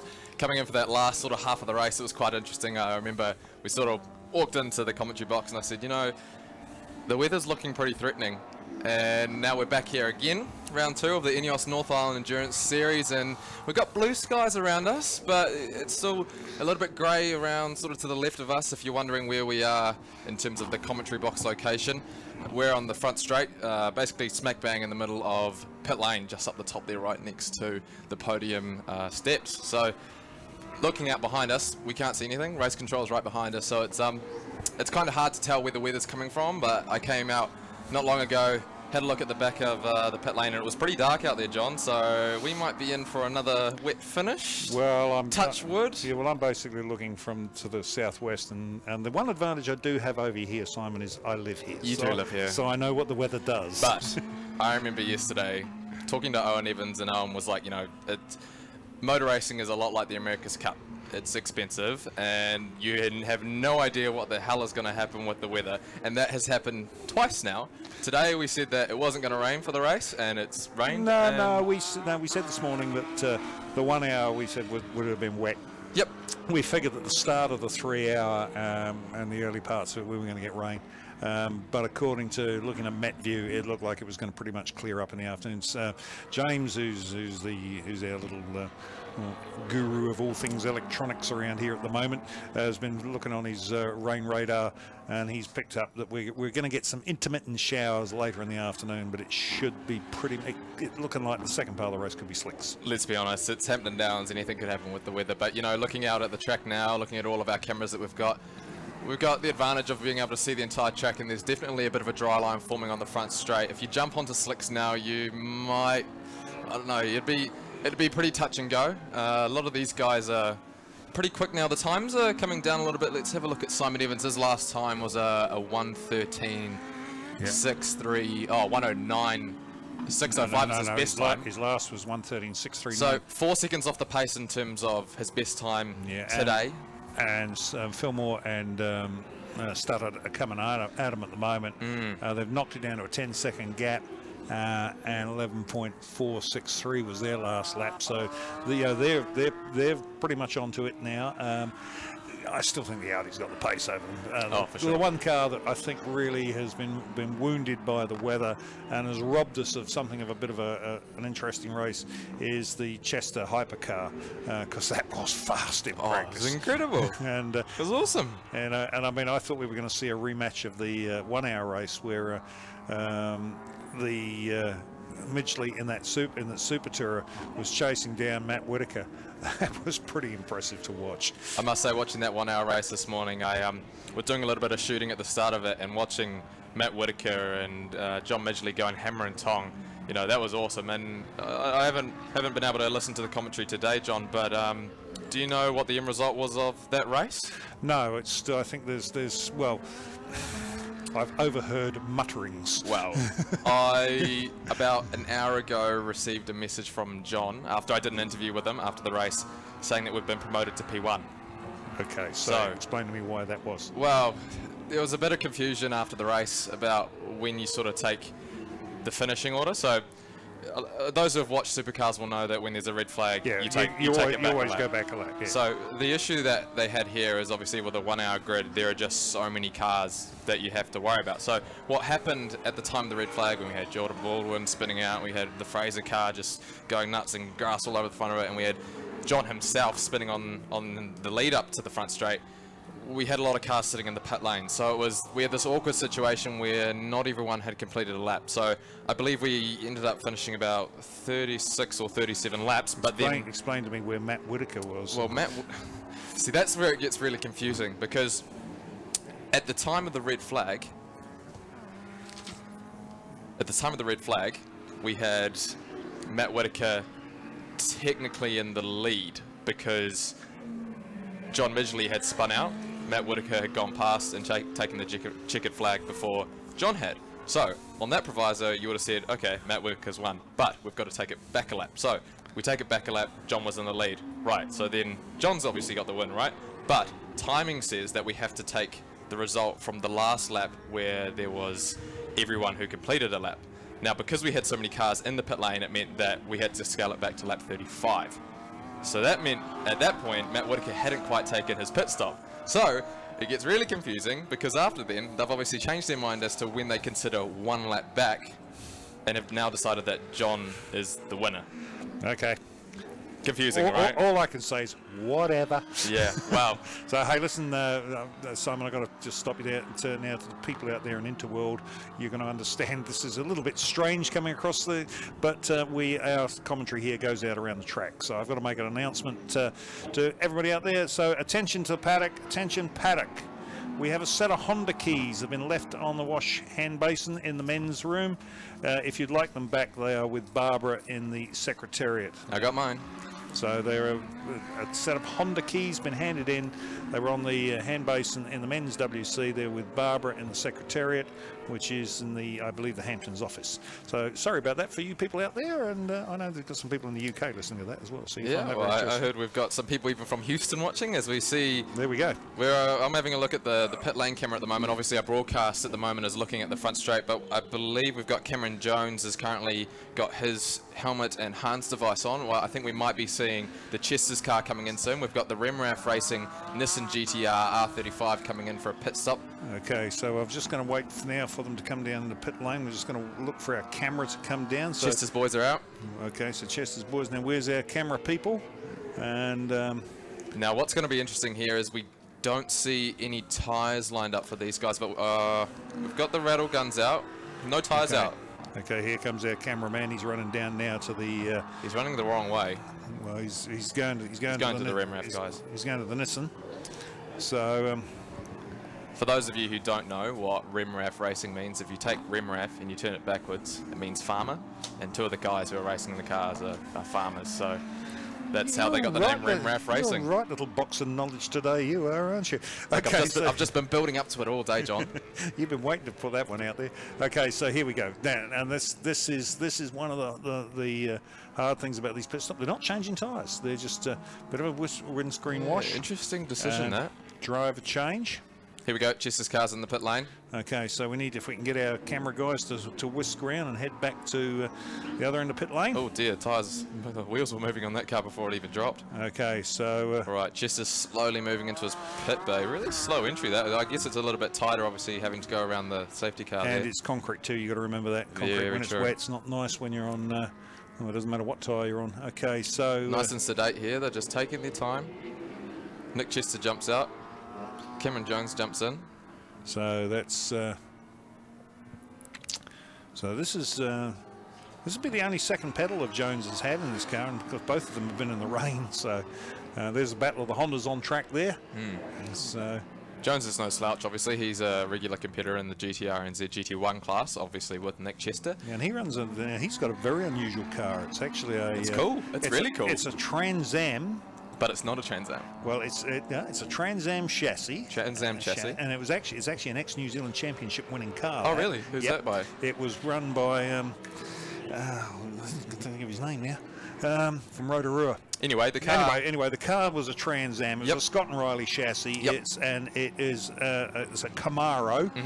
Well, but there's Camaro. But there's no Chevy under the bonnet. No, there's a big old triple rotor engine in there. Yeah, I know. And doesn't it sound amazing? Like, I know a lot of people will be like, I don't like the rotaries, but man, it just sounds so good. And you've got this massive field of just V8s, and then all of a sudden you get this crazy high-pitched sound. Hey, Ollie, I know you love rotary engines. No? Yeah. You're going to stick to your four-cylinder Hondas? Ollie's Got to have that torque, eh? Don't get the torque in the rotaries. Yeah, here comes the R35 again. Now, I've been watching the line that these guys are taking. James commented on earlier on, they're taking a very different line to turn one there. It's quite middle of the road, really, when you think about it, eh? Like, they're not going swinging wide and then coming back to the apex, and that's one of the tricky things you've got to be careful about. If you look at the broadcast at the moment, a lot of the guys are staying well off that inside curb. They're staying well off the exit curb. I was watching before, you might have seen the Trask family motorsport car was exiting turn 1, and he got a little bit sideways now. Into the pit lane comes Lance Hughes. We're going to see Andre Heimgartner jump in the car now. Okay, this will be, let's see if they can get this one. Right, where's it? We're looking for our TV crew to, our camera crew to run down there now. We got the Mortimer guys coming in too. We got one of the Utes, the Sean Van Beers car, just chilling in pit lane. Oh, that's a very slow BMW. It's a very slow driver. It's Warwick. Oh, I just got to get around that chicane. It's a little bit tough, eh? Yeah, well, I mean, Warwick's getting a bit tired. How old's Warwick? Should I ask? He'd kill me if I told you. Now, there's the right Honda CRX. Have you seen the engine setup in that thing? What's he running? It's like a K24. Yeah, thanks, Ollie, with all your knowledge of Hondas and definitely not rotaries. Oh, hello. We have a problem on track here. It looks like we've got an issue down in pit lane at the moment. I think we might have had a big spillage. The McCulloch, I think the number 88 Honda Integra DC5. I think they've just spilt fuel everywhere. They have too. Just precautionary measure down here on the pit lane with Fire 1 going out on to the pit lane. Yeah, but it's not a good spot for Fire 1 there because that's blocking the Mortimers. Well, we've only got one car chilling in the pit lane down the far end, and I think there's just enough room for them to get out. But we need those guys to get out of the way with their tyres as well. The Hughes and the Heimgartner car. Otherwise, the Mortimers aren't going to be able to get out with the F1 just sitting there. That's right. It's an awkward sort of situation, and we can only really see half of what's going on down there, but I think they've just spilt a bit of fuel. Well, hang on now. Here comes our camera crew. Doesn't look too bad at the moment. No fire. That's all that matters. Rushing down, so here comes the Van Beers car. Can you get around the Commodore? There goes the Commodore as well. So now what's happening to the Mortimers here? F1 is moving, and Mortimers are on their way. Yeah, Marshall's given them a wave. Thanks for waiting. Now I can...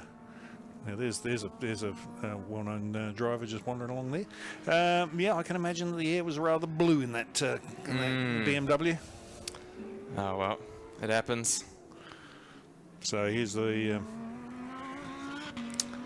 number 88 car now. Just have a look at what's happening here though. I don't think we've had a fire by any means, but maybe just a leakage out of the side. No, there's something different there. That's different. There's not really 100% sure what's going on. Ollie, any insight? No, I can't really see. I think it's fuel. Yeah, it's dripping. I can't see where that's coming from. Oh well, that should be alright. Number 88 McCulloch guys. We got one of the Corvettes just sitting at a peculiar angle in the Trass Family Motorsport Bay at the moment, which is... Okay, I'm actually going to take a short break here and leave Simon with, and I'll let Holly take over. Ollie can do some commentary with me. We can talk about rotaries and your love for Hondas. Yeah, that's going to be really interesting for everybody out there.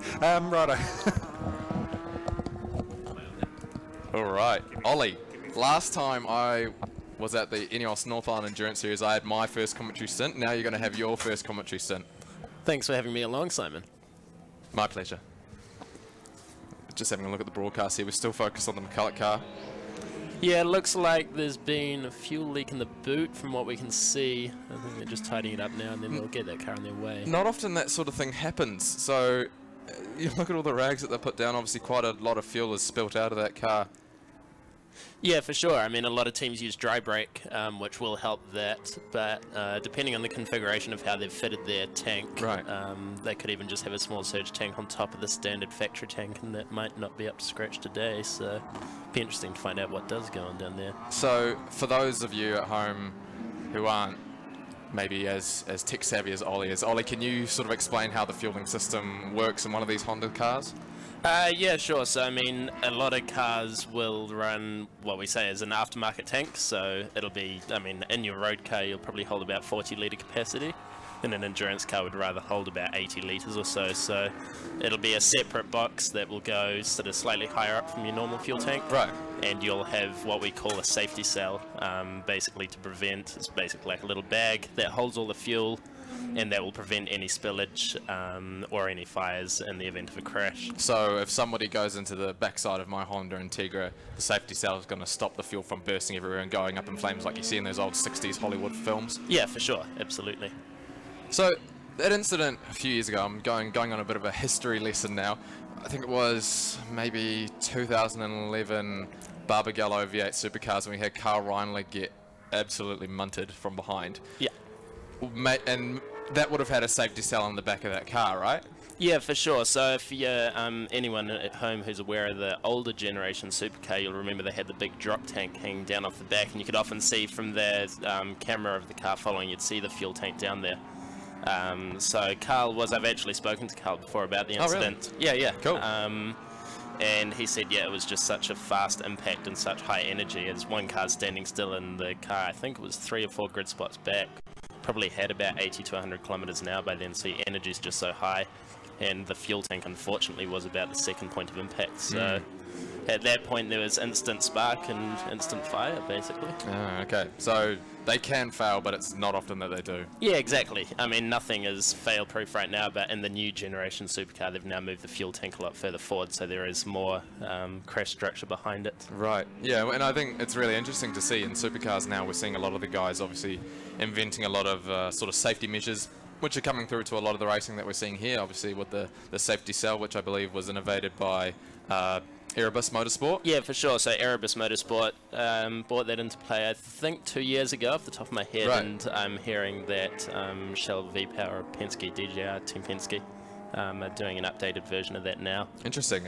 It'll be interesting to see what happens in the next couple of years, whether or not that becomes sort of like a new regulation, obviously with the new Gen 2 regulations coming in soon, with all these V6 engines and sort of configurations that we can have with like 4 doors and 2 doors and things like that, whether or not that becomes sort of standard for all the cars, because obviously not all that long ago we saw Chaz Mostert at Bathurst have that awful wreck over the top of the mountain, where obviously I believe he broke his femur, and you sort of have to wonder whether maybe the safety cell might have prevented that. So I think you look at some of those incidents. I think we had one at Sandown, as we see the Parsons Variety car just do a big old loop down at the far end of the circuit. But back to Sandown, when I think it might have been one of the Erebus cars that actually had a big side impact with one of the walls, and you said, you know, that saved my legs a lot, because it was a massive impact. Yeah, for sure. Look, it's always somewhere they're going to push on with safety, because you can never be safe enough, especially at the speeds the cars are going now and how close the racing is. Definitely.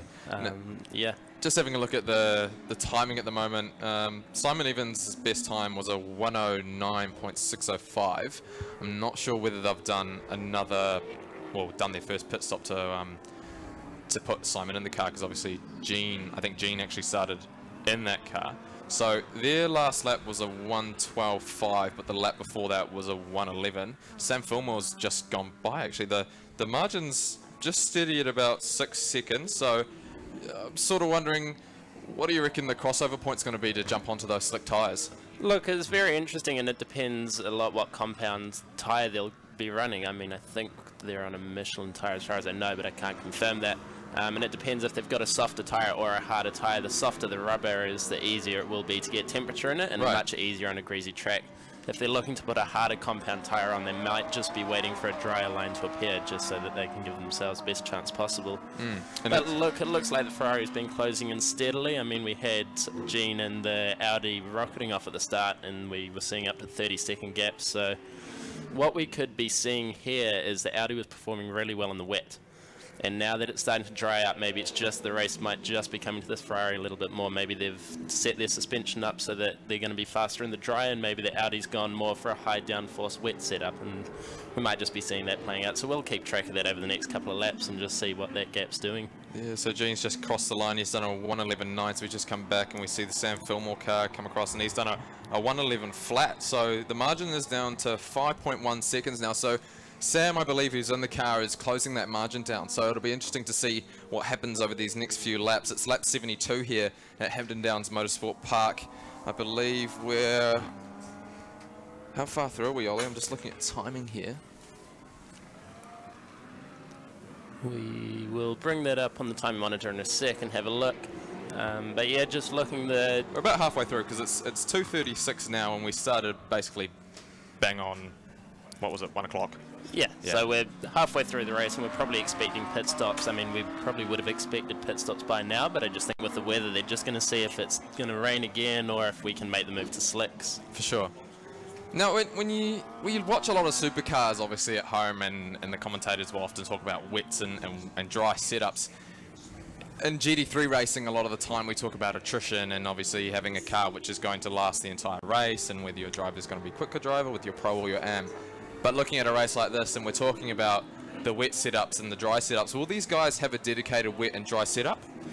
Yeah, they will. Just quickly, I think Gene got held up that lap, so the Ferrari's pulled another 1.5 seconds. Yeah, margin's down to 3.6. Yeah, so it's looking close, and I'd expect in about 3 or 4 laps we'll see them nose to tail. So it's going to get quite exciting in around the pit stop time.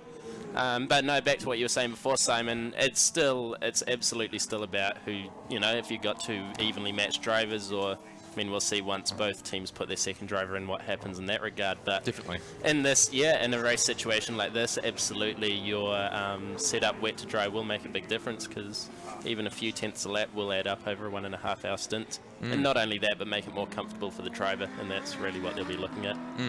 It's interesting to see these tyres just go and go and go, because I know that when we were at Taupo, it dried up for quite a substantial amount of the race. I think we had at least maybe 20 minutes, half an hour of proper dry running, where you might have been able to actually jump onto that slick tyre. But you know, these guys gambled on it, and then it rained again, and then it brought the wet tyre back in. You know, these tyres are incredible. But here we see the Trask car come across the line with the Evans car. Margin's just gone back out to 4.2 seconds now. Glenn Smith is back in 3rd at the moment, so with that pit stop that they did, that's obviously dropped them back, so that's not really an accurate time in terms of how far they are off the leaders.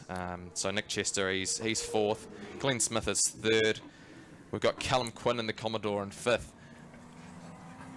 Yeah, look, as traffic is ebbing and flowing, you'll see the Ferrari on our feed, or you would have just caught a glimpse here that he's coming up to traffic, so we're just really going to have to monitor this gap as the faster cars work their way through the traffic, as we see the Trask car passing the Honda that's now back out on track after its fueling issues. And I'd just like to make a big shout out to Matthew Hansen, obviously down in the media room. Apparently I'm making his ears bleed. Great friend, Ollie, great friend. Oh, fantastic, yeah.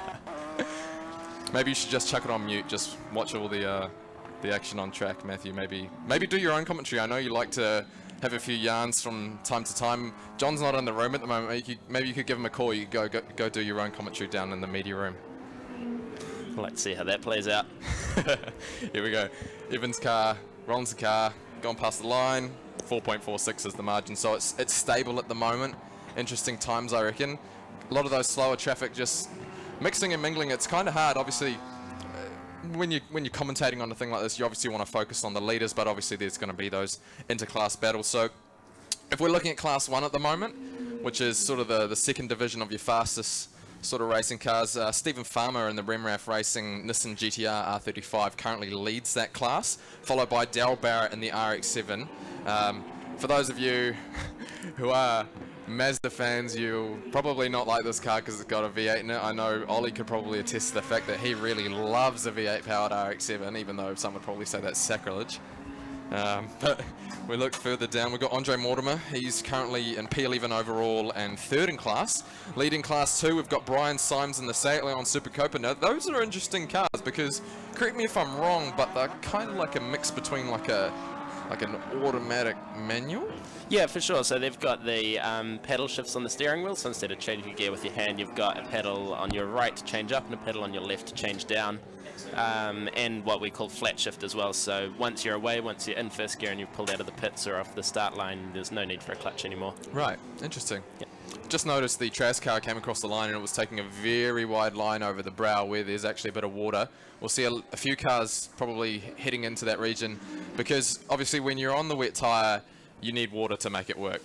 Yeah, so it's both that, and you also want to keep the tyre temperature down. Once we start to get the wet tyre on the dry track, we'll get a lot of surface temperature in the tyre, and that will generate a lot less grip. So all the drivers will just look for the wet line, and you'll often find them either side of the straights and just cool those tyres down while they can. But I'd be expecting them both in very shortly for a pit stop, and I would say a change to slicks. A bit of action in the pit lane here. A few people sort of looking out the window. Yeah, don't think the SMEG guys are lining up yet. We've got the International Motorsport boys just wandering out. Maybe a bit of action further down the other side of pit lane. We've got the medical car currently at one of the pit bays, but we can't quite see what's happening. Maybe another issue with fuel, but here we go. Could be, it might have been. Let's have a look on the camera here. That's the Dovey Family Motorsport Holden Commodore. Oh, looks like we might have had a bit of an issue there with It could have just been, it could easily be fumes from the, and sorry, we just had to take a camera away there just to give them a bit of privacy, but it easily could have been fumes from the filling problem from that Honda. Definitely, yeah, you know, that has got someone. The fuel is when you're walking past, I'm not sure exactly what the fuel is. Is it avgas? A lot of people, so we all used to run avgas in our race cars, so that's aviation gas, what they'll use in a lot of commuter planes. Right. Which gives you a higher octane level, but now we're starting to tune our cars just with pumped gas from like 98 from BP, or even E10, so an ethanol blended from Gull. Yeah. And we're finding better performance out of that now. For sure, and if you've ever walked through pit lane and sort of caught a smell, which is, you know, it really gets in your nose, doesn't it, Ollie? Oh, it does. It absolutely does. And if there's fuel being spilt underground, then that can very easily affect you. Yeah, so we hope that person just chilling down a pit lane is okay, but we turn our attention back to the racing. There's definitely a dry line starting to form, Ollie. What do you reckon? Absolutely. I mean, they're going to have to be careful because they're soon going to get into the window where they have to get their first driver out of the car, because each driver has a maximum allowable driving time. So off memory, that is 1 hour and 45 minutes. And we're currently at 2:43, so theoretically we should see a bit of pit lane action so that we don't have some of those disqualifications, because we didn't start all that long after 1 o'clock. No, I'm expecting to see pit stops probably in the next 10 minutes or so, and just as we judge this gap at the front again, we're back to 3.2 seconds. So it looks like when running in clear air, that Ferrari just has a small advantage. Look, we can see it on the broadcast there. He's within arm's reach. That Trask Family Motorsport car is not far away. Just looking at some of the cameras that we've got around the track, definitely heading down through into turn 2, there's definitely a dry line forming. You can see sort of on the racing line, that's basically dry. Just off to the driver's right, it's a little bit damp, and then obviously onto the inside of the circuit is very damp. And we can see the Remraf Racing GDR is obviously taking to it, and absolutely. we see Heimgartner's so coming they've got slicks out, and I think they're going to be the first car to move to slicks. So we'll very closely watch. I mean, I'm just looking at their times. They're generally about a couple of seconds off our front runners. Now that could be interesting, because where are they placed? So they're currently 8th. So in GTB, they're one of the later cars, but you know, once they put their slicks on, and guys like Callum Quinn and Simon Skeets have to come in and do their pit stops, they might get the undercut. Yeah, look, it's very hard. I mean, we've obviously got, and they're 4th in class at the moment, but as I believe it, only the Chester car in that class is pitted. So you're right, the Quinn car and the Skeets car will have to pit. And absolutely, Heimgartner is a very good driver, and if he can make these slicks work and get them up to temperature, there's no reason they won't find themselves a few places higher up after this. You've got one of the Corvettes just heading out again. Yeah, so that Corvette's had a few issues. I saw it. I can't tell you what the issues were. Sorry, I've got no idea. But I saw that in the pits earlier on under the first safety car, and I think they're just battling away to try and make it through. Because, look, if you got problems, you're a few laps down, you're still got to get to the end to get every single point you can. Definitely, and that's the aim of the game. Now, watching that Heimgartner and Hughes car just still sitting in pit lane here. Obviously, out on the track, there's a dry line forming, because obviously cars are going to be using the track more so than the pit lane. But if we have a look at pit lane, it's definitely quite damp. Now, explain to our viewers at home how hard it is once you've got slicks on, how hard it is to get away from the wet concrete. Oh, very difficult. I mean, on the tar seal, it's probably okay, you can manage, but the concrete is very, very slippery. So you'll see the cars coming very gingerly into their pit stops, so you don't want to lock the brakes and run over your wheels or crew or anyone that's standing out there. And then, yeah, it's just really easy on the throttle. I can only imagine with the car that's got about 3 times the power of mine, just how difficult that could be. But Heimgartner looked like he got away, so we'll keep an eye out on the sector splits that we've got up here and just see how he's faring along. One thing I was going to say before is that you'll see on our feed that there is a dry line as we watch the Trask car come into the dipper and the SMEG car leaving the dipper, but it's when you get offline that's what they're going to be worried about. As soon as you have to overtake lap traffic, they're not going to want to put slicks on the wet line there. And it's interesting what happens even overseas when we have these kind of conditions, because you know you got to get used to it. Everyone knows what it's like to compete in these this mix of wet and dry. But I remember a few years ago, another memory from the Supercars Championship of Shane van Gisbergen not wanting to go onto the tyres too quickly, and actually going onto the grass to cool his tyres off. Yeah, for sure. Eastern Creek front straight, that opened a few people's eyes. Yeah, I think he got a bit of a ridicule for that, but yeah, but I don't think we'll be seeing that. As we see here on our feed, a very interesting ute that I'm sure has been talked about in the past, dubbed the Super Ute. Very interesting car. Can we call that a car? I guess it's just a ute, isn't it? It's just a ute, yeah. Well, but it's not just a ute, because No, this it's certainly ute not just a ute. It's wild. Like when they used to campaign it, it wasn't particularly quick.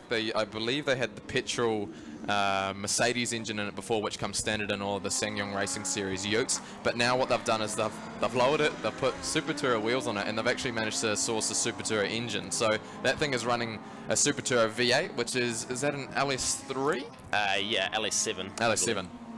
So yeah, that's an interesting piece of kit. As we look at the feed here, the Trask car is just having to navigate some of the traffic, and that's really held them up a lot through that sweeper there. Yeah, that has. So this is what we were talking about before, is that gap's gone right out to 5.5 seconds now. For sure, and I expect that to grow even more as they come across the start-finish line. There goes the SMEG car, as we see a nice, beautiful rainbow just over to our right. Very nice, Simon.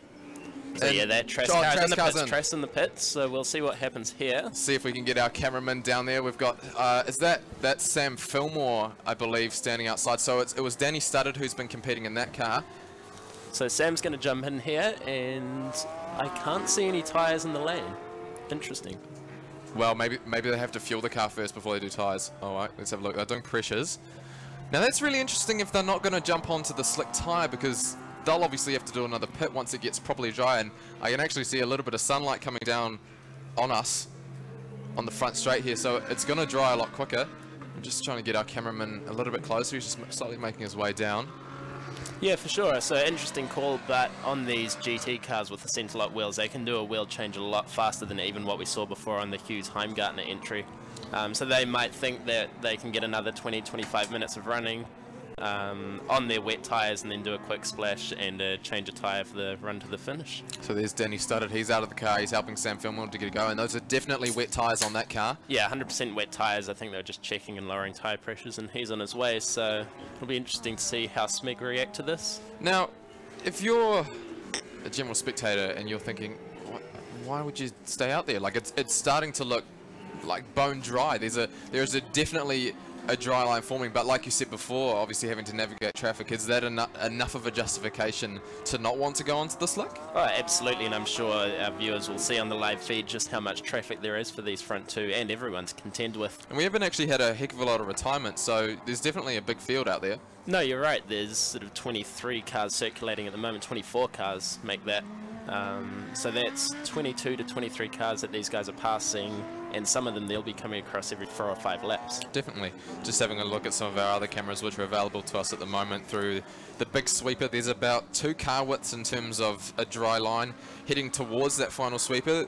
There's enough room there to pass someone safely in a straight line. I think having watched that Trask Family Motorsport Ferrari trying to wrangle those cars around the outside on that last few laps, I just sort of wonder whether or not they don't really want to make the gamble. But you know, Evans and Rollinson, they've stayed out with the SMEG guys, and I think is that them down there sort of lining up? Oh, maybe not. Maybe a bit too far down. But we've got a bit of action obviously down in the pit lane. I think we've got the International Motorsport guys are lining up for one of their cars. I believe one of the Porsches might be coming in. Yeah, look, and just as we mentioned about 3 laps ago, Andre Heimgartner came in for slicks, and he is now doing a 1:10.6, so he's looking like it's... No-brainer. Wouldn't you jump on it? You would if it worked with your pit strategy. Well, I guess if you're looking at the Heimgartner car, it's a 1:10. That's his best time. It's his best time of the race. So I guess it makes sense for you to want to jump onto the slick tyre, but anyway, we've got John Tomlin back in the commentary box. Hey, sorry about that, having to chuck you off there, Ollie, but big news, 27 drive-through penalty for That's the Trask Family Motorsport car. Yep, drive-through penalty exceeding pit lane speed limit. Wow, if we're looking at sort of their pit strategy, staying on the wet tyre, and as well as having that pit lane penalty, that is going to ruin their race. It sure is, and I'll tell you what, the SMEG Audi just went past, and there would have been a big smile all over the face in there. And, yeah, I can imagine Owen's down in the pit lane just rubbing his hands. Now, they won't have seen that. You don't think? No, they won't have seen it. Because yeah, but they've got comms. Oh, yeah, that's true, they do too. The team will tell them. Yeah, they do. He'll be in within, what, 3 laps? 3 laps is the maximum. He has to be, otherwise he comes in and parks permanently. We see one of the International Motorsport Porsches, number 125. That's 125. That is the. Just trying to pick that one up. Simon Skeets. So that's one of the Class 1 cars. Yeah, that's a GTB car. So that's one of the cars which has obviously come in. We've had Lance Hughes and the Andre Heimgartner car come in for some slicks, and I think they'll probably chuck on some slicks. So that's one of your battles that we'll need to keep an eye on. Let's see where Simon Skeets comes out, because at the moment he's currently three places ahead of the Lance Hughes Andre Heimgartner car as he lights up the rear tyres, slowly makes his way out of the pits. Now, if you're wondering how do these guys get pinged for a drive-through penalty, there are people at the end of the pit lane and throughout the pit lane. Here we go. This is the SMEG Racing pit stop, and there's. They're doing tyres. Are those slicks, Ollie? Okay, we're just going to wait for if I can get our cameraman down there. Unfortunately, the poor guys. Yep, they're on slicks. So SMEG Racing Audi. We've got a driver change. So Gene Rollinson is out. Simon Evans is in. We've got a few photographers down there capturing all the action for us. Yeah. Now we'll have. Hopefully, we'll get Lucy. Will have a chat with Simon after completion of this one, and we've got they're taking on giving it a big drink. And this should see them to the end. Yeah, definitely. Here we go. Lollipop comes up. Just cruises away. No rush. Well, he's not in any hurries. He doesn't need to be. Well, when you've got a... Well, you're going to have a lap's lead now, almost. So it was Simon in the car? Gene was in the car at the start. Okay, Simon is in the car now. Okay, that's cool. So yeah, because that's what I predicted they would do, because it seems that Gene's always started. So we're going to have Gene up here fairly shortly. Then we'll let him get a breath back and have a bit of a chat. I've got to get Racing Ray's going to come down and have a chat with us, and we're going to be very honoured. We're going to have the people from Eneos Eneos, who are the naming rights sponsors of the Enduro series. Oh, we've got a big crash here on the hill, coming up the hill now. Who's that? That's Skeets, isn't it? That is Skeets, yeah. And so Skeets has just gone out on slick tyres and he's not been able to warm them up in time. He's just gone and looped it out of the hairpin. And he's got looped it badly too. Oh, and so, well, not a heck of a lot of action happening behind us. Oh, wow. Okay, this could work really well for Trass, because the guys are prepping their yellow flags for a potential safety car. Trass have just done their drive-through penalty.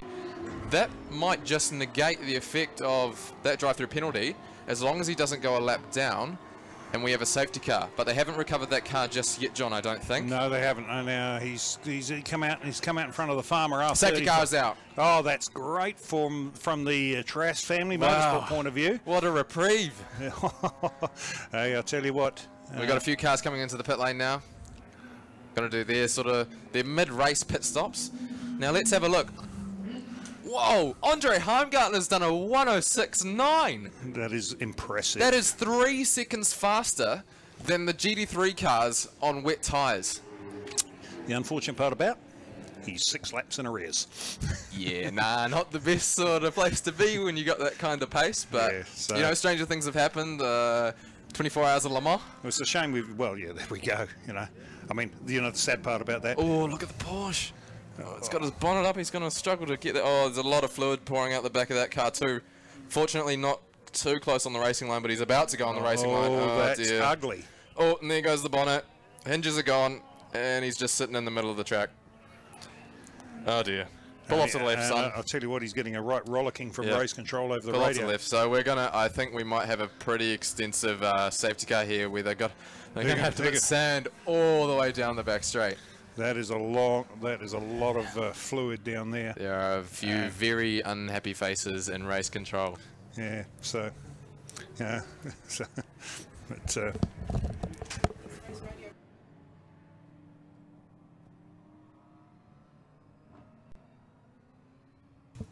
Just got the confirmation that over race radio number 125 might have got a bit of a reprimand for putting fluid all over the track. Well, I don't know if you've ever been on the receiving end of one of Debbie's reprimands, but they are... oh no, Debbie and I are great friends. Yeah, well, they certainly...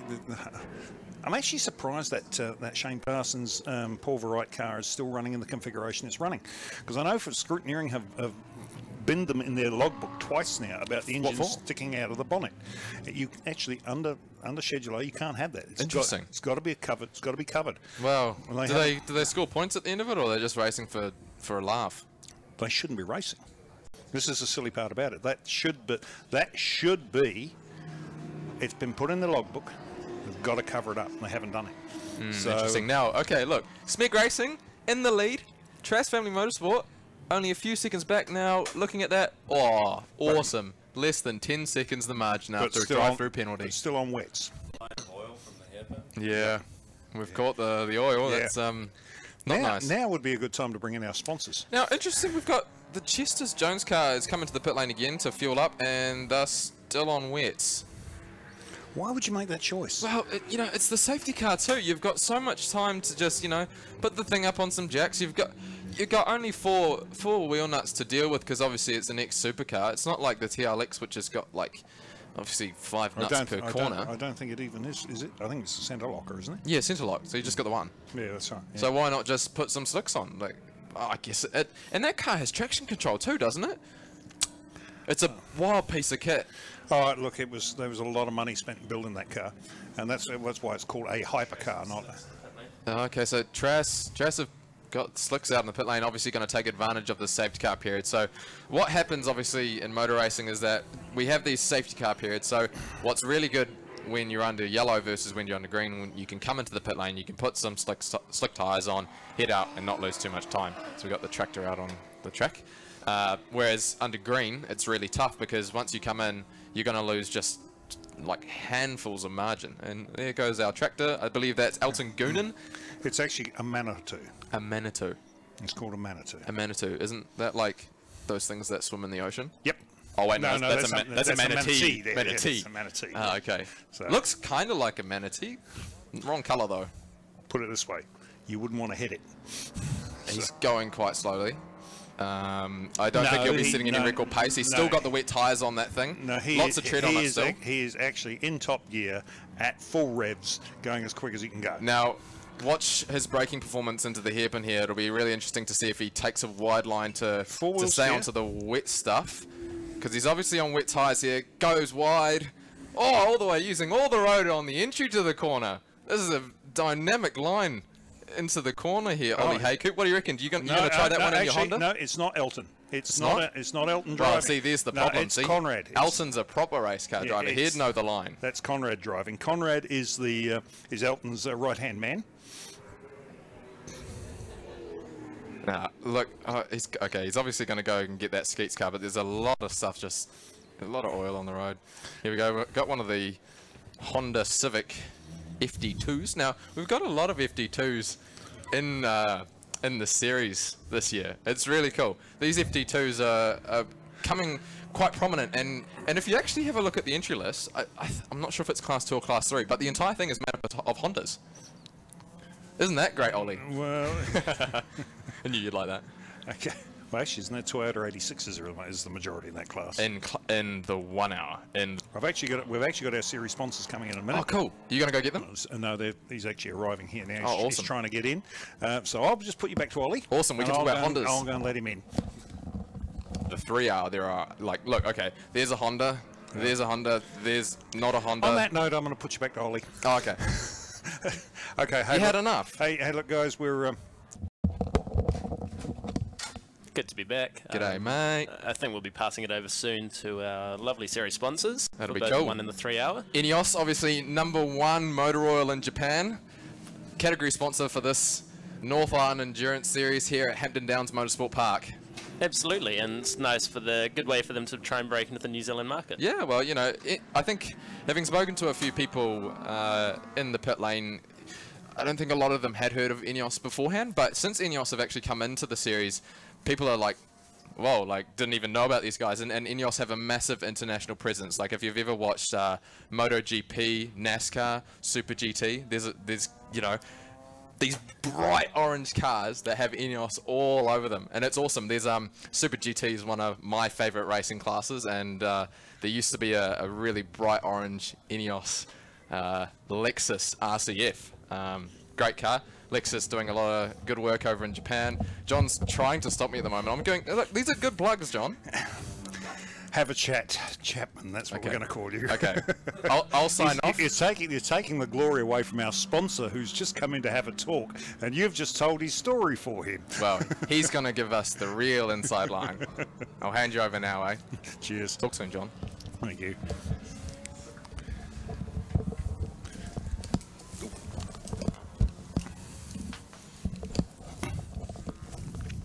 Okay, you're right there. Yep. Okay, welcome. I'd like to welcome to the commentary box Shingo Hoshina from the Eneos Oil Company. Welcome to the commentary box, Shingo. Thank you. So, and look, first of all, a big thank you to you for, or Eneos, for putting on this, or supporting the North Island Endurance Series. And I believe that you guys treat it with a great deal of importance. I believe the Deputy Managing Director's come down for the weekend as well to watch. That's right, yep. Yeah, so tell us a little bit about Eneos as a company, and then we'll get into what they do with motorsport and worldwide. Okay, and Eneos, they established a company back in 130 years ago in Japan, and then they keep merge the different oil companies and getting bigger and bigger. And now in Japan, the market share is roughly 50%. Okay, so it is the biggest oil company in Japan. Yes, sure, yes. But Eneos is part of a bigger group, isn't it? Which is the second biggest company in Japan, I believe. Right. That's right. What is the name of that company? No, that's JX Nippon. JX Nippon. So JX Nippon, and they're into things like resources and electricity and that type of thing as well. That's right. Okay. So Eneos Oil. As you say, as Simon was so aptly telling the rest of the world, very few people in New Zealand would have heard of it. Predominantly, as a provider, you provide to the motor manufacturers, don't you? That's right. Yes. Yeah. Yes, what normally happens is we do cooperate together with a majority of the Japanese car manufacturers to develop the new oils and the CVT ETF and the kind of things together with them. Yep. Okay, and so basically you supply to the likes of Honda and Toyota and Mitsubishi and Subaru and all that. So you don't really sell big in the retail market, do you? And back in Japan, we do sell a lot of Eneos brand as well, but in total, like OEM and Eneos brand. So in New Zealand, it's not quite okay. Hang on, we're just about to go back racing here again, Shingo. So we'll just hang on a tick. Okay, so there we go. We've got the Audis at the front, and we're looking for the Ferrari now. Now, bear in mind that Ferrari now is on a set of slicks as well. So it's and he's not too far behind the lead car. We'll just let him get in a couple of laps. And we'll come back to you in a second, Shingo. I'm just going to hand back over to Simon here, and no doubt he'll give us a bit of insight. Not of insight, but a bit of assistance. Look at this. Okay, we've got Andre Heimgartner, who's he's a gun driver. If you don't know who Andre is, he's done a bit of development series before. He's done Porsche Carrera Cup. Well, he's currently doing Porsche Carrera Cup. He raced with Super Black Racing in the Supercars Championship over in Australia year before last. Okay. Right now, though, he's hot on the tail of that Audi, and that's what we've got to watch. Yeah. Right. We're also going to look for the Ferrari. It's not too far back in the second. pack there. He's running. He's third on the road, but he's second overall, effectively. Right. Now, this is the bit I want to see: is what these two are going to be like. Well, we won't be able to tell a lap from here. No, because it's going to take a little while. Start, so it's going to take a little while for them to dial in there. But here comes Evans. Right. Andre Heimgartner hot on the tail of that Audi.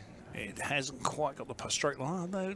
Has it or hasn't it? Let's have a look. Well, it's really interesting because Ollie was talking a little bit earlier about maybe the setup of the car and whether or not the Audi might have a wet setup or a dry setup.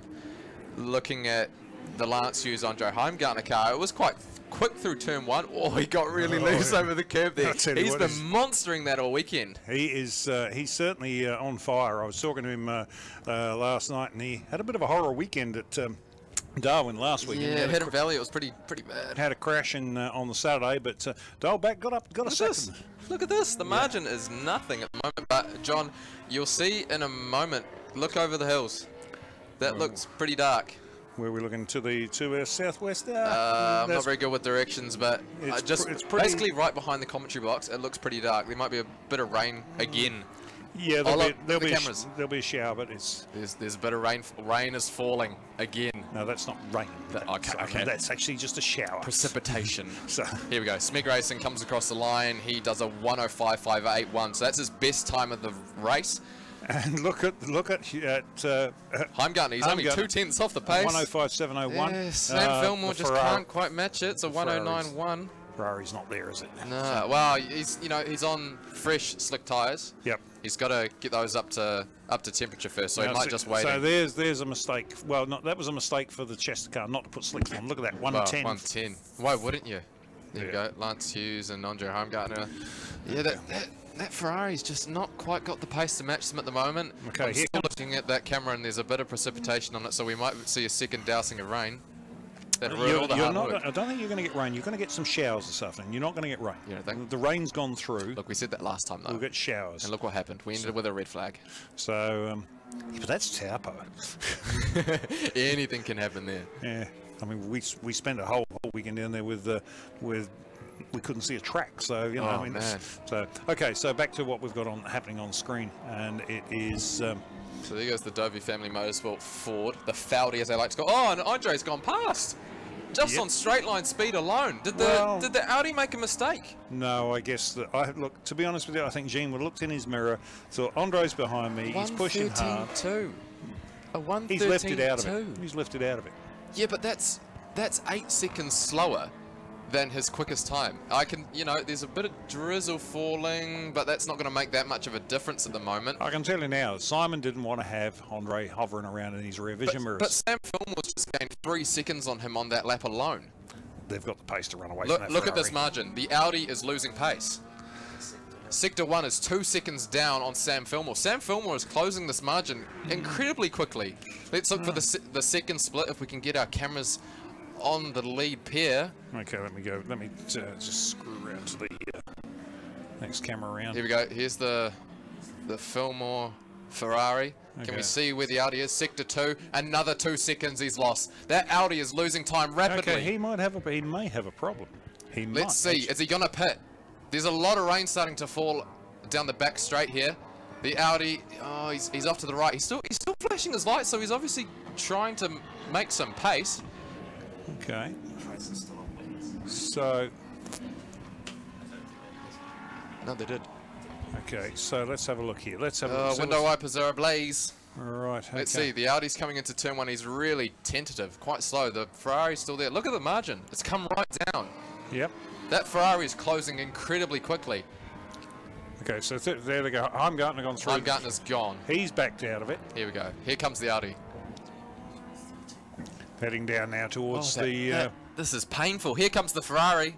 The Ferrari's going to catch the Audi and pass. Yeah, well, it's... Oh, he's right on his tail. What is happening to Simon Evans? They've got... Sam Fillmore is right on his rear wing. Okay, so just, well... Simon's down. Oh, don't put your nose in there, Sam. There's plenty of time left, Sam. Just get him in the straights. Sam is... Oh, look. Okay, straight line speed. Let's see. Is there a problem with the Audi? The straight line speed seems fine. Yeah, he's on the brakes really early. He's on braking very early. Oh, it just cuts across the front of him there. Okay. This is really close stuff, John. Right, so they've gone out of there. Here they come up the hill now. Let me have a look at them. Let's see what's going on. And is it straight line? Ooh. I'll tell you what, Gene's moving around a bit. He's Simon in the car. Sorry, Simon's moving around a bit. He's trying to keep the door closed. Sam's down into turn 1 here. Oh, down right the inside. The Ferrari's He's gone got through. Easy. He is on. Now, what's going on inside that Audi? That's to me, there's an issue there because something isn't right. Oh, he's really loose. He might have a tyre going down. Has he lost like maybe traction control or something? Does that happen? It doesn't really happen in GT3 racing. Nah. It seems so bizarre that a car that consistent, which has won the New Zealand Endurance Championship and won the first round of the championship, is suddenly having problems. But he is, remember, he is on slicks. It's maybe just a little bit too damp. He could have picked up a slow puncture because that was moving around in the rear end. Well, yeah, let's see what happens in these next couple of laps, whether he actually boxes. He's still going quick in a straight line. So down he comes now into the infield hairpin. So we've got the cameras on him. Just missed the apex completely there. Yeah, so straight line speed doesn't seem to be too much of an issue. Look where the Ferrari is now. Ferrari's gone. Look at the sector splits. Okay, so he was like half a second quicker in that last sector split, the last lap. Let's see what the margin is now as the Ferrari comes across the line. Here we go. Here comes Sam Fillmore. Okay, so that was a 1:17, so he's definitely lost a lot of time trying to pass Simon Evans. Yeah. Evans is back down to second. The margin is 6.5 seconds.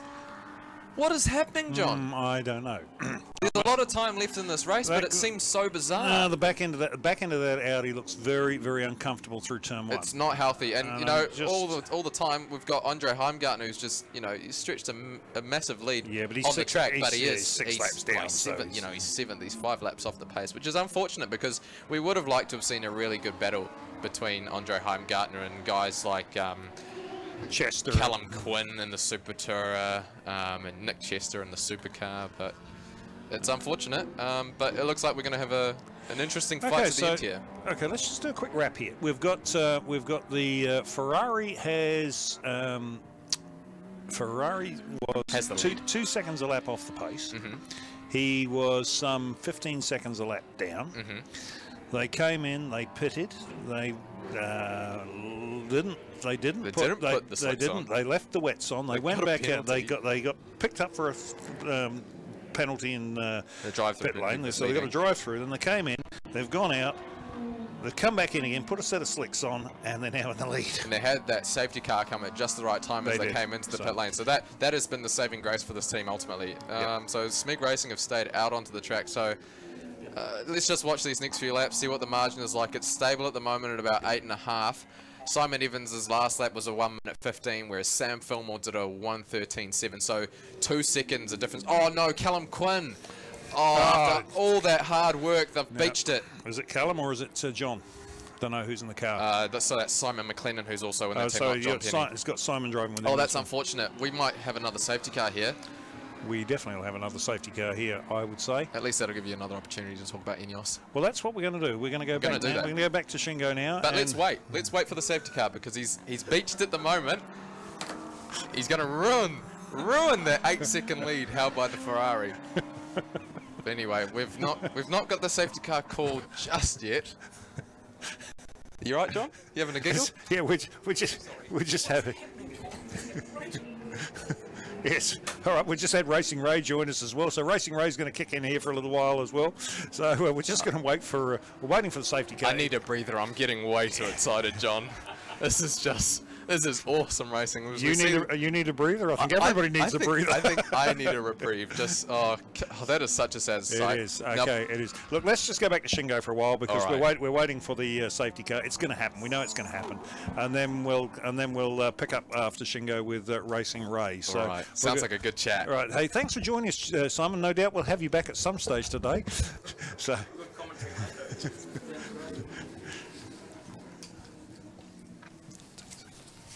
There you go, mate. Thanks. Okay, so there we go, Shingo. That's going to be hard. He gets excited, doesn't he? Yeah, very much. Hey, let's get a little bit back to let's get a little bit back to where we were with Eneos. Motorsport, because that's what we're all here for. And Eneos are big in motorsport and have been for quite some time.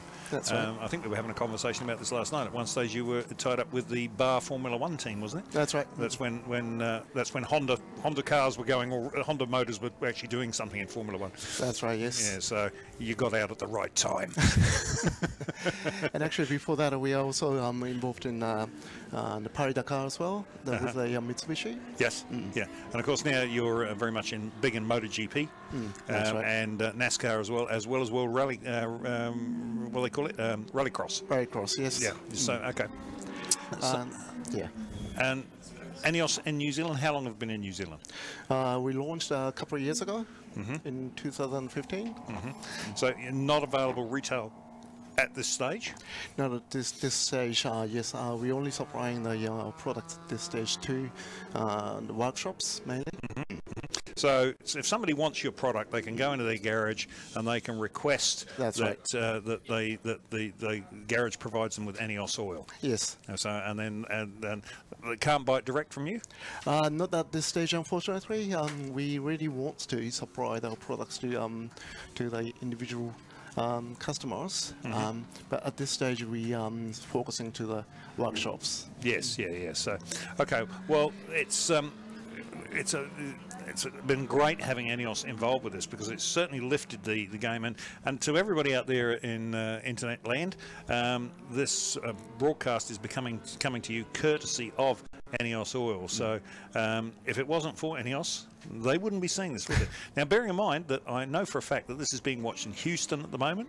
We know it's being watched at Goodwood, and we know it's being watched in Sydney, so it's all over the world. Excellent. And I think, I don't know what the last count was, but I know we had 18,000 down at Taupo watching. I think we're looking for a few more here. So, so is there anything else you'd like to add to let the people know that we haven't covered? Pretty much we do have what the Eneos focusing is the quality, and when we develop the new engine oils and transmission oils, we do have a laboratory and development, which is nowadays is pretty rare. Not many companies have that kind of facilities to keep the quality up there. So when people choose the Eneos oil, they know it's we kind of like keep supplying the good level of the qualities. That's our strength. Yeah, and it is a very, very high quality product, isn't it? So I believe you were saying to me last night, we were talking, you were saying that some of the well-known brands, though we won't go there, but no, but that's cool. Hey, look, Shingo, thank you very much for coming in, and we're pleased to have have you come up on and talk to us today, and once again, and thank your deputy MD for the gifts he was given. World-renowned brands that have come into Japan have actually asked Eneos to manufacture their oil on their behalf. We won't say anything. No, that's going to be it's a huge problem. So we won't go there, but no, but that's cool. Hey, look, Shingo, thank you very much for coming in, and we're pleased to have have you come up on and talk to us today, and once again, and thank your deputy MD for the gifts he was giving out last night. So thank you very much. Thank you very much. Cheers. That was Shingo Hiroshina from Eneos Oils in Japan. And or actually, he's based here in New Zealand. He's the New Zealand manager. So next up, we've got Racing Roy Williams coming on board, and and he'll be having a chat with us for next. We've got that. We've managed to get the Quinn car out of the oil. The Elton and Conrad have been pretty busy with the Manitou this afternoon. And we're just watching them now. They'll go. Lights will go out this time around. And whilst that was going on, the Audi is in the pits. So the Audi's coming in, and they're going to go to a set of slicks on board. Let's have a look. So the car's up in the air now, and right. Well, they've got wets. No, they've got wets going back on. So they've got slicks came off, and they've got wets going on. Really don't understand what's happening here. So that car must be playing up something wicked, because they took the slicks off it, and they've put wets back on it. And as that's happening, we are joined by Roy. G'day, Roy. Racing Ray. Good afternoon, ladies and gentlemen, boys and girls. What a fabulous sunny day. No, that's a different day, isn't it, John? No, it's not a sunny day, Ray. It's sunny in your world, but it's always sunny in your world, Ray. It always is, John. We just love motor racing. Love being here with the fans and the cars and everything. What an exciting race we've got. Let's just hang, before we get too carried away here, Ray. You got to remember this is going out all over the world, right? And so there's going to be people who've actually never heard of you. So we probably need to tell them who you are, right? So. John Tomlin is a famous racing driver, Triumph 2.5 litre from way back. No, we're talking about you, Ray.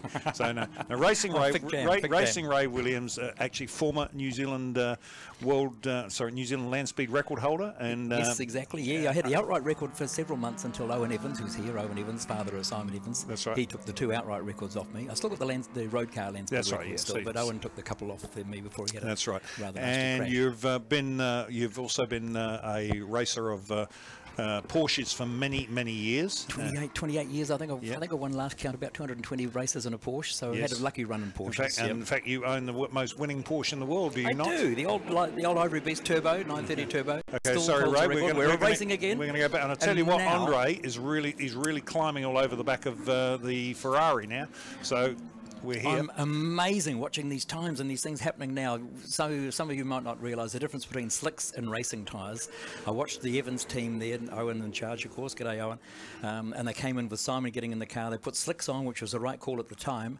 But the Ferrari team looks like they stayed on the wets. No, they're back up. They're on slicks now. Right. Well, so, now they may be. But well, actually, no. Hang on. Now we're not sure actually. Okay. But there was a huge difference on that sticky wet track, as you could see. That the cars on wet tyres had a huge advantage when that rain came through, and they were just all over the cars on slicks. So poor old Simon was struggling with that wonderful Audi, and he got passed by the Ferrari, which gives us a really, really Look good at exciting this race. at the end of the front straight here, at the end of the straightaway. It is Andre Heimgartner is all over the back of that Ferrari 458 GT3. I'm not surprised. I see his quickest lap was something like about a 105, very close to Simon Evans' fastest lap time. He's really quick out there today. Is young Andre. He's done a 105.7. He's done as an outright fastest That's time. right. Very quick lap And time. he's just passed the Ferrari on the front straight. Wow. So it's all about 1, 2, 3, 4. 1, 2, 3, 4.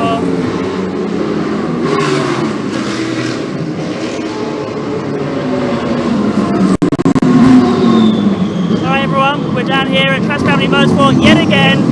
But look what we have now. We've got the race leader with us, Danny Studdard. How did it go out there for you? It was an interesting stint, to be honest. I think I did about an hour and 40 minutes, and it changed a fair bit, the conditions. So earlier was obviously wet, and then it dried out, and then it went wet again, and so it was trying to save tyres as best we could. But we stayed in second place. The SMEG Audi was a little quicker, probably half a second, then it's all about traffic and tyre management. So I came in, I think, second, and then there's just been a shift in the lead now with tyre strategies, I think, all the point. Well, we knew strategy was going to play a big call today, and it's certainly played into advantage. And we also did a bit of a rain dance for you that seems to have helped you out a little. You've done a nice job. Yeah, we're looking for a bit more now, but yeah, I think the SMEG car came in and on slicks, and then Sam, we stayed out on our wets, and it was just offline. It was still damp, so we thought it was safer to stay on that, because you've got to pass a lot of traffic offline where it's damp. So it's worked to our advantage. Obviously, 30 minutes to go. I think our strategy will probably stay on wets now, because you'll drop a lap now if you come in the side. So yeah, hopefully a bit more rain and we'll stay in front. Well, can we see your interpretive dance for the rain dance then? What's that, sorry? Can we see your style of dancing for the rain dance? You do not want to see that. No, good. Oh, no, we do. All good. Well, as I said, we've got about 30 minutes left to go, so best of luck and hopefully see you in victory lane. Good on you. Thanks for that. Back to you guys. Thanks.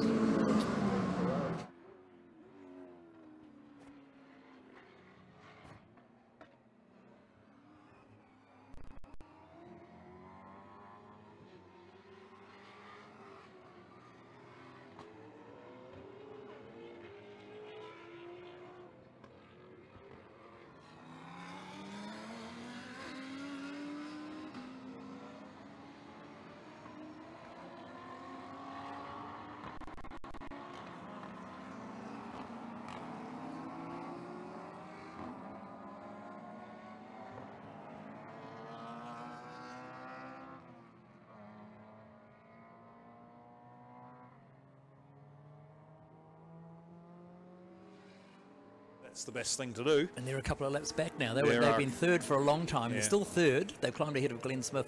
Oh, we've got somebody right out there on the ripple strip in one of the little Hondas, and interesting times. And this is, there's still a long way to go. We've still got a good 35 minutes. 105. We've got a fair way to go still for the Evans car to make some inroad into that Ferrari.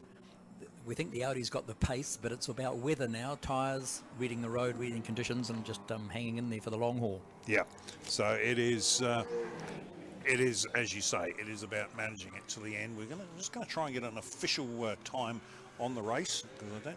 Mate. Shall I talk about our safety car driver while you're doing that? I'll tell you what, Ray, why don't you talk about our safety car driver while I'm doing that? I'll think of my own little head. I'll do Tony Rutherford.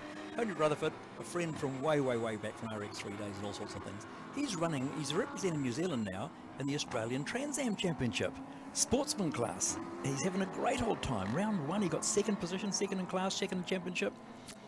Round 2, he got first, a couple of firsts over there in Queensland Park at Ipswich. Third round, he got another first in class. So he's currently leading that sportsmanship, the Trans Am class over there. Round 4 is in a couple of weeks' time at Queensland Park. What he's racing, they've given him a 1967 Mustang to race, the 351, the old G-Force Mustang. Oh, Woody's of Fat Ass has given him the drive in the car. And tell you what, I'm just a little bit nervous, because if he does carry on and win this thing, he's going to sort of wind up those Aussies with a whole lot of bad words about how good the Kiwis are, and that could be a bit of a worry. So Tony, we're going to watch you, mate. We're just not sure about how this should go. But it's Kiwis versus Aussies, Kiwis versus America in the America's Cup.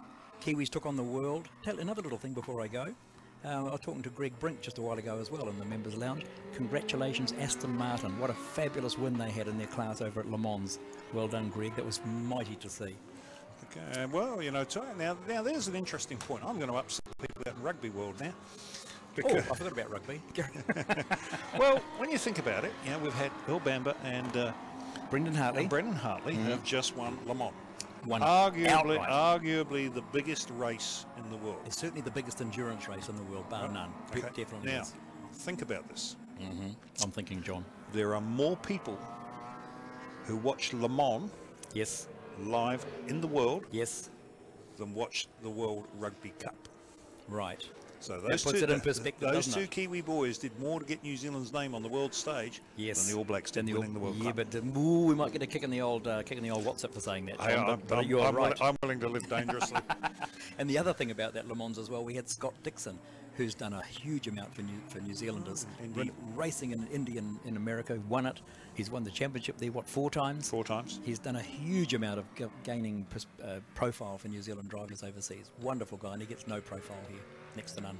Well, you know, the thing is, you know, what I've come up with a suggestion that all race cars in New Zealand should have wheels shaped like rugby balls. And then we'd get some coverage. You could be right. So anyway, we've got a motor race on our hands, folks, we have, ladies and gentlemen. We've got Sam 36 minutes left to run. He's ahead of Simon Evans. I would think that Audi will close him down. The last lap times were lap 1:01.10, a 1:11.421 for Sam in the Ferrari, a 1:11.578 for Simon in the Audi. So the times are very, very close. Nick Chester did a 1:14.3. So I'd suggest by those times the track is still damp.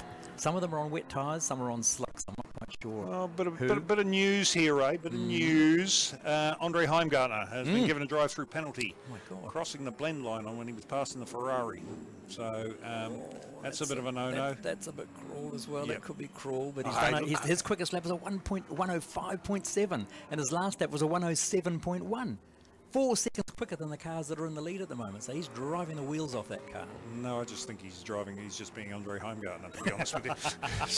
Spectacular, we love it. I mean, the boy's talented, there's no two ways about it. He's got big talent. He's driving in bigger races than all these guys around him. He's a professional race driver. Yep. You know, I was talking to him the other day. The only disappointment he's got at the moment in racing Aussie is in the Porsche Cup. They only race once every couple of months. Okay. You know, he's not getting the seat time that he was getting in supercars, and he's looking next season to be maybe moving back that way. So he's a peddler. I just wonder if they penalise him on the blend line. I wonder if that is the one coming up towards the pits, because it is. That you can be pushed in there if you're overtaking a guy and the guy decides to try and put you into the pit entrance. That's a nasty place to be. Yeah, well, argument for race control is you've got to back out of it, but unfortunately race control don't actually know what it's like to be in that position.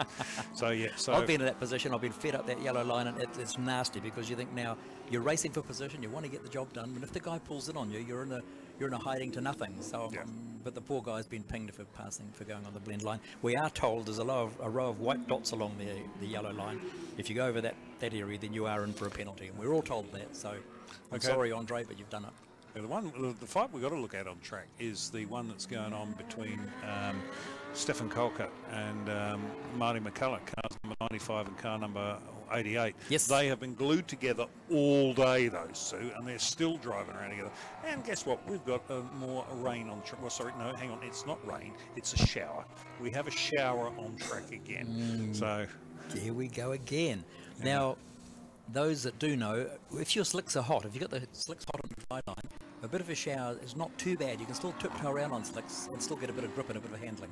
But if you're on a cold slick, you're in big trouble. So, having said that, the guys that are on wets definitely have a huge advantage. Which is what I think was causing the problem for the Evans Audi before. We saw that earlier. It was a huge difference in performance. And look, the interesting part about it is their times are still up there. They're still back in the 1:12s. 11:09, 12:9. I mean, they're a second a lap slower. Alright everyone, the rain's just started again, and we're at the SMEG Racing Garage. about that?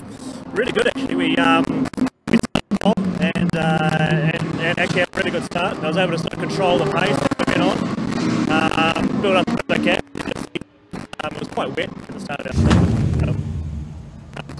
system, and then there's about 2 or 3 safety cars I think through my stint, so our fuel burn was quite low. So I was able to stay up for nearly 2 hours. But the track dried, and towards the end, a bit like download actually. And so I just sort of paced it, just saved the tyres. I was sort of banging around in minute 12, minute 13s, and then just gapping the Ferrari, and then the Ferrari's Danny caught up a little bit, just a really good ride through traffic. So I just had to push again and got back into the 9s again, just try and get a bit of a gap. So it was good. It's good to have that gap to be able to play with, and the car felt great. So we came in. It was a real dry line when we did our stop. So we chucked slicks on it. Looks like the Trash boys put wets, and the gamble paid off because it rained again. So we've come in, put wets back on. I think we're about 20 seconds behind or something. But the heavens have opened again, so we're back into it. So should be a race to the finish, I think. Great. Well, thank you very much. Obviously, you were winners down South Island, winners of Talbot. We're going to see you here today now. Fingers crossed, eh? We'll see how we go. Best of luck and see you victory lane, no doubt. Cool, thanks. Thanks very much. Thanks, guys.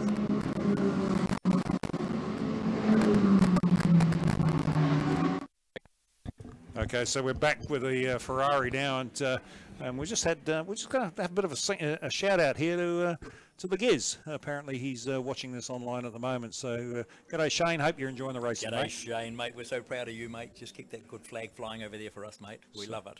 Yeah, we were talking about it earlier on, Ray. We were going to say that, you know, and you were saying about Tony Rutherford and how well he's doing in the Aussie Trans Am series at the moment. I mean, with Shane and Scott and Coulthard. Scott and Coulthard. I mean, we might as well rename it the New Zealand Touring Car Championship. So don't put it out there, but it is fantastic to see that it's been a long while coming, and Shane defending champion. That is fantastic to see. Yeah. And you guys on the pace. It's great to see. It really is. Anyway, and we're also going to say happy birthday to Mitch Evans. Mitch Evans, birthday today. Happy birthday to you. Happy birthday to you. No, he was Happy birthday, dear Mitch Evans. Happy birthday to you. From all of us in New Zealand. And there's also our apologies as well for racing Ray's. Yeah. Right, got that. So. Sam Fillmore still leading at the moment. Yeah. Simon Evans second. Nick Chester third. Glenn Smith fourth. Lance Hughes fifth. Andrew Mortimer. Now the Mortimer cars, those are going really, really well as well. But I'm impressed still with that Skyline, the Farmer car, Farmer and Tim Martin. Boy, oh boy, that was flying early on, doing 1:13 in the wet. It looked really good like their race. As it dried out a bit, the race sort of ran away from them a wee bit now, but the pace is still there. Great to see that car running so well. Actually, when we were talking about earlier on about Todd Forsyth and Matt Griffiths, we're just having a look to see where they are. They're running in 22nd position. That's not bad, is it? And they are still running. So they were the slowest starter, the slowest car. They won the 24-hour lemon race at Taupo not long ago. In that car. In that car. so it's the sheep shagger car. It's $1,000 car, right? Well, 2,000 maybe. Yeah, that's right. And it's running in an endurance race. I know it could be a bit of a mobile chicane, and people are sort of looking at it, but they're passing it. But it's fun. They're having a huge bit of fun. They're loving what they're doing. They're getting lap after lap. They're 25 laps down at the moment, but they're still in 22nd position. They're not last. Yeah. Okay. Well, we're sort of moving on now. We've got, I think we've got around about actually just under 30 minutes left to run. 25 minutes, I think we've got left to run on the race. Yep. And so we're probably going to kick you off the mic. Okay, mate. Mike Ray. Thank you. Hey, look, we need to thank you, ladies and gentlemen, boys and girls. We need to say thank you very much for coming along.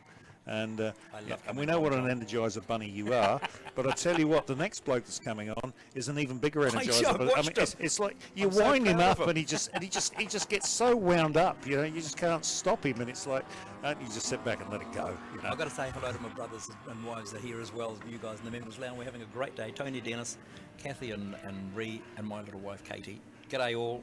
That's for you. Cheers. Back there for a glass of wine. Right. Hey, Katie, can you invite me for dinner tonight, please? Thank you. I haven't got dinner organised. Done. All right, pass you over. Thanks, guys. Au revoir. Okay, we're going to go back to Simon Chapman now, who's going to come back on board. And he's going to ride out the race with me. And a big thank you to my good mate Ray, who's also my next door neighbour. So, racing Roy. So, and it's welcome back to Simon Chapman. G'day, John. I've Hang on. calmed Hey, down. that's a okay? couple of octaves down. I've calmed down. Okay, we're in the last half hour or so of this race. Yep. Now, I'm just calming down. Okay. Okay, so let's do a synopsis here, because that Ferrari, that Audi, is still a second a lap slower than the Ferrari. Why? Wow, you'd have to wonder, eh? Like, They're on the same rubber now. Well, you'd think. Well, like, we think they are. We think they're on the same rubber, but you'd think that a slick and a dry wouldn't have that massive a difference. I'm not sure. Like, we're looking at the SMEG car coming through turn 1 now. He's behind the Chester's car, and he's going to try and pass him. I tell you what, I'm looking at the tail end of that car, and it has been unhappy since it came out of the pits. Yeah. I've been watching it. It's really unhappy through turn 1. Now, I'm just going to watch him come down here. I'm going to watch him go into. Unfortunately, I can't get close enough. Staying down off the here. curbs. Yeah, well, everybody's doing that. It's just. It's turning into. It's a bit of a weird one, eh? Yeah, it's coming up. He's going to drop down a hill. I mean, as he comes in here, let's have a look at 3. I don't think it's so much through the slow corners. I think it's definitely through the fast corners. But you watch the tail end of him as he goes in through. Comes out of turn 1. It looks really unsettled. Yeah, well, we saw the thing kick out last time I was here, and it just seemed really out of the blue that the car would be getting so loose. Yeah. So let's have a look at the margin at the moment, though. So the Trask car has that crossed the line? I think it has. So the Trask car has crossed the line. The Evans car is coming up on it. Let's see what the margin is now. So it's 34 seconds. You know, like he's pulling away. That's another half second. Yeah. That lap. Yeah. And Sam Fillmore, okay, Sam Fillmore is an underrated driver. You've got to give him some credit. He's done the Bathurst 12 Hour about 4 times, same as Danny Studdard. You know, they are gun drivers. No, they know what they're doing. They're certainly good pedallers. And I mean, you know, at the end of the day, really, Gene and Simon are both. Yeah, I mean, they're both really amateur drivers as well, really. Because I mean, Simon's day job is he works for Giltrap. Exactly. You know, I mean, his racing pedigrees. He's done Super Tours and a little bit of GT3 in it. He did a couple in the development series in Aussie. But that wasn't much, right? Yeah, but he's not a full time. I mean, him and Gene are probably pretty similar as far as their performance on track goes. They're both very good drivers. And Danny Studdard and Sam Fillmore, I don't think you could even class them as pros either. They're not. All 4 of these guys are amateur drivers. That's right. Yeah. You know, they come here on the weekend, they jump in the car, they go for a pedal, and they do really well. It's actually the teams around them that are not amateurs. Wow, you know, you look at the prowess of that SMEG racing outfit. It's incredible. Yeah. Stephen Giles, you know, ex-Formula 1. He's won with Mika Hakkinen in the Formula 1 World Championship 1999. Yeah, I think it was. Yeah. Incredible stuff, right? You know, Simon Evans' father, Owen, who obviously runs the team. You know, he's a land speed record holder, or formerly for what he was doing. Multiple New Zealand champion in sports, not in sports sedans and Porsches. Bit of a legend with that Porsche that he's got. Yeah. Or had. Yeah. So no, I mean, look, at the end of the day, the driving ability, I'm putting pretty much on a par. Probably the real hot shoe out there, the gun is Andre. Oh yeah, Andre's incredibly talented. You know, he's got the thing back up to 5th even after the pit lane penalty that he had. Well, that's true. Which is pretty cool. And it's going to be interesting to watch the fight between him and Glenn Smith and John DeVeth. Because what's the difference between them? Chester is currently the leader by a lap or so. Glenn Smith and Andre are currently on the same lap. It's about 50 seconds between Glenn and Andre, but I'd probably say that Andre will catch them. Oh, look at that. Oh, we got one of the cars wide in the front. That's Todd Forsyth. Dear. Yeah, that was the that was the Odeer Racing. The 110. Oh, here we go. Look at this down here. Gaggle. And what have we got in there? You've got a Super Ute in there. You've got a Super Tourer. You've got a Honda with a dirty, great big thing under the bonnet. And a K24, as Ollie mentioned. Whatever that means, I don't know. You know what, John? We know this race is getting exciting now because you and I both stood up at the same time when we saw those cars coming past us on the front straight. Well, it's exciting stuff. Here we go. Here comes Andre. What's he done? What did he do that time? Just round. Let's just have a look. 116 points. Yeah, he's dropped off the pace a little bit. He's backed it out for some reason. Yeah, compared to his best times a little bit earlier, obviously his best time was a 105 when it was properly dry, but now he's sort of back to the 112s. I sort of wonder whether those tyres, maybe has he used those tyres up too much? Maybe the conditions aren't favourable. So the Trask car's gone across the line, and the SMEG car's only just exited the hairpin, so that gives you some perspective in terms of how far away. Speaking of Andres, there's a Mortimer just gone past, and he's going great guns. And I'm looking back a little bit further down. You know, those two Hondas are still glued together. Well, I'm not sure that's quite right, because Marty McCulloch, he had those issues in the pit lane. Oh, and that's Stephen Colcott, I think there's two laps between the two laps, but they're still together on track. Battle, right? Awesome battle. They've been together on track all day. Yes. Hang on, what have we got coming in pit lane? That looks like an Audi. No, that's a Corvette. No, it's not. No, it's a Corvette. Sorry, yeah. That's the no stress. That's the Rickaby Oram Corvette coming through. I think they might be retiring. Yeah, I think when you go around that way, you don't come back. Yeah. Interestingly, a little bit earlier, we saw the Callum Quinn Simon McLennan car end up beached in the sand, and if you were listening at the time, I was quite distraught because. Distraught? Wow, that's an understatement. Oh, John, it's heartbreaking because those guys put in something. It's an incredible story. I'm not sure if you've heard, but basically what happened was Callum and Simon had basically a terminal engine failure at round 1 at Bruce McLaren Motorsport Park in Taupo, and leading up to round 2 here at Hampton Downs, they were going to try and get the engine ready, and it didn't look too far off. They needed a few parts, but come Tuesday, Callum and his father and the crew sort of went, no, we're not going to be able to make it. And so Callum told Simon told his dad, and the next thing you know, Simon's got a text message from Dad saying, leaving Kapiti Coast now, engine in the car, see you soon. And they took the engine out of their M2 Motorsport Holden Commodore, drove all the way up from Wellington overnight, non-stop, brought it up to Callum Quinn Racing, and put the engine out of their Commodore into this Commodore, and have got the car going. They didn't think they'd be able to get the car going. It was going to be touch and go whether or not the thing would be ready. A few electrical issues they were battling with at the start, fueling and oil pressure, a few issues around that, but they got the car running. So when they got out there and saw them beached in the gravel, it was just, it's not the way you want to end what was a really good comeback story. No, that's true. And but hey, look, they're there, and that's the important thing. Exactly, still in the top 10, Yep. Albeit last in GTP. Now here's a car that we're looking at on screen now that I personally love.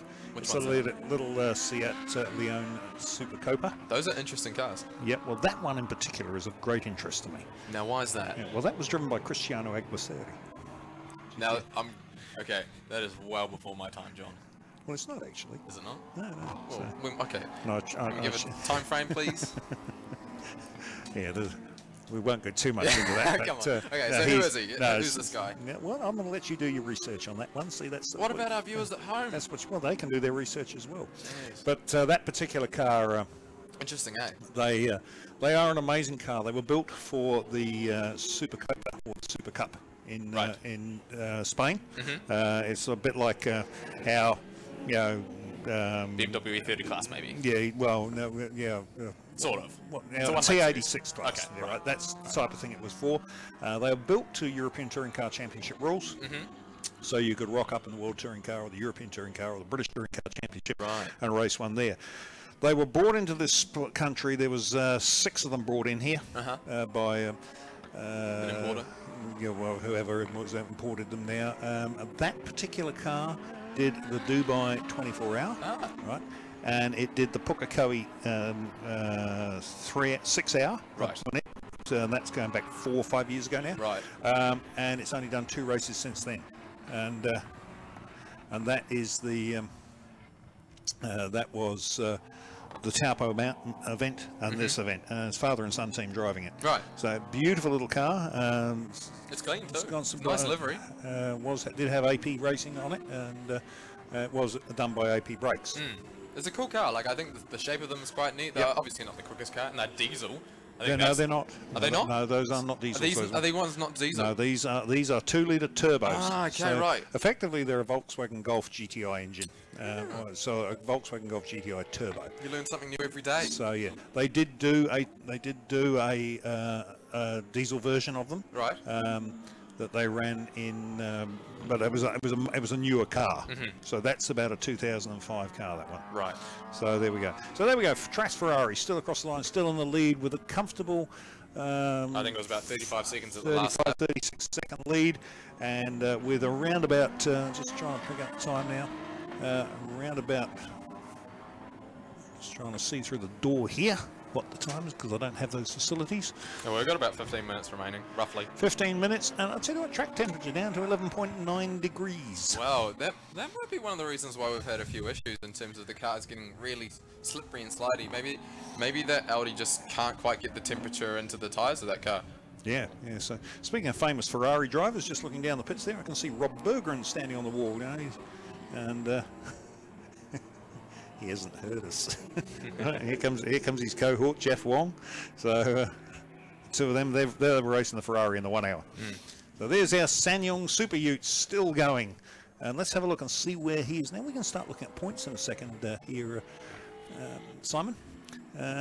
Super Ute, 10th. Top 10. Okay, well that's Fourth cool. in class. Okay, interesting. So let's have a look at outright and see what's happening here. While you look at that, I've just seen the Dovey family motorsport car has just gone straight off the road, exiting the final corner. He's just pulled off to the right-hand side. So where are we talking? Well, he's just gone out of picture here. Okay. I just saw him slow down, came right into the middle of the road there, and he's just pulled off to the right-hand side.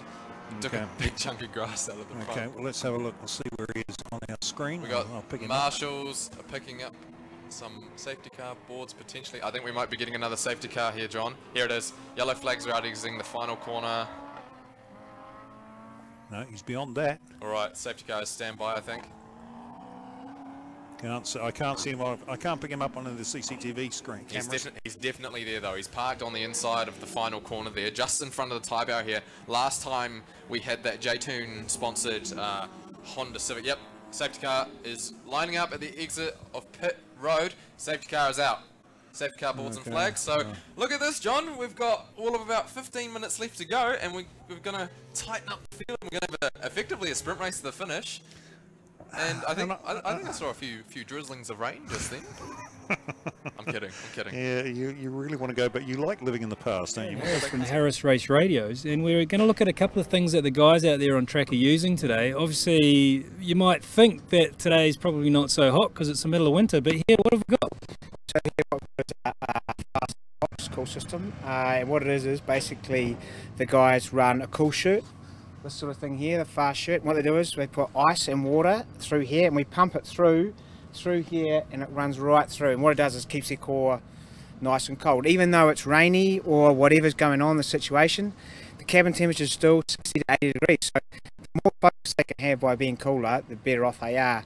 It'll last about an hour and a half. When they come in for their pit stops, you'll see most of them will run around, jump around, open the box up, and what they'll do is, all they do is just put some water in here and some ice, shut it down, off they go again. And in this case, we can actually run through the helmet as well. So run the cooling through the helmet, same thing, keep the head nice and cool, keep them focused, because you know, in this type of weather, changing conditions, you want your driver to be as sharp as possible. So yeah, even though it's middle of winter, I think we're about 17 degrees here on what is a cold day. So why do these cars get so hot inside simply? Well, obviously, you know, they're getting driven at 10 tenths. So the engine hotter than it would be a road car. You know, you're taking everything out of the car that absorbs all that heat. So it's just radiating straight through the car. You see a lot of cars may fog up because what happens is water gets in the car, steam gets on the bottom of it. Then all of a sudden you've got steam, you've got water, and you've got heat. So when you say 80 degrees, 60 to 80 degrees, you're talking Celsius? Yes, correct. Yeah, correct. And different cars are different, you know. Some cars have exhaust right at the back, so they are, you know, way away. Other guys, like a lot of the GT3s, run the mufflers right down the side of the drivers. So right where they are, there's a lot of cabin temperature. And so this is just normal ice inside here? Normal ice and obviously water. You can run dry ice, but most New Zealanders are not that technical yet to get to that space, you know, like you obviously see in supercars and that sort of thing. Where a lot of them running dry ice. Bigger system worth a lot more money than this simple system that's been designed and around for years. And so how many cars out on the track do you think would be running something like this? I would say probably 60-70% of the field. Okay, here we are with Aaron Harris. I'm getting a car. I think it sort of turned up here about a week and a half after Tony Quinn bought the place. Well, that's sort of I think it was his first. I wonder why that happened. I think it was its sort of first capital purchase, and it's been a neat thing to watch. And I think everybody fights over who gets to drive it. So, but it's not that fast. Yeah, but it does neat stuff. It's like a big Tonka toy, you know. You get to be the guy who picks up the guy who parked his car on the inside of the corner. That's a great accolade to have. That's the one. Let's check out and see where Barrett and Frew are, because they've been doing. You know, I mean, those guys they're currently in 9th. So they're actually. So they're third in class. Third in class. So they would have. I think they're actually going to pass. Well, actually, pass. look at the gap here. There's Daryl Barrett and Dave, and then right behind him is the. It's going to be good. Is the Super Ute. Awesome. So what's that? So that's in points. I'm just trying to pick that up. What's the difference in points between them at the moment? Let me have a look. I'm not sure, but while you check on that, I'm just going to check at how long we've got left to go. So at the moment, we've currently got basically bang on 10 minutes to go. So hopefully, I don't know, once that car gets recovered, I reckon we might have like a 5-minute sprint to the finish. Now hang on a minute. And we've got a gap of like, what, a few seconds. Let's go back a month. Oh, please don't, John. We don't. No, we're not talking about that. That was a bad time. Well, yeah, we didn't. We certainly don't want an end result like that. 1, 2, 3, 4 cars split the leader. With 10 minutes to go, the safety car is out. We've got a recovery vehicle on track trying to get the Dovey Family Motorsport Ford Falcon, Faudi they like to call it, recovered so that we can get a race start. And hopefully, I reckon maybe 3-4 lap sprint to the finish. Maybe. Yeah. If we're lucky. No. Yeah, I reckon. Maybe. That'd be good, ideally. Which is basically what happened the last time. Well, not quite, because last time we got robbed of a finish with a red flag at the end. Yeah, well... That was not fun. No, it wasn't. That was water all over. Water everywhere. So...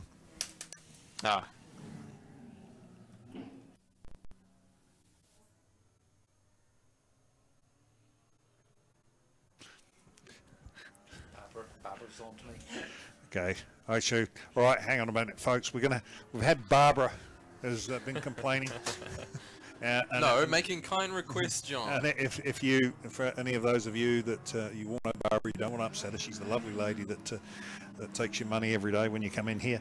Can we please have the transponders back as soon as the event is done and dusted? So as soon as you're finished, can you bring your transponders back, please? Very good.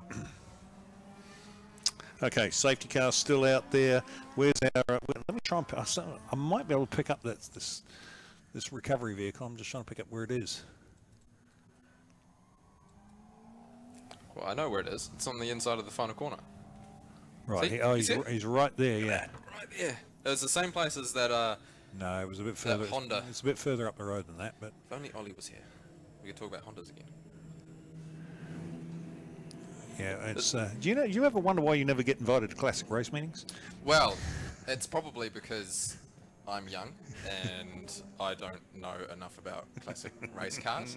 It'd be a bit like me taking you to Le Mans, commentating on Le Mans, talking about LMP1 hybrids with MG UKs and KERS recovery systems and... Surprisingly enough, I actually do know a bit about that stuff. God damn it. You've got me, John. So how about we talk cricket? Do you know cricket? Oh no, this is motor racing. Let's talk. Oh yeah, what do you mean cricket? Yeah, well, that's that team where we have two blokes who bash a ball with each other. Yeah, see, in cricket you only have one ball, but in motor racing you need two. Yes, and they need to be big ones. Big ones. Okay. So hey, tonight though. Hey? Tonight. What about tonight? Oh. Yeah. Nah. And then tomorrow morning. Yeah. Okay. We're not going to talk about other sports. Let's talk motor racing. Okay. So we're currently on hang on. safety car here. We've got a tyre change going on onto the the wets with one of those that lovely Seat that you like. But Seat Leon Super Copa. Talking about motor racing internationally at the moment, what do you reckon? Scott Dixon's just taken pole position over at Road America. Oh, yeah. Cool. Hey, and I thought Shane's supposed to be there as well, isn't he? He's racing there. Wasn't he racing there this weekend? In what? Wasn't he doing the IMSA? No, IMSA's not racing there. Was he? Oh no, I thought he was doing Road America. Oh, was it Rivers? No, it was Road America. I'm sure it was. But anyway, so no, well, Scott, hey, good on him. Yeah, another pole. Yeah, it was interesting. I was talking to Kenny during the week. Kenny Smith about about Scott, and because as everybody knows, Kenny brought Scott through. Oh, of course. And, Kenny brought so many people through. Yeah, Kenny basically got Scott into IndyCar. But and I was talking to Kenny, and Kenny said, Scott, he said, is the best fuel saver in the entire IndyCar series. That is why he's called the Iceman. Yeah, and they reckon and I said to Kenny, I said, did you teach him that? He said, no. He said, that's something he's figured out for himself. And he said, and he's so very good at it. Yeah. Yeah, I've watched IndyCar like most of my life, I guess, that I've been interested in motor racing, and it's amazing because you know when you watch a race with Scott Dixon that when the leaders pit, Scott's going to go 5 more laps. Yeah. And by the end of the race, when everyone else is running out of fuel, everyone else, you know, is going to DNF, and Scott's going to win. I'll tell you what, this is getting ugly because we've now got a flat deck involved. Oh gosh. So this is really, really. So We've only got 5 minutes left to go. It's could finish under a safety car. Look, can we? I don't know if this exists and if race control can hear me, but like green, white, checkered, maybe NASCAR style. Could we do that? Well, they will do their best. I mean, I'll tell you what, you know, these guys in here, Adam and Debbie, you know, they run a really good ship, and if anybody can do it, they can do it. For sure. And but, I think, oh look, here we go. There's the FM currently being pulled out of the mud. Look at all the grass in the front of that car. Yeah. Not a happy sight, and not the way.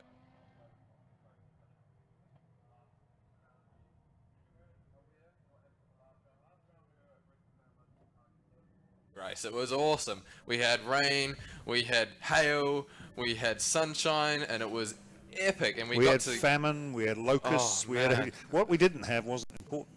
We didn't have fog. That was the one thing. But that was the one thing that we didn't have, which was awesome because we got fogged out the last time we were there. But yeah, anyway, last time we were at Taupo, we unfortunately finished under safety car, kind of in similar circumstances, except it was pouring with rain. We had John DeVeth and Glenn Smith in their Serini Reiter engineering Camaro spare off the road towards the end of the circuit, which brought out the red flag. But this here, I think we might. And poor John's looking, still beating himself up about it. I'm looking at race control now. Oh, we're going to be time certain, maybe. We're going to see what's happening. They're going to have to put it onto the flat deck. Not sure that we'll get it ready. I'm looking at Adam Simmons, who's one of our resident Motorsport Club volunteers. He's not sure whether we're going to get it. Here we go. Here's the message. Ah, okay. The wall is damaged, unfortunately. So when that Faudi went off at reasonably high speed, he's hit the wall, and the wall's folded back a bit. So unfortunately, the work which is going down at the final corner, which unfortunately we can't see on our broadcast, we might not get a really exciting finish, which is unfortunate because, you know, twice now we've had 2 rounds where we've set up for what is going to be an incredibly exciting finish to the race, and we're going to be robbed here again. Yep. And you know the really good bit? What's that? Next one's bookie. And you know what the best bit about that is that these 2 leaders are going to head in to that final Dead corner. heat. Yeah, dead heat. It's going to be, what is it, 210 points apiece? Yep. Basically, roughly? Yeah, basically, no.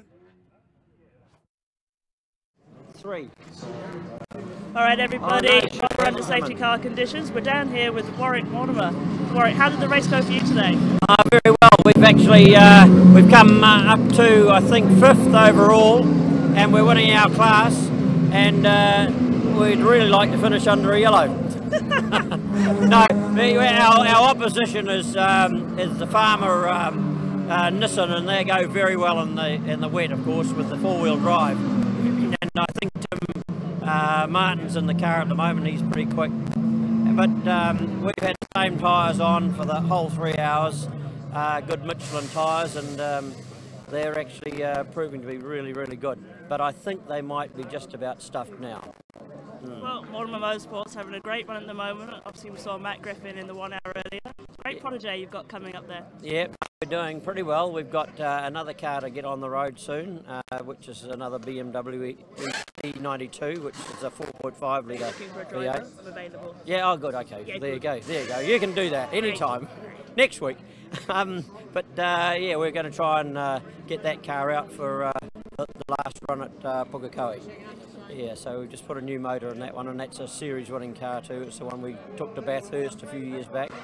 And yeah, so we've got both of those cars are championship winning cars that won today, and with Matt in them, and Andre, he won the series this year as well. So all of our cars are championship winning cars. Well, thanks for that. Aren't you just the best ever?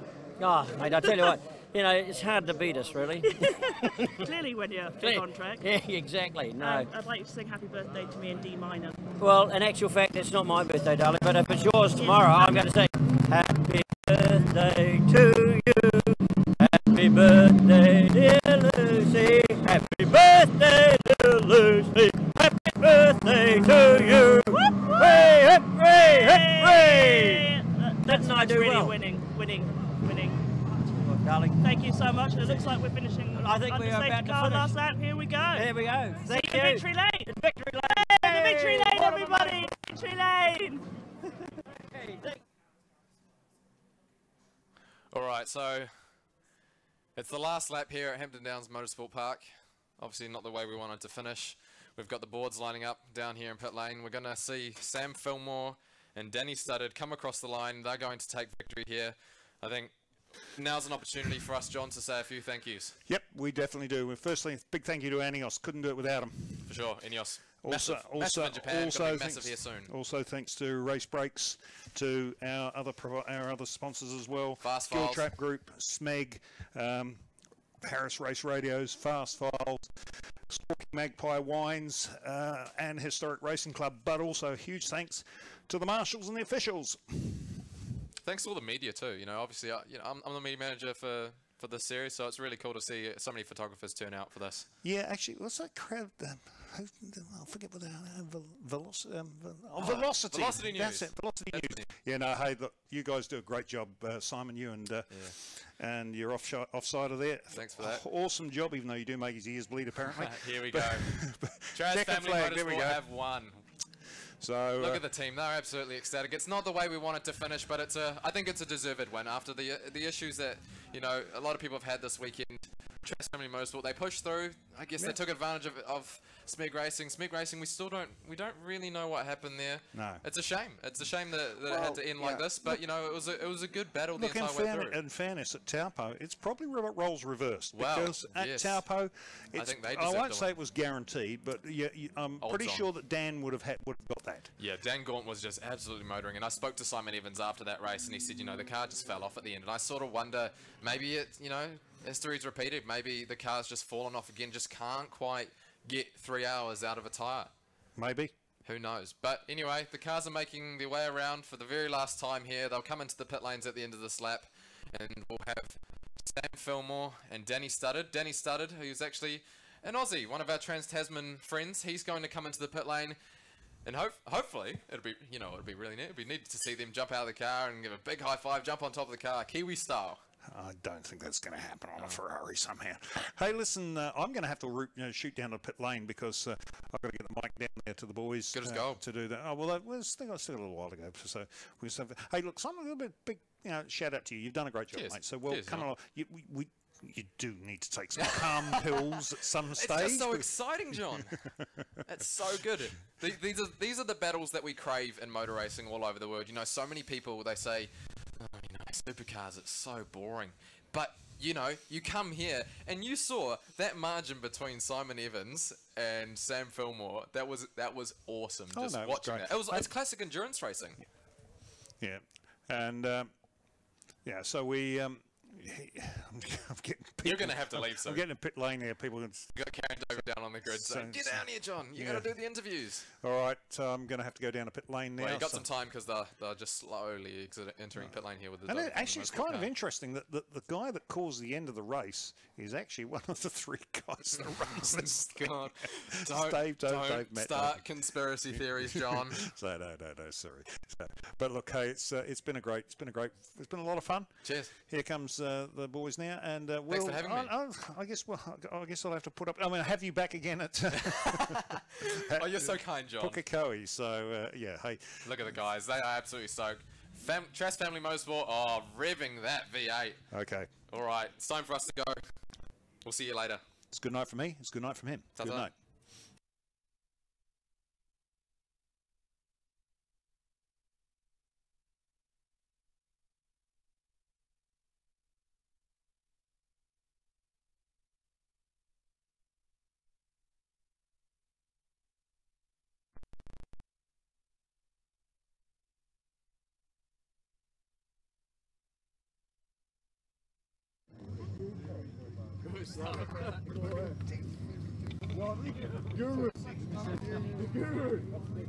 Okay, so I'm now heading down pit lane.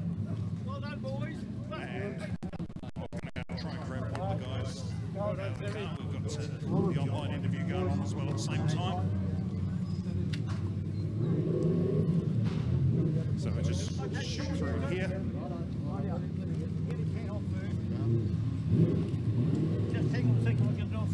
Okay, quite fine.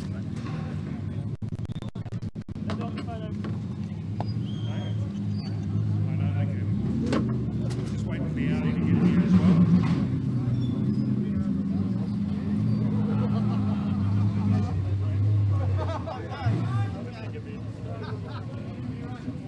Look at this one.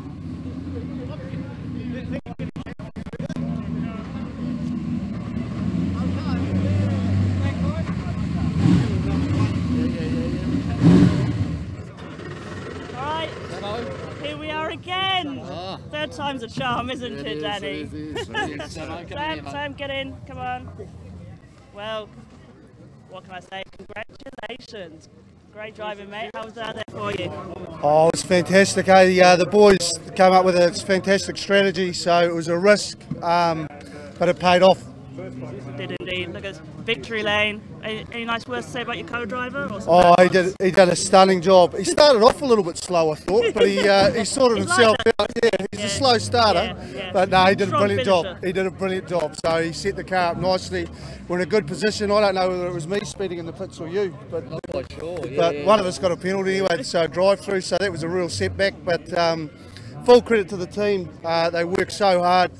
You know, Crash Motorsport, and hey, it was the right strategy, so fantastic. Well, great driving, both of you. Congratulations. You've got to thank Wayne from Michelin. A great set of tyres the whole day. One set of wets for the whole day. Fantastic. So thanks for that. Congratulations, great bag of points, and we Cheers. look forward to round 3. Yeah, well, it's going to make Pukekohe interesting, isn't it? Bring it on. Yeah, very good. Brilliant. Thanks, guys. Cheers.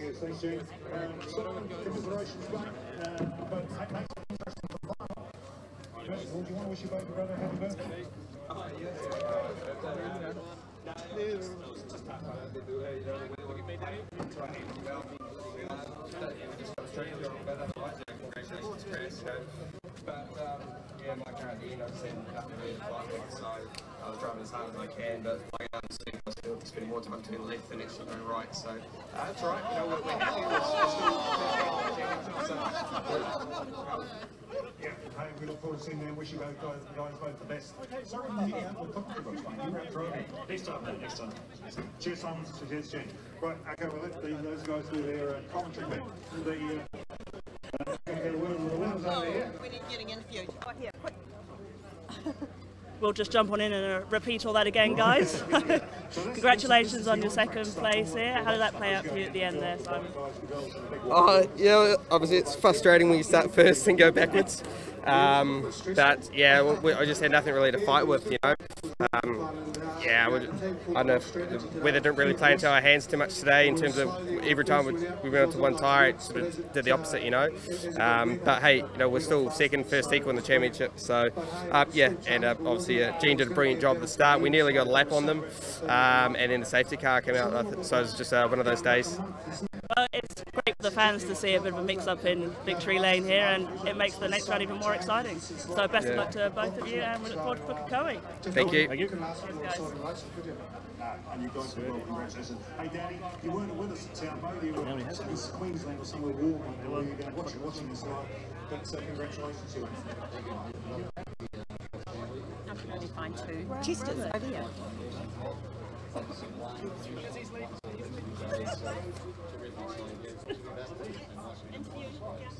Good, congratulations. We'll get the third place guys up soon. Just as hard to get down there. Well done, guys. Cheers. Alright guys, and here with third place, Chester and Callum Jones. So how did the race go for you guys? The race was good. We stayed on one set of wets the whole race and just kept on going round and round. It was pretty easy, really. Kept the car straight, and we knew strategy was going to play in with the weather. Yep, but you made the call to stay out yeah, on well, wet. you could see the rain coming. I don't know why you'd think about going to be honest, but yeah, it was a pretty easy decision for us. So yeah, it worked out well. And how do you find your stint? Yeah, it was fantastic. It's just hard to know how fast to go on the wets and the dry. The Yokohamas have been fantastic. Thanks to Nick, mate. Awesome car team. Worked real hard after Taupo to get it ready for here, and the thing's been faultless. So thanks to the boys and that, it's been a good party tonight, I'd say. Well, thanks for all coming out on my birthday. So let's go and party now. Yeah, and we'll see you all at Pukekohe. Look forward to it. Thanks, guys. Thanks, good man. job. Yeah. Thank you. Thank you. Okay, that was going out very wide world. This is on track for your mates here. So you can give them a hard time. Hey, Nick, Cam, well done, guys. Thank you very much. It was a lot of fun. Obviously, difficult weather conditions, but we just put it out there on wet, so very happy. I remember asking you at Taupo, so that thing is a job. You said, not on this track, it's too tight. Hampton, we're going to go well. I think the weather played against you. Yeah, I think it did. I'm sure it could have been dry all day, but that's what it is. We're pretty happy. Next track we go to is hypercar territory. It sure is, yeah. Our bumps probably going. Lots of bumps, which these GT3 cars hate, so yeah, it's going to be a lot of fun. You did a great job. All right, guys, we're down here with Andre Heimgartner. Got his car behind us here. So how did the ride go for you today? Yeah, it's interesting. It was very tricky the whole time. I was basically on slicks, so when I was showering and then dry, shower, dry, I was having to endure the slippery conditions on wet, on dries, which wasn't fun at all. They don't have a lot of grip. But yeah, it's good to get fourth. We're getting more reliable with the car. Hamilton National's crew are doing a better and better job in the pit stop. So hopefully we can come back next year. I won't be at the Pookie round, but hopefully we can come back next year and go a couple better and hopefully get on the podium. The co-driver, he's not bad for an old bugger, is he? Yeah, he's not bad. Not bad. I'm called the child because I'm that much younger than everyone else. But yeah, no, he does a great job. Keeps it out of the walls. Well, we've really enjoyed having you over here in this series, and we wish you all the best of luck for your remaining Porsche Carrera Cup. Cheers, thank you. What I'd like to do is I'd like to have in class 1 the Mortimers and the Farmers and Daryl and Hamish. Can you come up here, please?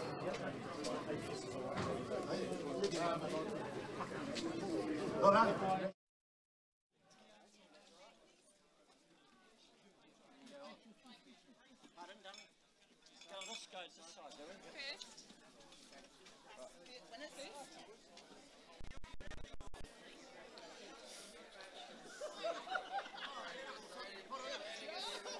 Not just yet.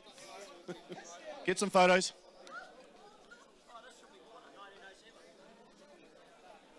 So if you can go and stand next to them. I'm the young one. Don't move. Okay. Right. We're here with the, look at this lovely, is it Dumb and Dumber? Tweedledum, Tweedledee? I was pretty awesome at it. Congratulations to the Mortimers down here. Andre, how did you go in your stint?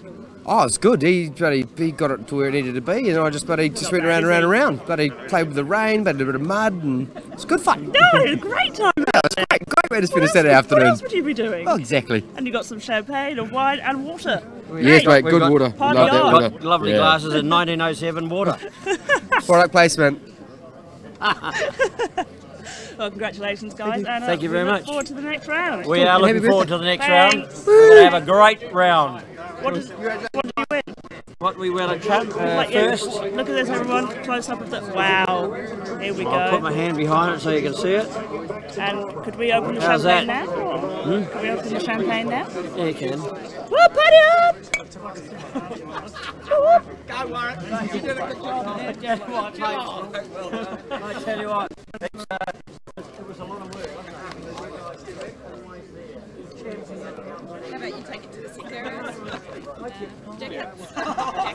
No, they're going to get it. They're going to get us every time the rain goes through. Who was the...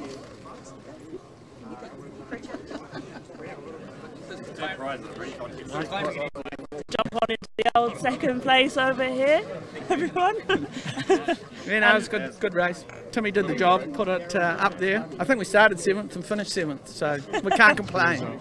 Yeah, wet, dry, wet. Yeah, great day, sponsors, everyone here, great job. Yeah. And how did you find it out there? Look, it was huge fun in the wet. I think we must be one of the only four-wheel drive cars. We're quite heavy, but it's a lot of fun in the wet. I think the safety car just got us a little bit at the start, didn't help us. It was sort of pushing us back a bit, but good weather for ducks today. Yeah, loving it. Still better weather than was at Taupo. Correct, exactly. Well, warmer at least, yeah. Yeah. Excellent. Well done, guys, and look forward to round 3. Thank you. Yeah, great, thanks.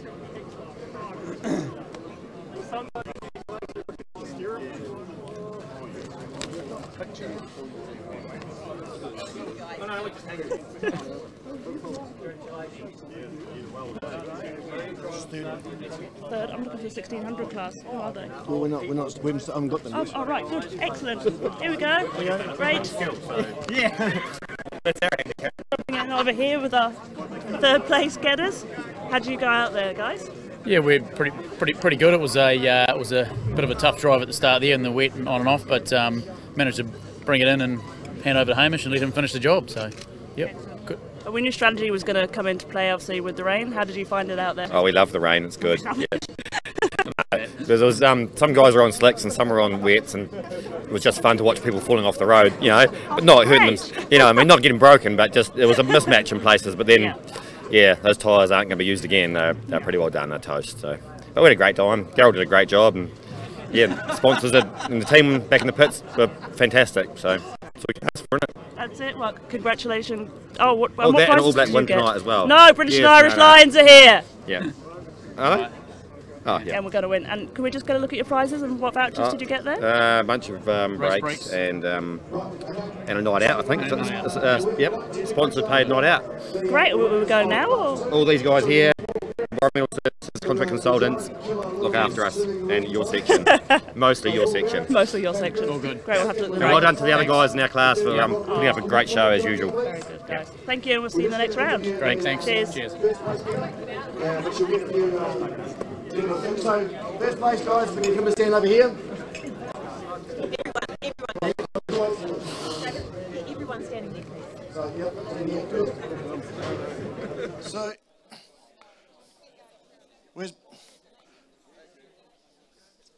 where's Brian? Good, good. Just there. Rob Williams. Good, good. Sit here. Good luck, you guys. Excellent. Well done. Congratulations.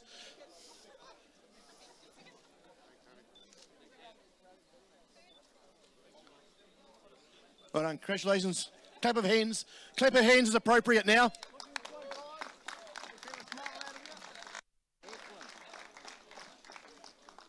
No, stay there. Stay there. Can't go yet. Right. Congratulations. What a drive. How did you find it out there? Oh, cool. It was pretty cool. These guys here in the Seat were right on us, and just with how it planned with the pitting and that, we should have been over the line at the same time. So it was a real cool race. And yeah, thanks very much, guys. It was real good. And what prizes did you get here today? A drinking glass and something to drink it out of. Awesome. What more do you want, really, guys? Exactly. Congratulations, and we look forward to seeing you at the final round. Thank you very much. Thanks very much. Guys. Cheers, guys. And moving on, apparently they're just giving you a big rap there. Full credit to you guys. It was a great race, and full credit to them getting that car to go as quick as it can go, and it's just great to do it with my son Lockie. So. Yeah, the father-son team. Yeah. Right. How did you find it out there? It was good. It was chipping, changing slicks to wet, so it was a bit slippery when we had sort of the slicks on in the wet, but other than that, it was good fun. Well, congratulations, Thank and you. we look forward to seeing you in the next round. Good. Look at you with your drinking vessels. Ready to go. But where's your drink? Exactly, we need to fill it up. Oh, you've got to come first. And we will. Before you get the wine points. You only First get a pretty glass. good for us. We're happy with that. Yeah, so how did you find it out there today? It was my first one ever, so it's all new experience for me. So very good. And all trying conditions, but we made it. We made it to the end. That's what it's all about at the end of the day, isn't it? So pretty good with that. Pretty happy with that. And there's my co-driver Scotty.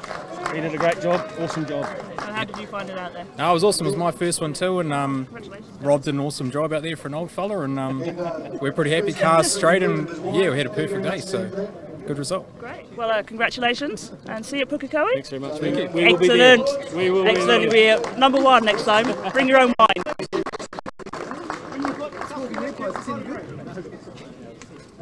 Rob, okay, for the small fella. That's great. We'll do another shot in a moment. Please charge up.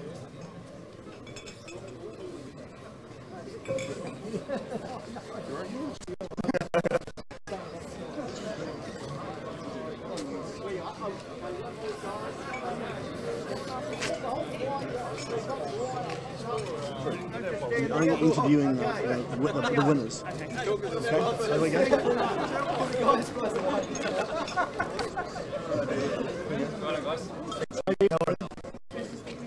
you the winners? Yeah. Yes, great. Congratulations. Thank you. Class 3 winners today. Absolutely, yeah. Bit of rain out there. Do you love it? Oh, it was fantastic. Yeah, I mean, in a small car in these conditions, it's pretty good. So it was fun dicing with the big cars, and you know, at places we could actually hold our own, which was always good fun in these conditions. But you know, the car's pretty straight, and everyone drove well. Pretty exciting watching what was going on. So I loved it. Great. And did you have much of a strategy call there with wets and slicks, or? I mean, we were talking about slicks, but every time we spoke about it, you know, the rain would come down. So, you know, it's not often you get it exactly right. I think today we actually got it pretty well right. So we stayed on wets. We just stopped, put some gas in, changed drivers, and for two old fellas, we kind of went around and we did all right. Well, how about yourself? How did you find out there? Oh, I'm just rapt that we actually got through in one piece, and our team did a fantastic job, so credit to them.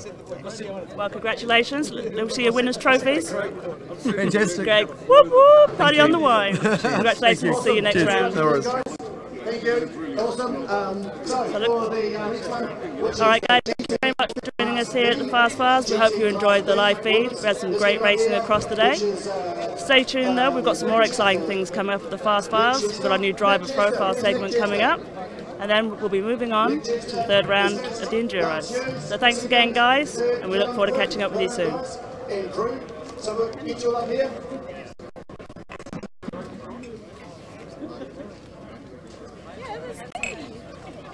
So if you're not here in the first quarter, I'll move it to the next one.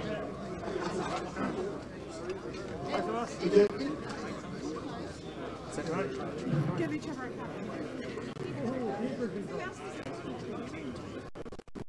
so it's Karen Crawley.